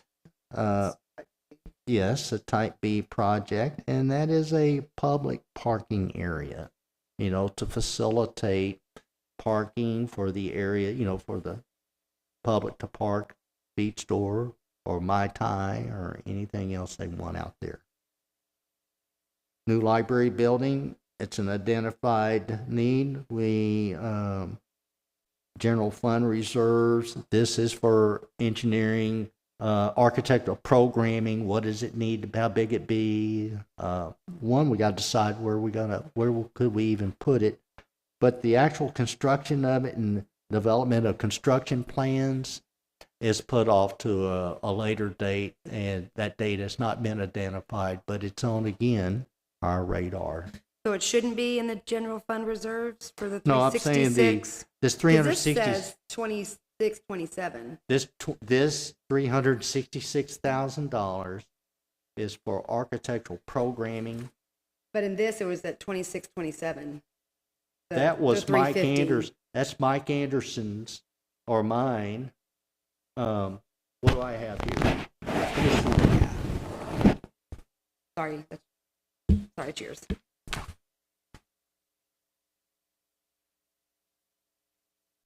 I think you moved it up so that we could demonstrate that. Yeah, I moved that up, and yeah, I gave this to you. And correlating the documents, this is the latest on that item. I'm proposing we move it up, get an architectural, they call it programming, identify what you need to, for this second location, and that gives enough to keep our credentials. I got a plan. See what I'm saying? Because we're at that point now. So yes, I did. This was a matter of moving things around. Maybe I printed off the wrong document. I don't think I did. I think that's just at the one item there. But that's smart. That's a good catch.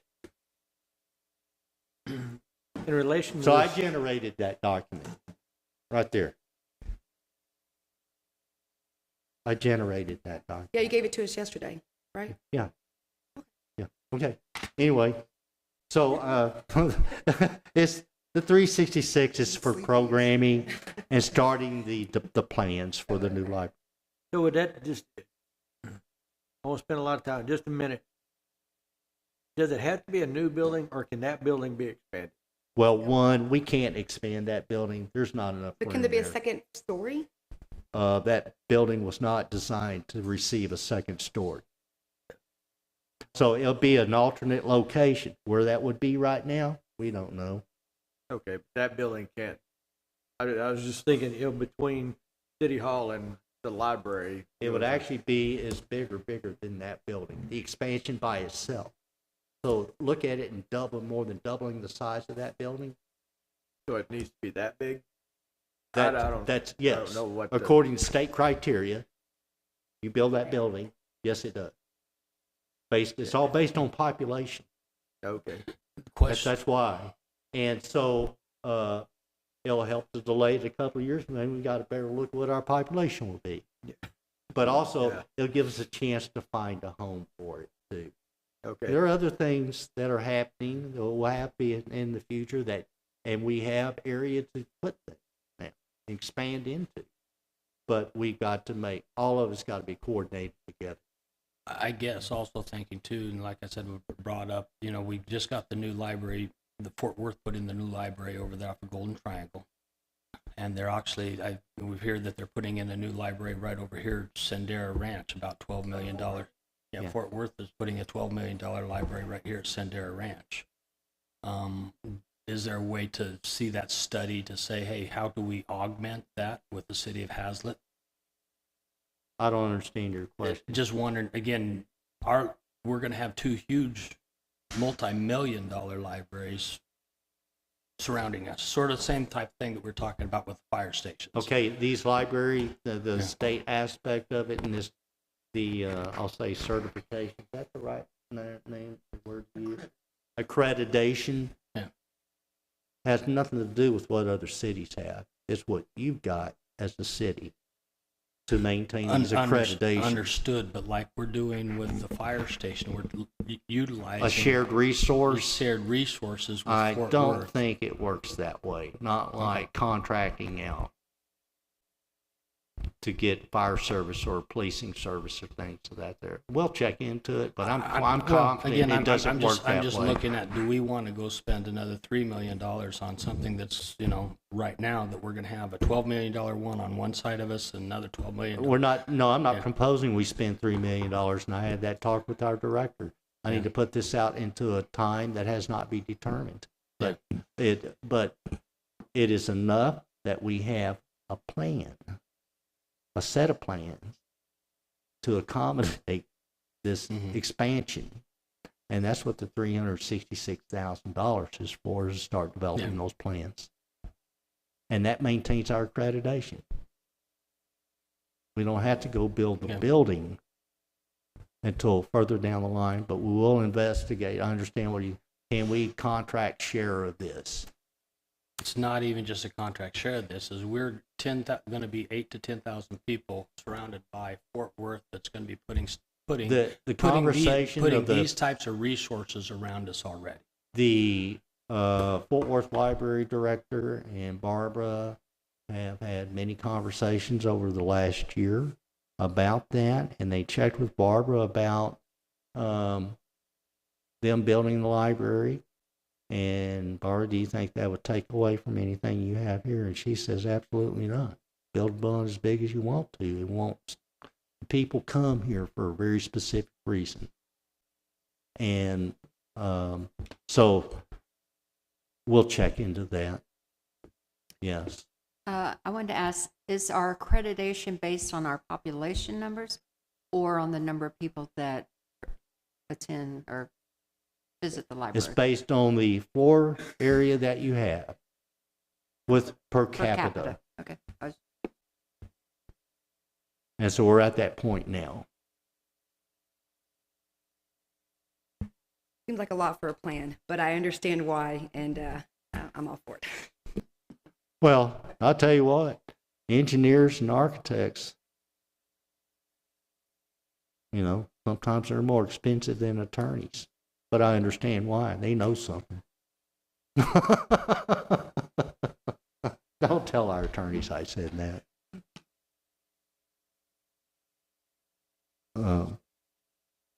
New library, okay. Public Works Facility, design and engineering. This is the full build out. We want to get, this 500,000 is for architecture and engineering to start on that full build out design. We need to know what it is, so we can get some hard numbers on this. 8.4 million. It might be 7.8. It might be 9.3. So, and there's decisions to be made. What materials we need to construct this out of. So this is the architectural and engineering money, this $500,000. Also in the debt is the $2 million for phase one that we know, which those things that we would build would not be subject to, I'm talking about that administrative area and that big shop facility. Okay, fire station admin expansion. This is the 296.4 is again to go ahead and get the architectural engineering aspect of it underway, because it has to be You designed. mean we're going to have something better than just the drawing that we just saw? That was enough to build it, I understand. joking. I'm with you.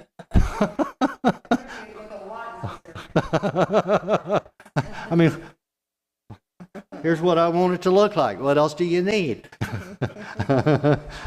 and then the 2.4 is the actual construction of the building, but we can go ahead and not have to wait for the mechanics of the CO, but we can go ahead and get this thing going now with architecture and engineering. The 2-engine fire bay, the 1.8, we discussed that. That's off in the future. That's driven by a road expansion. Quick question about funds. This is from the strategic plan, but it said a public works facility, fire station conversion of public works could come from water funds. So my question is, could the public works facility and design and engineering come from the water fund? By $500,000. Well, the answer's yes. But do they have $500,000 that they can do with that? He's shaking his head no. From the water reserves? Okay. And I think that's why we put it in here out of the general fund to begin with. Because we already have 20,000, 1 million coming out, or 360, a lot coming out of water reserves already. I was right at the bottom, the bottom, 1,700,000. So the additional 500. Okay. We're just showing a projected ending fund balance for the water fund of 1.3 as a surplus. Well, that's the surplus after what we've funded from there already. So another 500,000 probably would not be a good, probably not. That would drop it down too low, so, okay, perfect. Thank you.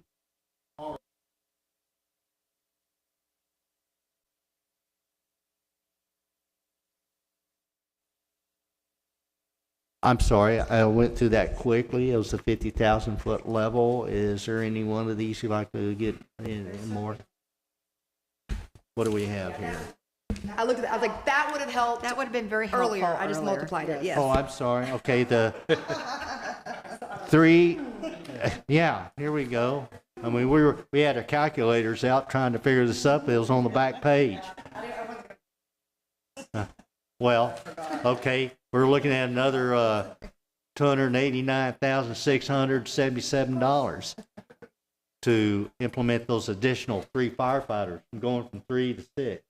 This is an add to that. Well, good. Anybody have any with regard to that quick overview of these capital? This is everything we've identified for now and in the future. And we will endeavor, as a new item comes up, we'll have this as a running list. We're adding to it. So we can acknowledge it, get a value associated with it, and associate it with some time frame in the future when we need it. We know that like Blue Mountain Road, we're going to have to talk about that. This fire station, that's kind of driven by another calendar when that's happening. We may choose to do it before then. We can do that. But it's out there. As long as we acknowledge these things and have some value associated with it, and then we can put the timetable to it ourselves and manage this growth. Can I say one more thing?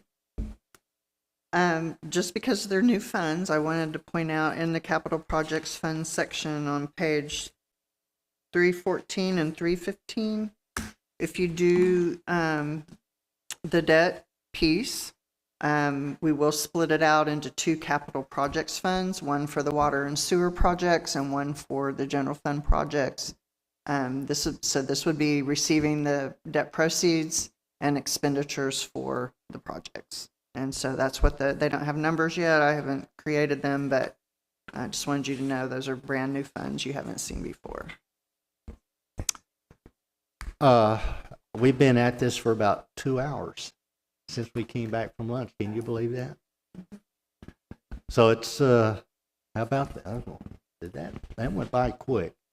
Why don't we take a small pause and come back and say in 10 minutes, we are approaching, we'll be coming up on 4 o'clock. What would you like to do to close this afternoon out? And we'll be looking at, do we want to meet on this? I think our agenda, we have a Monday as possible. No, Tuesday. Monday. Tuesday. Monday's at the council meeting. Tuesday is another evening that we can devote to budget review. Where are you at in your minds? How do you want to proceed? I need to know that. So let's take a 10-minute recess, be back in 10 minutes, which will be 2:55. It's 2:45. Let's be back here at 2:55. Thanks.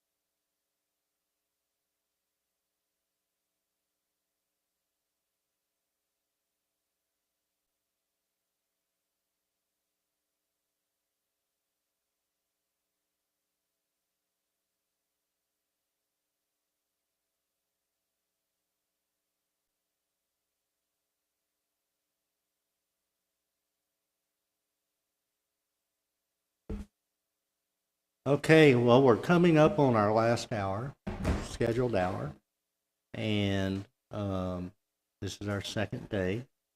You know, I'll tell you what, of all the budget workshops I've been through, and including the years past, this one's been, I've enjoyed this one because I haven't been sitting here on a work night, 11 o'clock at night, wore out, and trying to think when I'm going to get home.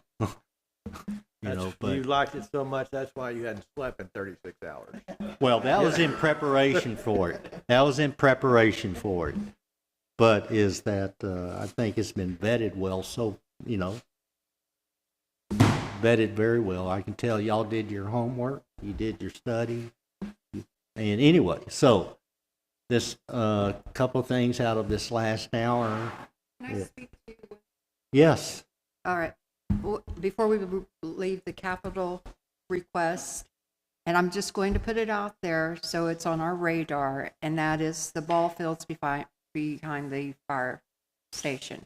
And we have done a few improvements. We've got in here the $60,000 for the fence, and then the additional putting in the chip and oil road, paving it back there. But it is, the citizens are upset about it, and I think it's something that we need to be thinking about and possibly addressing for future, not necessarily now, but it needs to be on our radar on what are we going to do with the ball fields. Do you mean the condition of the fields? The condition of the fields. It's on our radar. It's not in this budget. I haven't put it on as a capital item. I go to the HSA meetings. I participate with them to understand what's going on and their needs. I know I can tell you pretty much bottom line is what they desire. But I've got to address, there's other things that need to be addressed very specifically that serve Haslett as a whole. That ball program, 99% of it is addressing facilities for people that live outside of Haslett, Texas. I'm keenly aware of that, and I got to give priority. And when I prepare the budget to present to the council. But yes, it's on the radar. It's out there, and but we have conversations at least once a month, sometimes more, about that. So we're all keenly aware of it. I'll put it another way, though, too, is over the last year and a half since I've become a council member, I've had more people come up and ask me that are residents of Haslett to do something with the ball fields, and I've not had one person come up and ask, well, no, I'd take that back. I've had one person ask me last year about the tennis courts. So I'm getting more interest in the ball fields from people of Haslett than what we're trying to put in capital projects for our parks. So I just want to bring that up, too. Yeah, I don't know if you are aware, addressing what that would not be desired as a multi-million-dollar project for those ball fields. So it's tennis courts at $200,000 or $300,000, one thing. Multi-million-dollars worth for ball fields, another subject. I'm not ruling it out. It's not dismissed in any shape, form, or fashion. That's why you don't see it on here right now.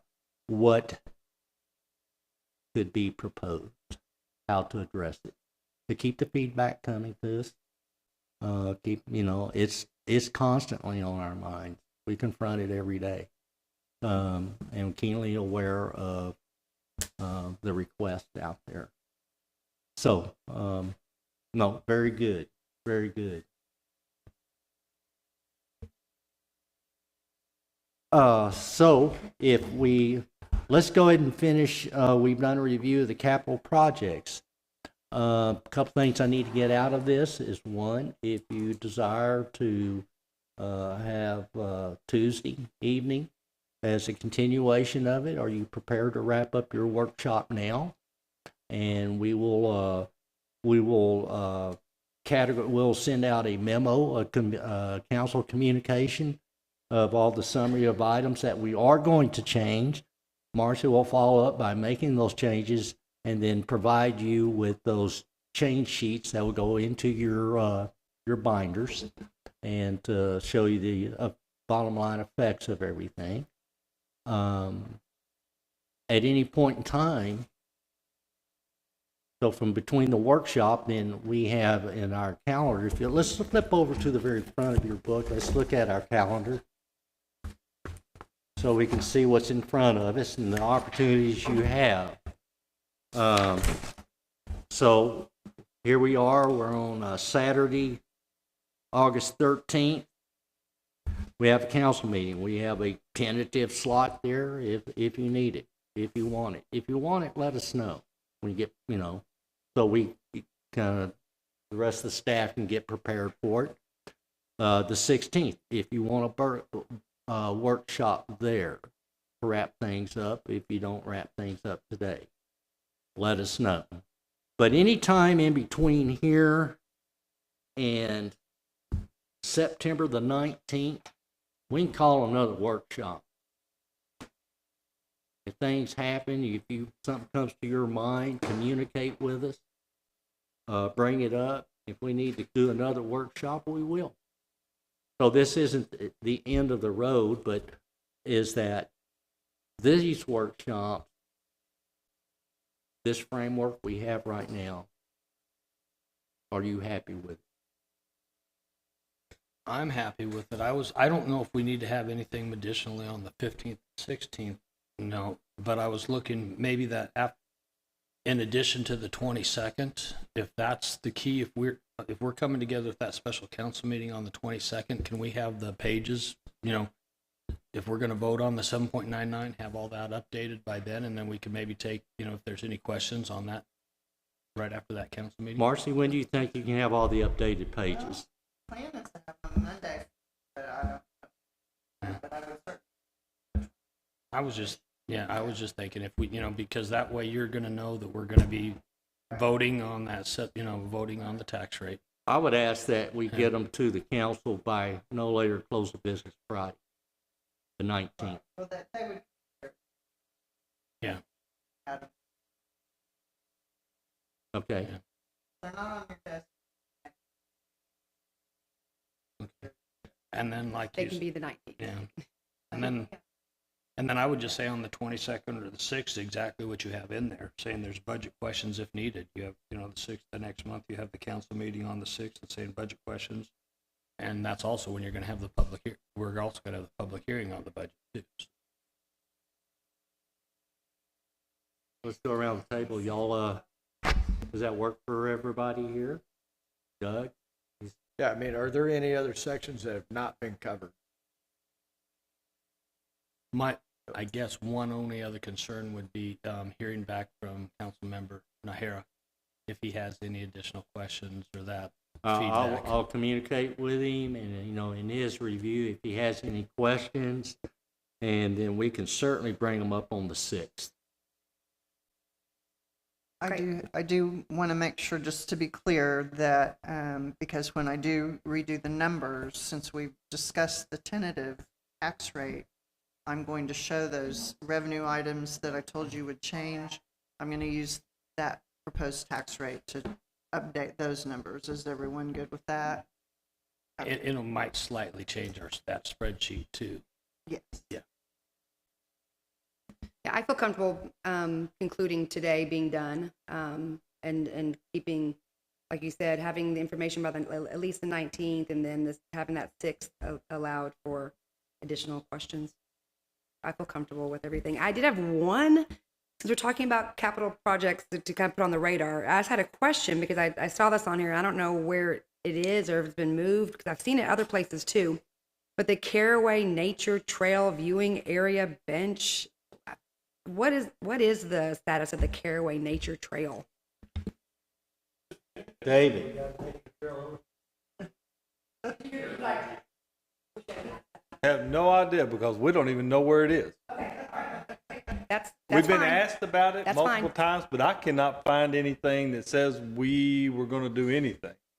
There was a thing in the strategic plan said they were going to do it. And in the capital improvement, I mean, the 5-year capital improvement plans too, that's in Yeah, there. but we've never been able to find what the heck they're even talking about where we're supposed to be doing anything. I would have Fine with me. think that should have been a developer. It was, item. it was an item with working with the developer. It was a joint. Yeah, 'cause Yeah, I item. think it should have been 100% the developer. it's going off a few years back. I thought they donated some piece of ground over there for parkland because it was flood zone and they didn't want to mess with it. Now, I don't know about the bench. I'd get the Boy Scouts to do a project for a merit badge. Well, you know what? If that HOA over there thinks they need a bench, I bet they could get a bench. So I'm not playing it down. It's not on. That's fine. It may be what may need to be reviewed with the contract between city and Caraway. What is actually, is anything supposed to be deeded to the city for parkland or not? That piece I don't know. Get that established and then figure out, okay, then what do we do with it? I tell you, on this side of the fence with regard to these developments, is them developing it and them keeping it and owning it and maintaining it would be ideal. So no, we'll look into it.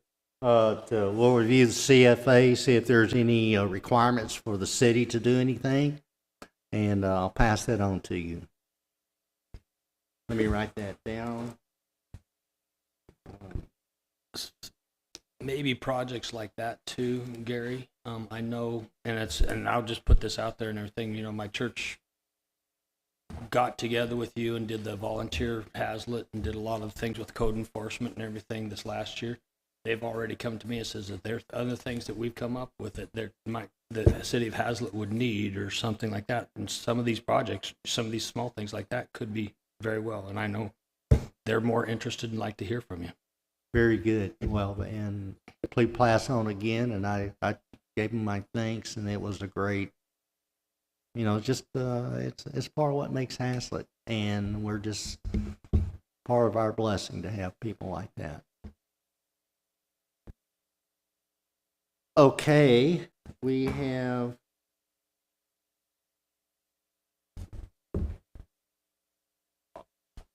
council, we're at your pleasure. What would you like to do? Are you at a comfortable stopping point? You got more questions you want to go? I'm not trying to rush you. I just don't know where you want to go to from here. Right now, I hear that you're comfortable with what we've done and the changes we've made. We just need to document them and update the specific sheets and get those to you, which we will do have that to you by Friday. It'd be I think what we'll do, we'll not send them with the agenda, but we send them. I need them to be separate documents. Here's the agenda, then here's your updates. So expect 2 different deliveries on Friday. I guess that way we actually can get them in our email electronic version, but can we actually have a hard copy version maybe for the meeting that when we show up on Monday? Absolutely. We'll have those hard copies as well. What's that? Yes. And I don't have a printer hooked up to anything that I have to my city stuff. So.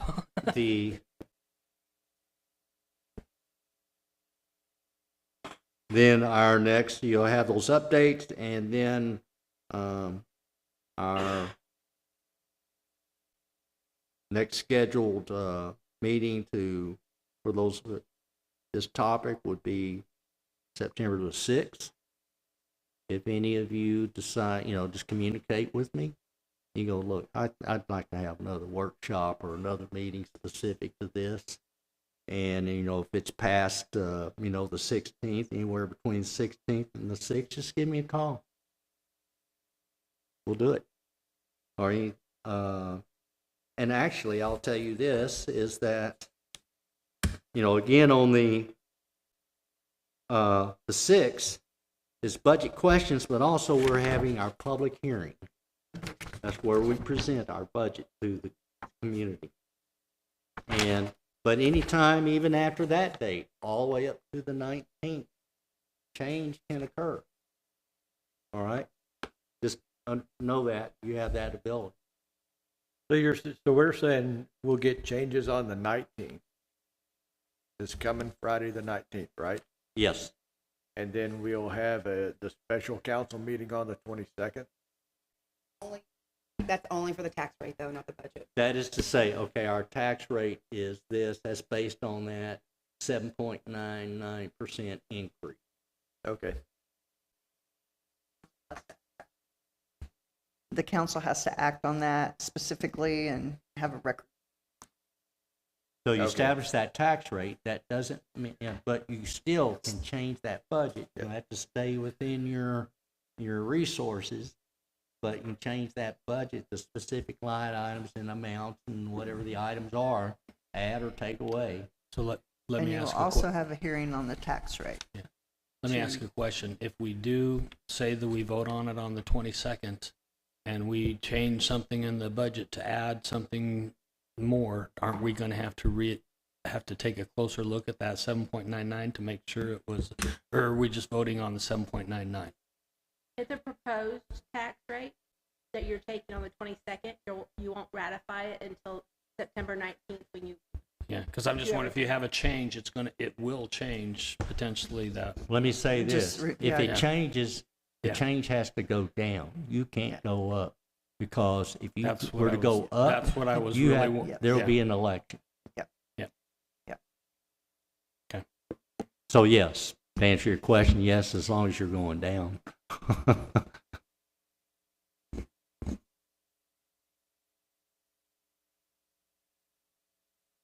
All right.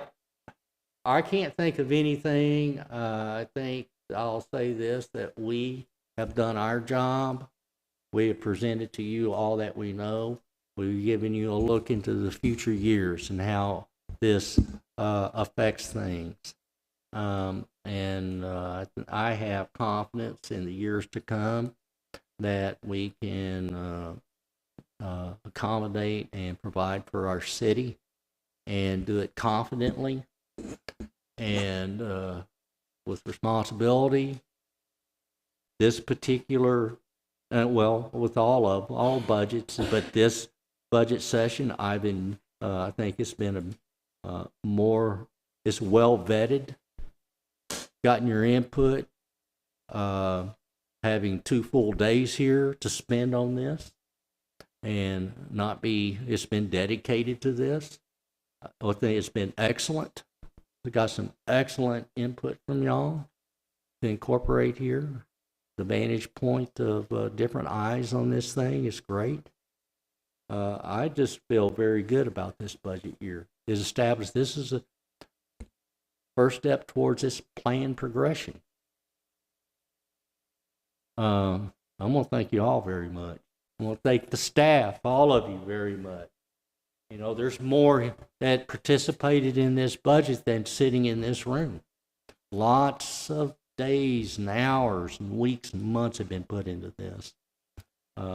There's more refinement that we want to do, particularly with our forecasting program that we can, that'll be refining and adding more elements to. We've been in discussion for many months. How can we marry this up with our overall budgeting software? This takes care of a piece of it. I think the value of that piece is we have the general fund. We can see that. And the water and sewer fund. And we have things, or I have confidence in that. And this looks as a very specific segment of what's happening in our city. But it has to be it is a very dominant section of what's happening in our city. And to what level does it sustain itself? What level do we need to increase tax rates? And that's a fallout of this. Yes, we do. But only because we've been very, very, very conservative over many years. It's our history. But we recognize that we need to step up a little bit and do it gradually. not all in one big fell swoop. I think it's been great. Mary Is- Halsey, I'd like to say something also. I'd like to thank you for all the effort and time that you put into this. To be able to put out the projections so we can see where Hazlitt's going. Going through the budget, I saw all the work that staff put into it, and I very much appreciate it. It's been very helpful for all of us on knowing what to do or what to agree upon or where there needs changes. And I really appreciate all the work that you have done on this. It's been amazing. Thank you. Well, it's been, I can speak for myself and the staff. It's been our pleasure. It's been a lot of work. You're absolutely right. It's been intense. This whole last year has been intense. But everybody here associated with this has been motivated. And because they see the direction we're headed, and they all agree and are thankful for that. But we want to thank you. Our job is to get the best information to you, our city council. You've got to make this decision. And, and we recognize the fact you're here for a couple of hours twice a month. So the quality of the data that we have to put in front of you has got to be right and got to be complete for you to make those decisions. That just brought up another thought in my mind, though, too, and you brought it up here also, too, having this additional tool that you are using for these projections and forecasting. And I'm sure you're looking at it, but are there other tools out there that you would need that help? Again, we talked about Microsoft Project. I don't know if we already have Microsoft Project. Do we have different tools out there that are going to be needed for now and in the future? Microsoft Project, we've had that for more than a year, since May of 21. And it's one of the first things that I got when I got here, because we need to, and I've used it multiple times before, to schedule out things, for ourselves and for engineering. Okay, fine. You're going to start this, you're going to finish, that's good. Okay, when? Well, then I do that kind of, here's my expectation, or here's what you told me. It's needed for different reasons, but also for managing things. It lets us see, okay, are we over allocating a resource? Is it engineering? Am I over allocating David Rogers or things of that nature? We've had discussions about, when I got into developing this program, are there other programs, so I don't have to reinvent a wheel. Is there a wheel out there already? And Marcy goes, yes, but it takes a year out, not 10 years out. I'm still in search of that. I've been searching the web, and I've got one phone number to call. I'm going to call them up and ask them if there's, what can they do? But I think this may be very unique in that this is all driven by multiple developments occurring at the same time. And this accounts for that. And the burden it puts on the city, is it sustaining? What are the revenues? Impact fees, sales tax. Take out the payments that you're obligated to and see what the results are. What's your net revenue? This might be very unique. Wished I could sell it.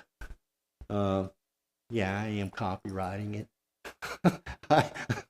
I'm not an employee. But this is very unique. It's esoteric for this situation, but it was needed because I just wasn't smart enough to process all this in my mind. And I certainly wouldn't be able to express it and show you the results just sitting here talking about it. We are looking. We constantly look for that. Marcy and I do. Anything to help us for forecasting and finance and things of that nature. In fact, all of the departments do any kind of software. I put that out some long time ago. Whatever you need, things that you see, you need it, let us. I'll speak to that a little bit too. Our financial software, our company merged with another company about a year ago, and They, of course, have their planned obsolescence to force everyone to the new platform. I went to a conference earlier in the year, and they've delayed that now another couple more years. But we will be investigating, as a part of that, other software programs. And, the program we have right now, there are programs you can buy to overlay with it that will do some forecasting, but it's very rudimentary, and it's nothing like what the mayor has prepared. And it will only look into maybe possibly 2 to 3 years. And everything's based on, what if we changed, this to that. It's not anything that's going to take the kind of data that he's input into this program. So it can help you forecast status quo, but it doesn't count on you having your status quo change overnight like we've had. So they're fairly limited, but there are some programs that are much better than what we have and give us better data faster, and can take our basically take our general ledger and turn it into this book instead of me churning it out through PDFs and Excel. So there is a lot of technological things we can use, but there's not going to be anything as sophisticated as what he's put together that I've seen.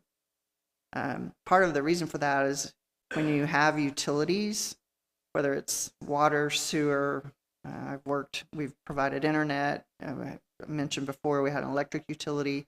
All of those rate-based services don't mend with just a typical general ledger packet very well, because they've got the enterprise funds and things that have to interface, and it causes it to be very complex. So you either can forecast basically your general fund, or you can forecast your utilities. You can't always forecast both. And so it just gets to be a mess. So, I hear all this. We work with this stuff every day, and but I'm sitting here and I think about really, and I'm gonna say about 1980. I kind of use that as a key point because I have an original IBM PC from 1980 sitting in my attic, but this technology is going to make our life better. It's turned out to be so dang complicated and complex. It is just, As long as you know your I's and your O's. Yeah. I think next with that, we just go back to legal pads and number 2 pencils. How about that, Marcy? Simple life. No, it's a fast moving world too. I can't move a number 2 pencil that quick.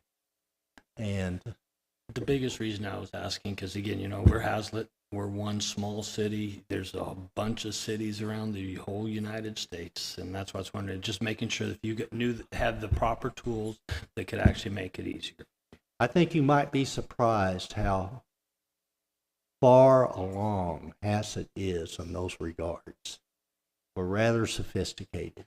We're small, but we're smart. We got some very smart people working for the city of Haslett in every department. And we're all attuned to these things and very conscious of these things all the time. And that's enables in part the success that we've had, and will keep that success moving ahead as we accommodate our growth and the management of it all.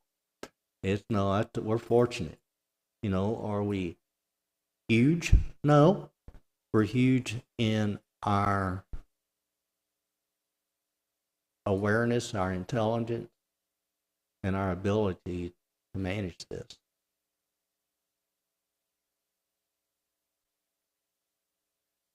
Kind of reminds me of a movie I saw. I forgot what it was. Kind of one of those family movies. This rich rancher, he's having kind of arrogant kind of guys having a conversation with this lady whose farm, mother, just turned a kid, and he's there showing a show cow or something, or calf, steer, not cow, show cow. Who ever heard of that? Yeah, he's from the city. But anyway, said something about rich, and she goes, yeah, we're rich. I just never had a lot of money. But you know, you got a whole staff with the right attitude, an interest and a sense of ownership in Haslett, Texas. I don't even know, the average person out there doesn't realize what they have here. It's very unique, and just coming from industry and looking at organizations. Yeah, there's a lot of people. Yeah, and they're 8 to 5, and they're there for a different reason. But these people generally have a vested interest in this place. And anyway, and I do. I think I'll stay. I've been here for 34 years. So, no, but I want to thank all of y'all. This is what we work for. We got to do a presentation, and if we can't do a good job here sitting at the table with the 5 of you, we certainly can't do it for the rest of the city. But thank you. Any of you guys like to make a comment or anything? I would. As the newest department head here, I just want to thank Mayor Holsey and the council for empowering us enough to be able to get our jobs done. Just like your questions right now, Councilmember Ricketts, about what we need here. This has been the best with the Mayor Holsey starting in doing our staff meetings, making the communication go around with all of our department heads, getting things done. This is one of the more organized cities that I have worked for, and I want to thank you all.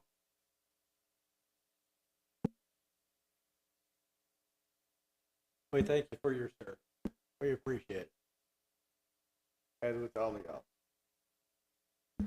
y'all. Like I said, I thank the mayor for his services earlier, but if this budget holds true, I don't think you realize how impactful the decision you made to hire those 6 and what it will do to protect your citizens and the investments and the property in this city. So it's huge. So thank you.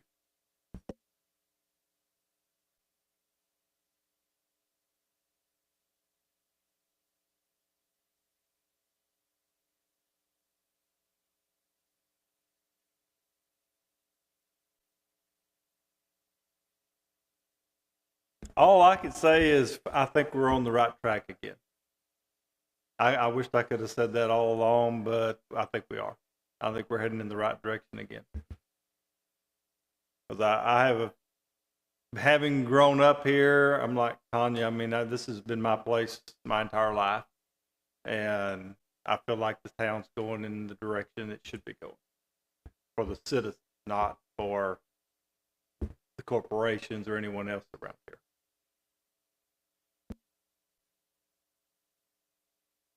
Well, I'd like to say Mayor Holsey, I've told him he's my 12th mayor that I've worked for in my career. So I've had a lot of experience working with mayors and various council members over my tenure.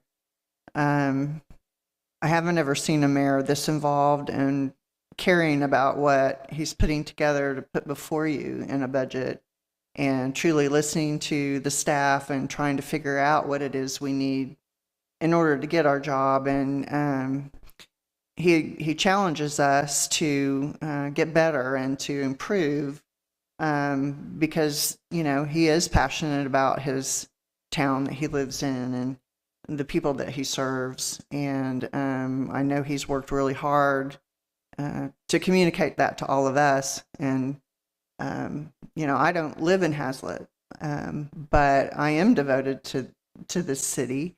My whole career has been in government, and it's interesting to me because we don't do the same thing every day.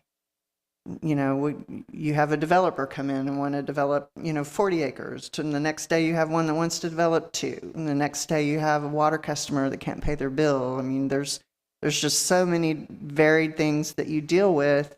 You never get bored. So Sometimes you wish you could get bored, but we work hard, and everyone is dedicated. And you know, as I mentioned earlier, looking for a new employee this year. You know, we were looking for someone to fit into our family, and so there's a reason that she didn't come. So we'll look for that perfect person, and it is important to us, our culture here, you know, that we are respectful of one another, and that we work together, and you know, make sure that we're carrying out the policies that you all set. So it's been a really good experience.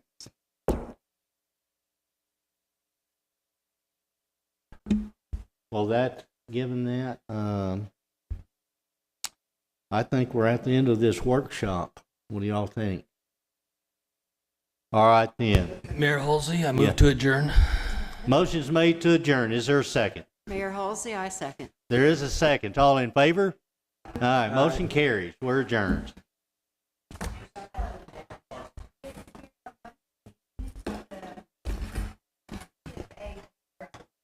That's right. It's not ready.